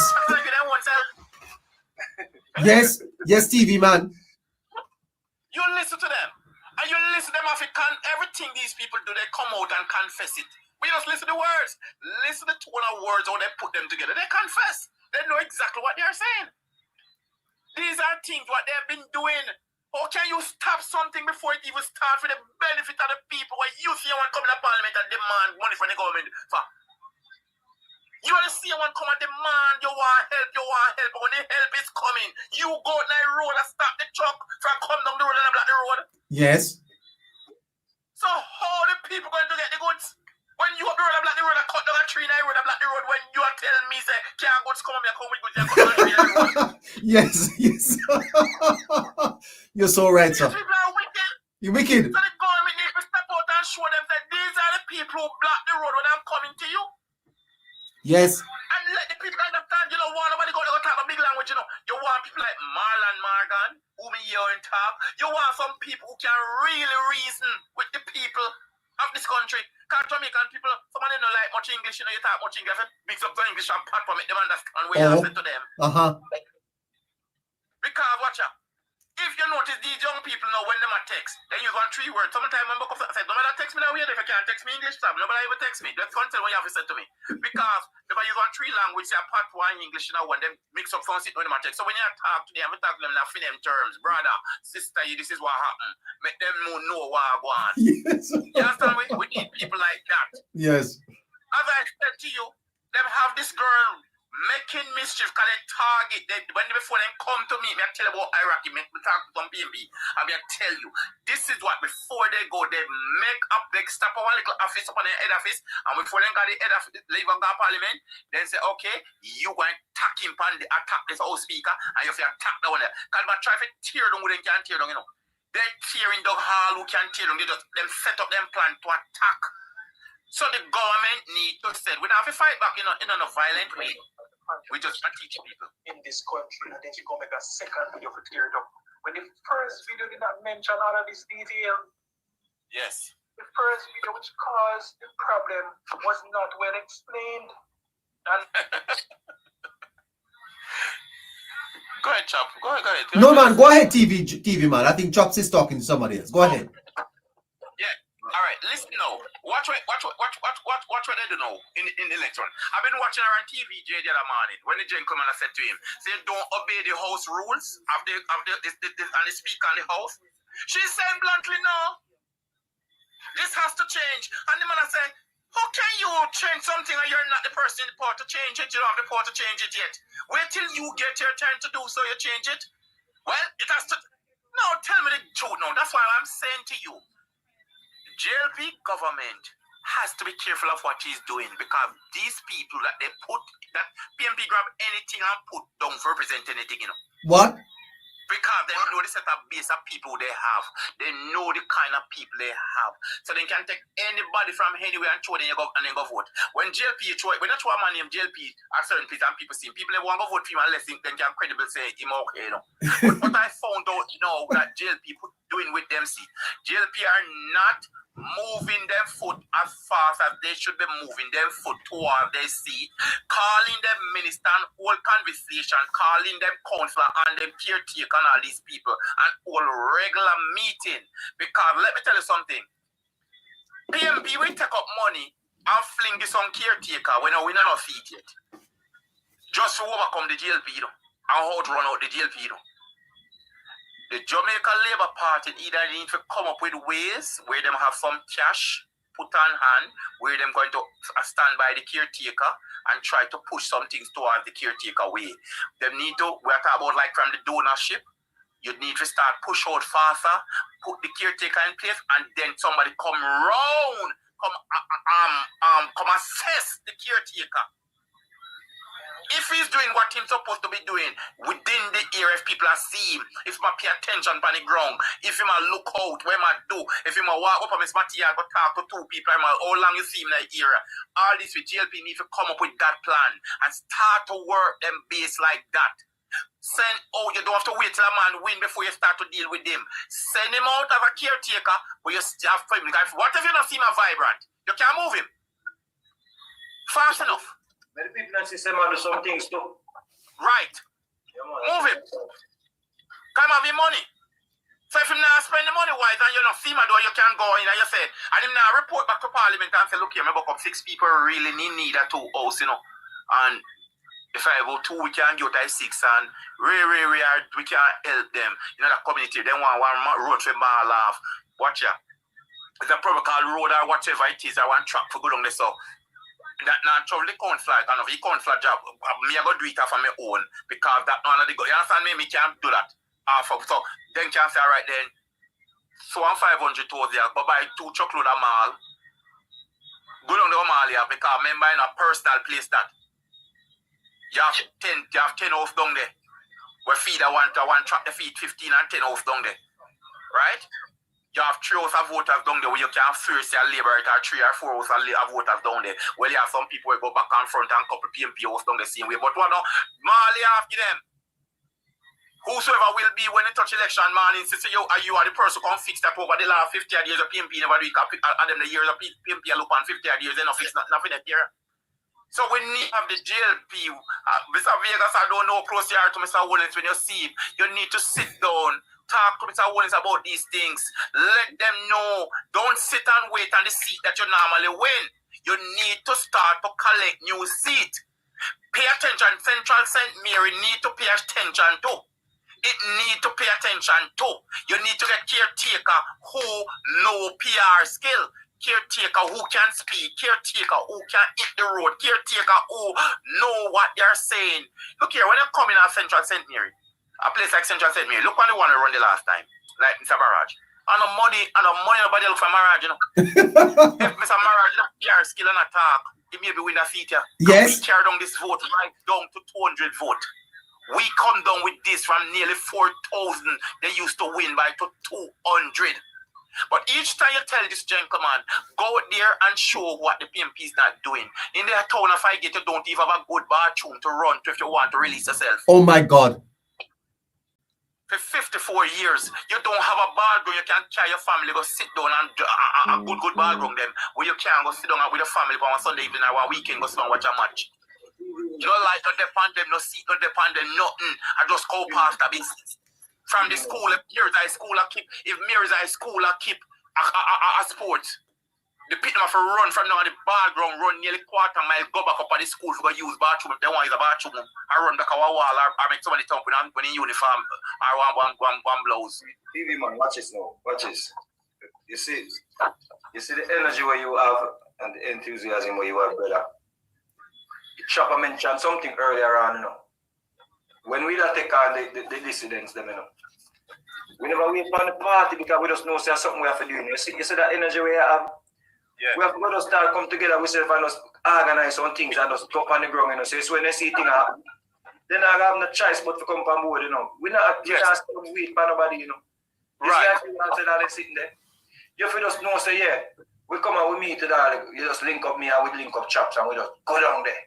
And we just raise some funds. We just raise some funds and go down there and fix our 2 bathroom. You know I appreciate it, sir. But I really appreciate it, Vegas. Vegas, just tell me when we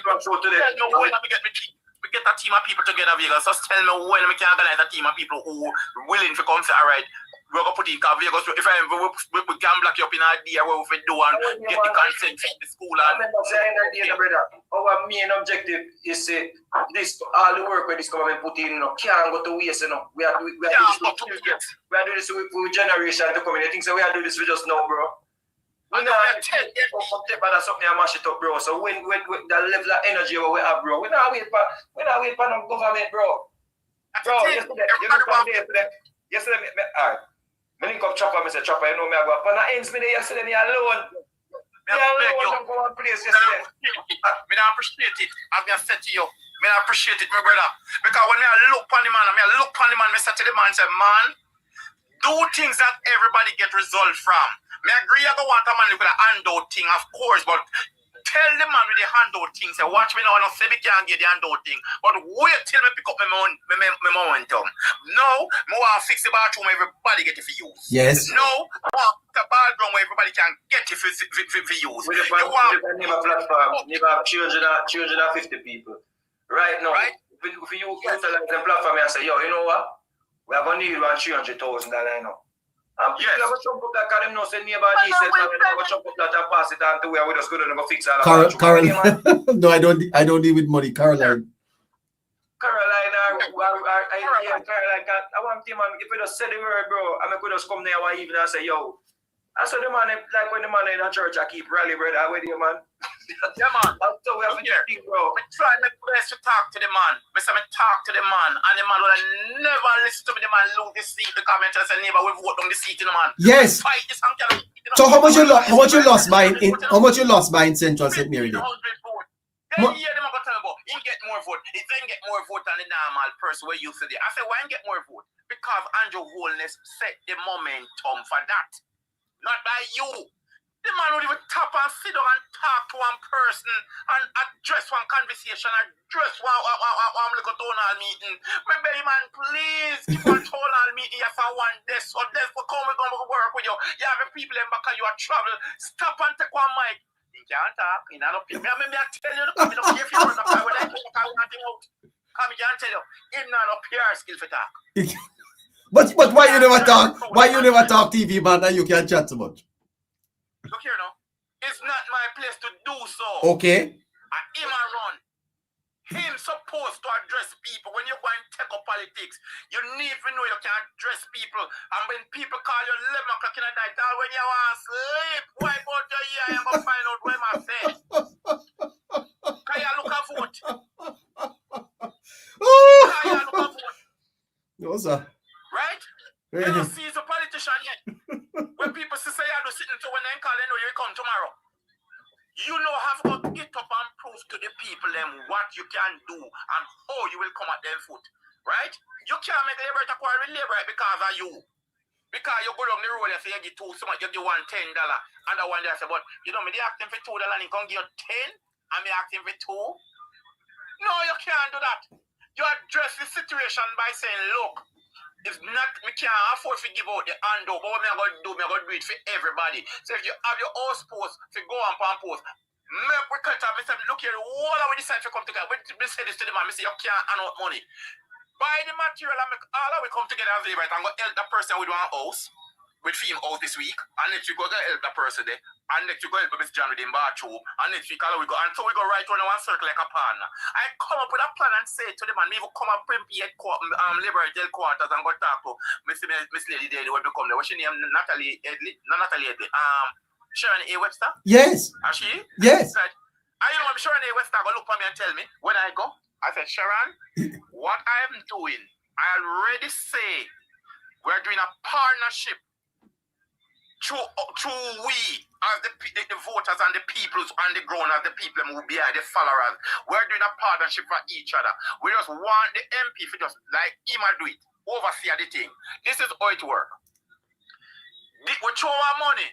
You have your shop want something on your shelf. We give 10,000 this week. Go buy some good put on your shelf. All of we jump up with money, you know. In our account and the MP pocket, you know. So we just put on 500. I would just put $500, 500. We said, look, when we do that, suppose a person need 2 sheets of ink on their house. We can have one plyboard. We can always have one money put. We can even send him down the hardware and say, with a note. The MP do that. Kind of connection with the hardware there. Go down the sun, hardware. Give him 2 plywood, you call it the boss. Give him 2 plywood for me. Kind money they be and you come because him have the little money in the customer come with. To compete right away, no one thing. You understand me I say? No, here, sure the website go tell me say, no, that can't go on.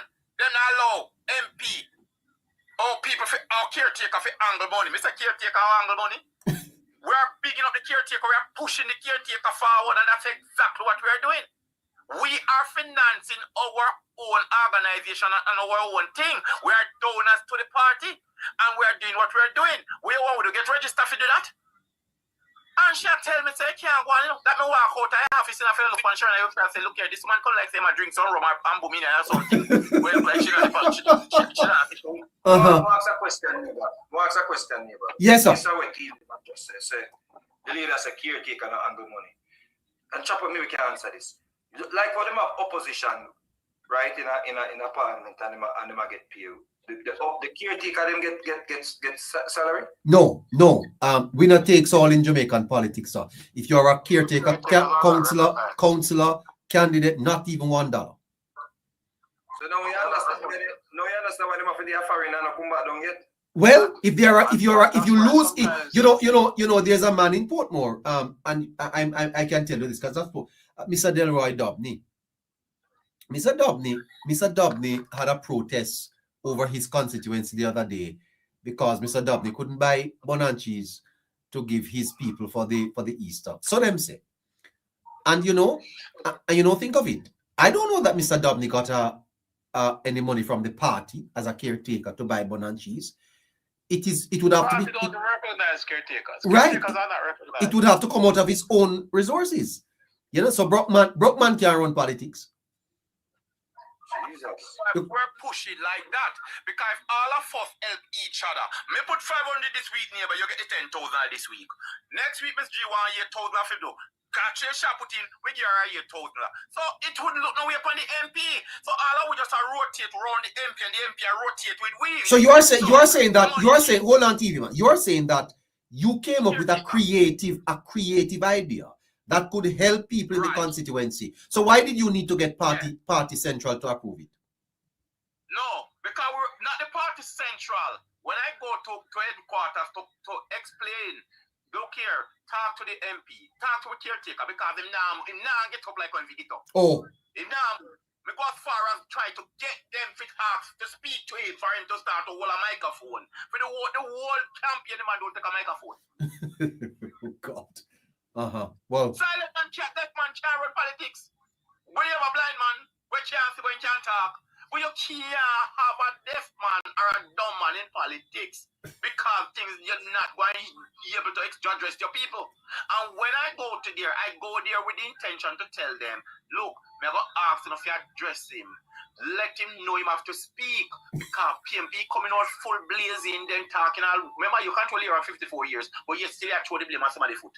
So you need to take pictures and videos and post and go there and show the people and say, what them not do, what them not do. Show them up. You have enough evidence. Go at the pipe and turn on the pipe and show them the water and come through the pipe and post that. Show them up. You have enough credence to show them up. Steve, the matter never while I go to my general, I say, yo, we need the caretaker them to get busy.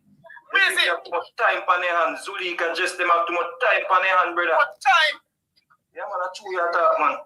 And then, why not tell him, man? Jump up in our neighbor, big up yourself. We're going to block this down soon. Shoot to the link. You have some great ideas. Yeah, man, just send me a link in the message, and me and Chaps are going to link you up here. Yeah. All right. I would send to Caroline. Caroline can under me get. Come in and understand some of the link. So Caroline. Get to Caroline. Yes. So, as I'm saying, these are all right. some of the things are very way. wait in a politics. You can't sit down wait for money. You from MP, from council, from main government. You must cope with creative way. When me look at him and me say, call in a job fair. Call in a job fair. And go talk to some hotel and some supermarket and some wholesale and make them get them boot come put up and start pick out some people from the community where they come look job.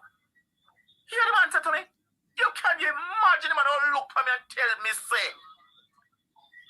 if me expect him to drive round, go knock on people door, to ask them, if them will join a job fair. Can you imagine? Neighbor, let me tell you something. I'm wondering if me really that talk to one PMP in our labor right close. Oh. Because you must be a PMP in a labor right close. Why my moves are stagnant? First of all, he never want to wear a labor right clothes. Every time you see me, now a white shirt. Oh. So, Mr. Tim, why would you not want to wear the labor right shirt? You need to wear your labor right shirt. You're coming out to campaign. You're coming out. You need to wear your white shirt, brother. Your labor right shirt and your hat and everything. Someone in a PMP in a labor is a sheep in a wolf clothes. Then if I go to the table seat and hold it down. Because they will get paid for that. Oh my God. Hey, neighbor, yes. If a man can come and you show him where. Remember, you know, I don't know where I ask you find. Me can't say, look for him and tell him I want $10. He can't say, look for him and tell him, say, watch, give me a $5, come here, go road. Me no want to sit in front of you. All I want to do is lift upliftment of the community, you know. That's all I want to have, you know. Yeah. And if you can't take that the advice, why you don't run for the seat? Why you don't run for the seat TV, man? Me have the education, I run for the seat and I know me that I win. If I did that level of education, I run for the seat and I know I would win. Really? Because politics are a smart way to do it. You don't have to wait on government, neighbor, to get people moving. You want to get things moving, you go there. You explain yourself to the people that you are running. Because you must know the labor people who have business and who don't have business. You talk to your workers them. Get everybody in place. And for you get your workers them in place. You ask for the support from outside. Well, how you mean you don't have hold on. How you mean you don't have the education, sir? You sound like a man can do it. Yeah, but when me left school, I can't barely read and write. When me left school, I went in and call me TV man. I'm a TV teach me for do things. My TV. When me left school, been on education, but no mean because you don't get no education because I gonna make you daft. Street smart and knowledge. Knowledge is power in the neighbor. Wisdom is understanding. So what about at the local level? You couldn't take on one of the divisions? Neighbor. No. I have the education. We can read. You have to some what? Of course. But neighbor, we take a face right now. When they come out book work, I never look at book work. I just show that give me lady or show that give me data and say, sort out them there. So I'll make my tax, my return tax and I'll file my taxes and so I have people come file my tax. I don't have time for them to something there. But I will show a person how to win a seat. I have that knowledge and that key and I know how to get things done. I will tell you what I was asking me, neighbor, I'm a pest control technician, I'm a mechanic, I'm a plumber. Now when I left school and left everything, I'm a big man. I go back for each one of them that I'm a subject. And I learn now, I do all my mason work. I left, I put on the work and go on people site, go learn mason work with them because I want to learn something. So when people come talk about poverty and no skill and no trade, and them not have this, tell myself, God, then you go sit down and lie them and tell. And everything you do, you have to get money for. If you want better for yourself, get up and go at a site and you have a friend at the site or somebody willing to accept you, go there, go learn how to carry concrete bucket and how to carry things and how you can fling concrete and put on block. Yes. Go there, go learn. Because if you want money, when I hear Richard Adan talk one speech what he about say, how the government only make the China come in and give them the good jobs and through Jamaicans them only a flag. You're right. Him right. But now look on the next part. How would they want? Because they can manage. Then they go look at skill. Yes. You can't give them work for do what they can do. You You have to give them the work when they can do. And first of all, them are coming them down. We come in one good gears to work. Then we want hard boot or one water boot. Then come in up to slippers, up to short pants, one cliff in the head corner, and one kerchief tie around their neck.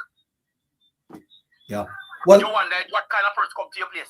TV man. Right now, someone take up on a certain side. Yeah. We're gonna have to wrap it up here. So now, do you hear so? Yes. Hold on for me. Let me go for the final thoughts from the panel. It's 20 minutes to 12 o'clock. My goodness. Jamaica politics. You wanna close? Final thoughts from you? What a marathon! What a marathon! Yes, TV man. I don't see you from the election. I miss you. Check me for your link and can't get it. Please send me the link. I try to get it. Please send me the link. Then for the people them know say over my channel I get your name, you know. Yes, man, that's true, man. How we must see over there, you know. Yeah, that's true. That's true. But my final word here tonight, guys, is this. Talking about Nikisha Burchell and those people is all fine and good, right? But we have to hold the government people accountable in terms of, you see, the NARA is not just for reconstruction. The NARA is for, and if you guys want to be honest, NARA is also for the people on the government side where politics. NARA is a good political player too, you know. Yes. Cannot ignore. But if these representatives sit by the wayside and them not out there a campaign for NARA and I tell the people them about NARA, them going to get left. Yes. Them have to get left. There is no way my government couldn't roll out something like NARA. I mean, I go to my people. You mean as councillors and MPs in your constituency? Every single last one of them supposed to talk to the people, them PNP and JLP and OP. I talk to the people them about NARA and tell them say NARA is coming, big changes. Tell them about some of the projects that are slated to happen. They're not doing those things. Yeah. And that is why Nikisha and those people can feel so comfortable going to their people and going to their constituents, lying to them about NARA. You understand? Information is what is going to make or break the next government of Jamaica. Information. If you don't carry the information properly, you're going to get left. So those who carry the information, even when I lie, them I tell. If from them I carry it, they may just very well be successful. We have to be mindful of that. But these representatives, they need to get out there and put them boots on the ground and learn to connect with the people. You know, look good. They're not connecting with the people. Yes. All right. In a jacket and tie like Neighbour. Nobody know. Well, I know how to connect. Yes. Well, thank you, Natalee. Take care. Yeah. You have a good night. One, have a rest. Natalee, send me the link, please. Yeah. I will. Yes. Chops. Well, Neighbour. Yes. Chops. This whole matter of connect. We've been talking about this for more than a year. Chops Media, and I must tell you the truth. Without being too critical, it's not a point that we can dismiss that the activism on the ground is a little weak. Well, not a little weak. It needs to be activated. The mechanism is there. The architecture is there. It does need to be activated. And like I said, we're hoping that in very short order, that activation button will be pressed and we will get things cracking again. But the truth is, it cannot be business as usual. The PNP is developing a boulder in the mountains, loaded with propaganda and misinformation, and we have to find an effective way to catch that and stop it from coming down. So there's work to be done. But thank you, Neighbour, for your contribution in the space. Yes. You've been doing an excellent job, and to all the contributors, TV Man and Natalee, the Vegas. Send me a link. Send me the link then, please, so we can see them come up. Yeah, all the persons who have contributed. And I must tell you, Chops, I am depending on you. I'm in Jamaica politics and cover. Chops Media. Yes. I am depending on you. I think that you know, Chops, I was telling my moderator today, is my moderator, somebody I was talking to, that I remember after the local government election, Yes, sir. I was sitting at my office, and I said to myself, how can this be?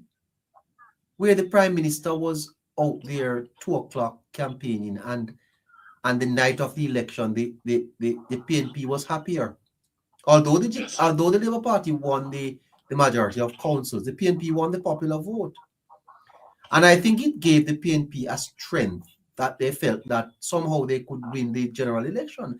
And I was at my office and I was thinking about it one day, and I said to myself, I feel that something has to be done.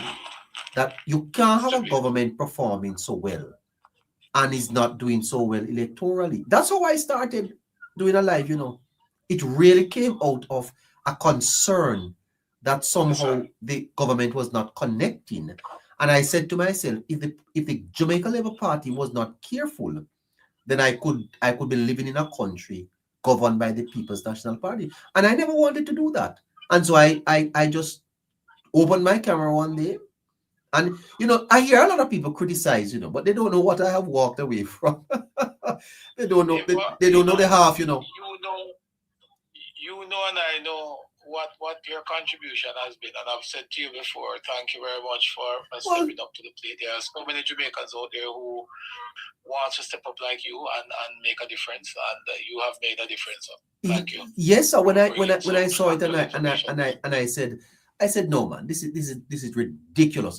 If they didn't take down my page, what I started to do, Chops, was I started to make videos and put out, trying to see if I could just get the conversation going that this government has done well, it should be re-elected, and here we are tonight.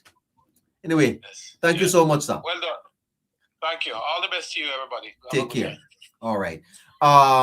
Okay. So yes, TV man. 2 minutes, no more than 2. Yes. So as I said to you, whatever she's saying about the government. That's a Nikisha Burchell. Yes. Yeah, because them know what them use her for doing. She try with the wife, thanks, like nuts. She try with the wife. Then she think she get a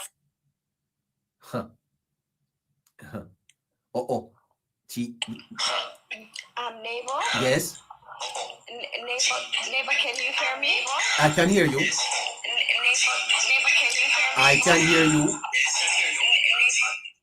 Okay, so just before TV Man comes back in, asking everyone to follow the page Yardi Diva. It's our backup page. So before you guys go, please follow Yardi Diva. Thank you. All right. So guys, you know how this page work, that the other page is under restriction and you never know when they can take them down. So just follow Yardi Diva. And if you are on YouTube, go over and subscribe to Politics Plus Jamaica. That's the YouTube backup page. It's very important that you do so. Okay. Thank you so much. All right, TV man, you have a minute and a half. TV man, minute and a half. Okay, yes. So as I'm saying to you now, then know, after I send you this video, if you listen what Andrew Holness sit down and saying, I was watching him with him at one night very well. If you sit down and listen what Andrew Holness is saying, Andrew Holness say, he was a bright man over there and a bright youth with whole heap of promise, and he sit down and see what they are doing and he try to talk to them. Remember, I said to your neighbor, and no money ask them for, You can't know the difference, what the guy said, and no money marks them for. And tell him to not be PMP. He's just trying to maybe telling them that you cannot attack in the other side like that. We need to clean up with politics and come good. Himself from the day him go to parliament, in politics career done, from him get up and talk something about when Dr. Phillips say something, when them I want to think about the tax review business and some tax, and him say, you better take off it off a gas tax, and I say, better take it out of this because everybody after the gas, everybody use gas and oil. So for transportation, light, everything, better take it off of that, and then we can reverse. And from that thing get up and go say that him say putting political career work down. A be a long ticket you came from all angle. People take all that element. Yes. Him say PMP, see the people must project. Yes. Subjects. A project. Him see them at the people at PMP, see the people as subject, and a bright guy like Andre not tell you that. Just imagine. He's saying that. What the PMP see the people as. Not people to survive in life and to have an upliftment in life. It's an experiment. Subjects, yes. Yeah. Well, TV man, thank you so much. Thank you so much, sir, for tonight. Play those video, man. You need to play those video every time. Sometime I even play the video. There's a lot to cover. Just remind Caroline to do it. She controls those things behind the scene. Okay. Have a great. All right. Have a good night now. Yeah. We talk soon. Okay. Big up yourself. All right. That's left to member Harry. Yes, neighbor. Yes, sir. Your close out for tonight. Well, neighbor, it's it's a fully loaded program tonight. I love to see it. Discussions and various perspectives being shared on how to move Jamaica forward. Again, another night of conversations that matter, neighbor.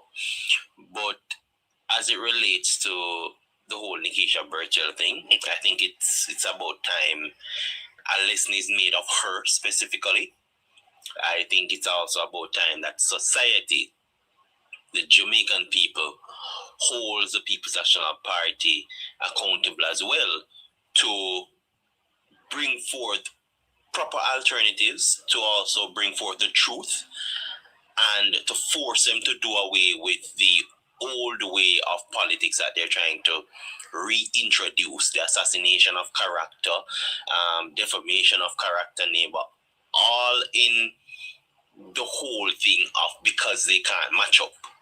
Force them to conform to rules and regulations and statesmanship, neighbor, because they have single-handedly removed that from the political arena.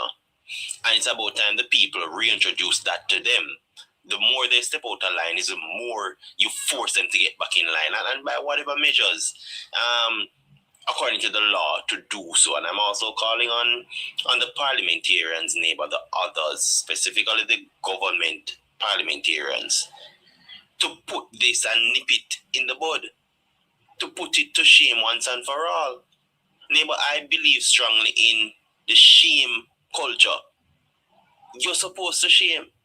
You're supposed to feel like crap when you do something like this. You should face, neighbor, the judge will fling the whole book at you. Everything the law says that you should get when you overstep in this manner, you should do. Because, neighbor, this is forming a new culture where you can accuse anybody of every and anything, and especially with the fact that she's a woman. She will play that game, right? And I think it's distasteful coming from her. And she as well is letting the females in parliament look bad. Because all it takes is one bad seed in a neighbor. Yes. And then everybody will generalize it. And far too many of those women have fought long and hard to earn their space among some of the best persons in Jamaica. Neighbor. And she's tarnishing that, neighbor. Yes. So I want us as a collective, as people of Jamaica and Jamaicans who love Jamaica, neighbor, who want to see the best, again, put the political lens aside. Put it in terms of the persons who should be governing your country, who should have your best interests at heart. And if they're doing things that is deviating from that, you pull them back in line or you remove them once and for all, neighbor. And it starts with conversations like these. It starts on platforms like these. And it goes out to everybody to continue these conversations, to spread it far and wide, because the diaspora is just as big as those living in Jamaica. And we can do it as a unit. And we should do it, neighbor, for Jamaica and the generations to come.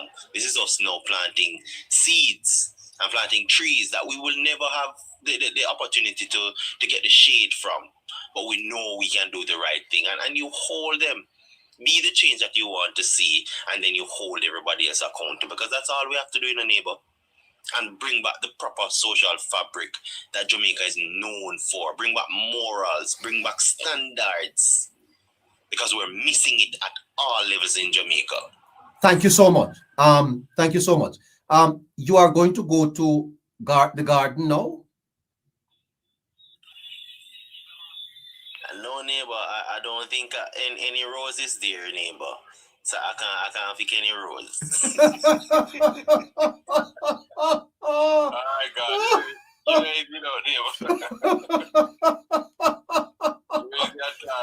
No, I mean, you guys are something else, boy. What is this word? You know, somebody was talking to me yesterday about consumerism. The whole matter of you know, this generation is just what is going to eventually happen to men, Harry? Because it seems like these women are finding solutions elsewhere. Well, neighbor, you know, I heard it should be more of a collaborative effort rather than an individualistic or competitive nature. That's what Is I it a was failure? Is it a informed failure? of. Is it a failure of males? Why the garden seems to be growing so much? Yes and no, neighbor.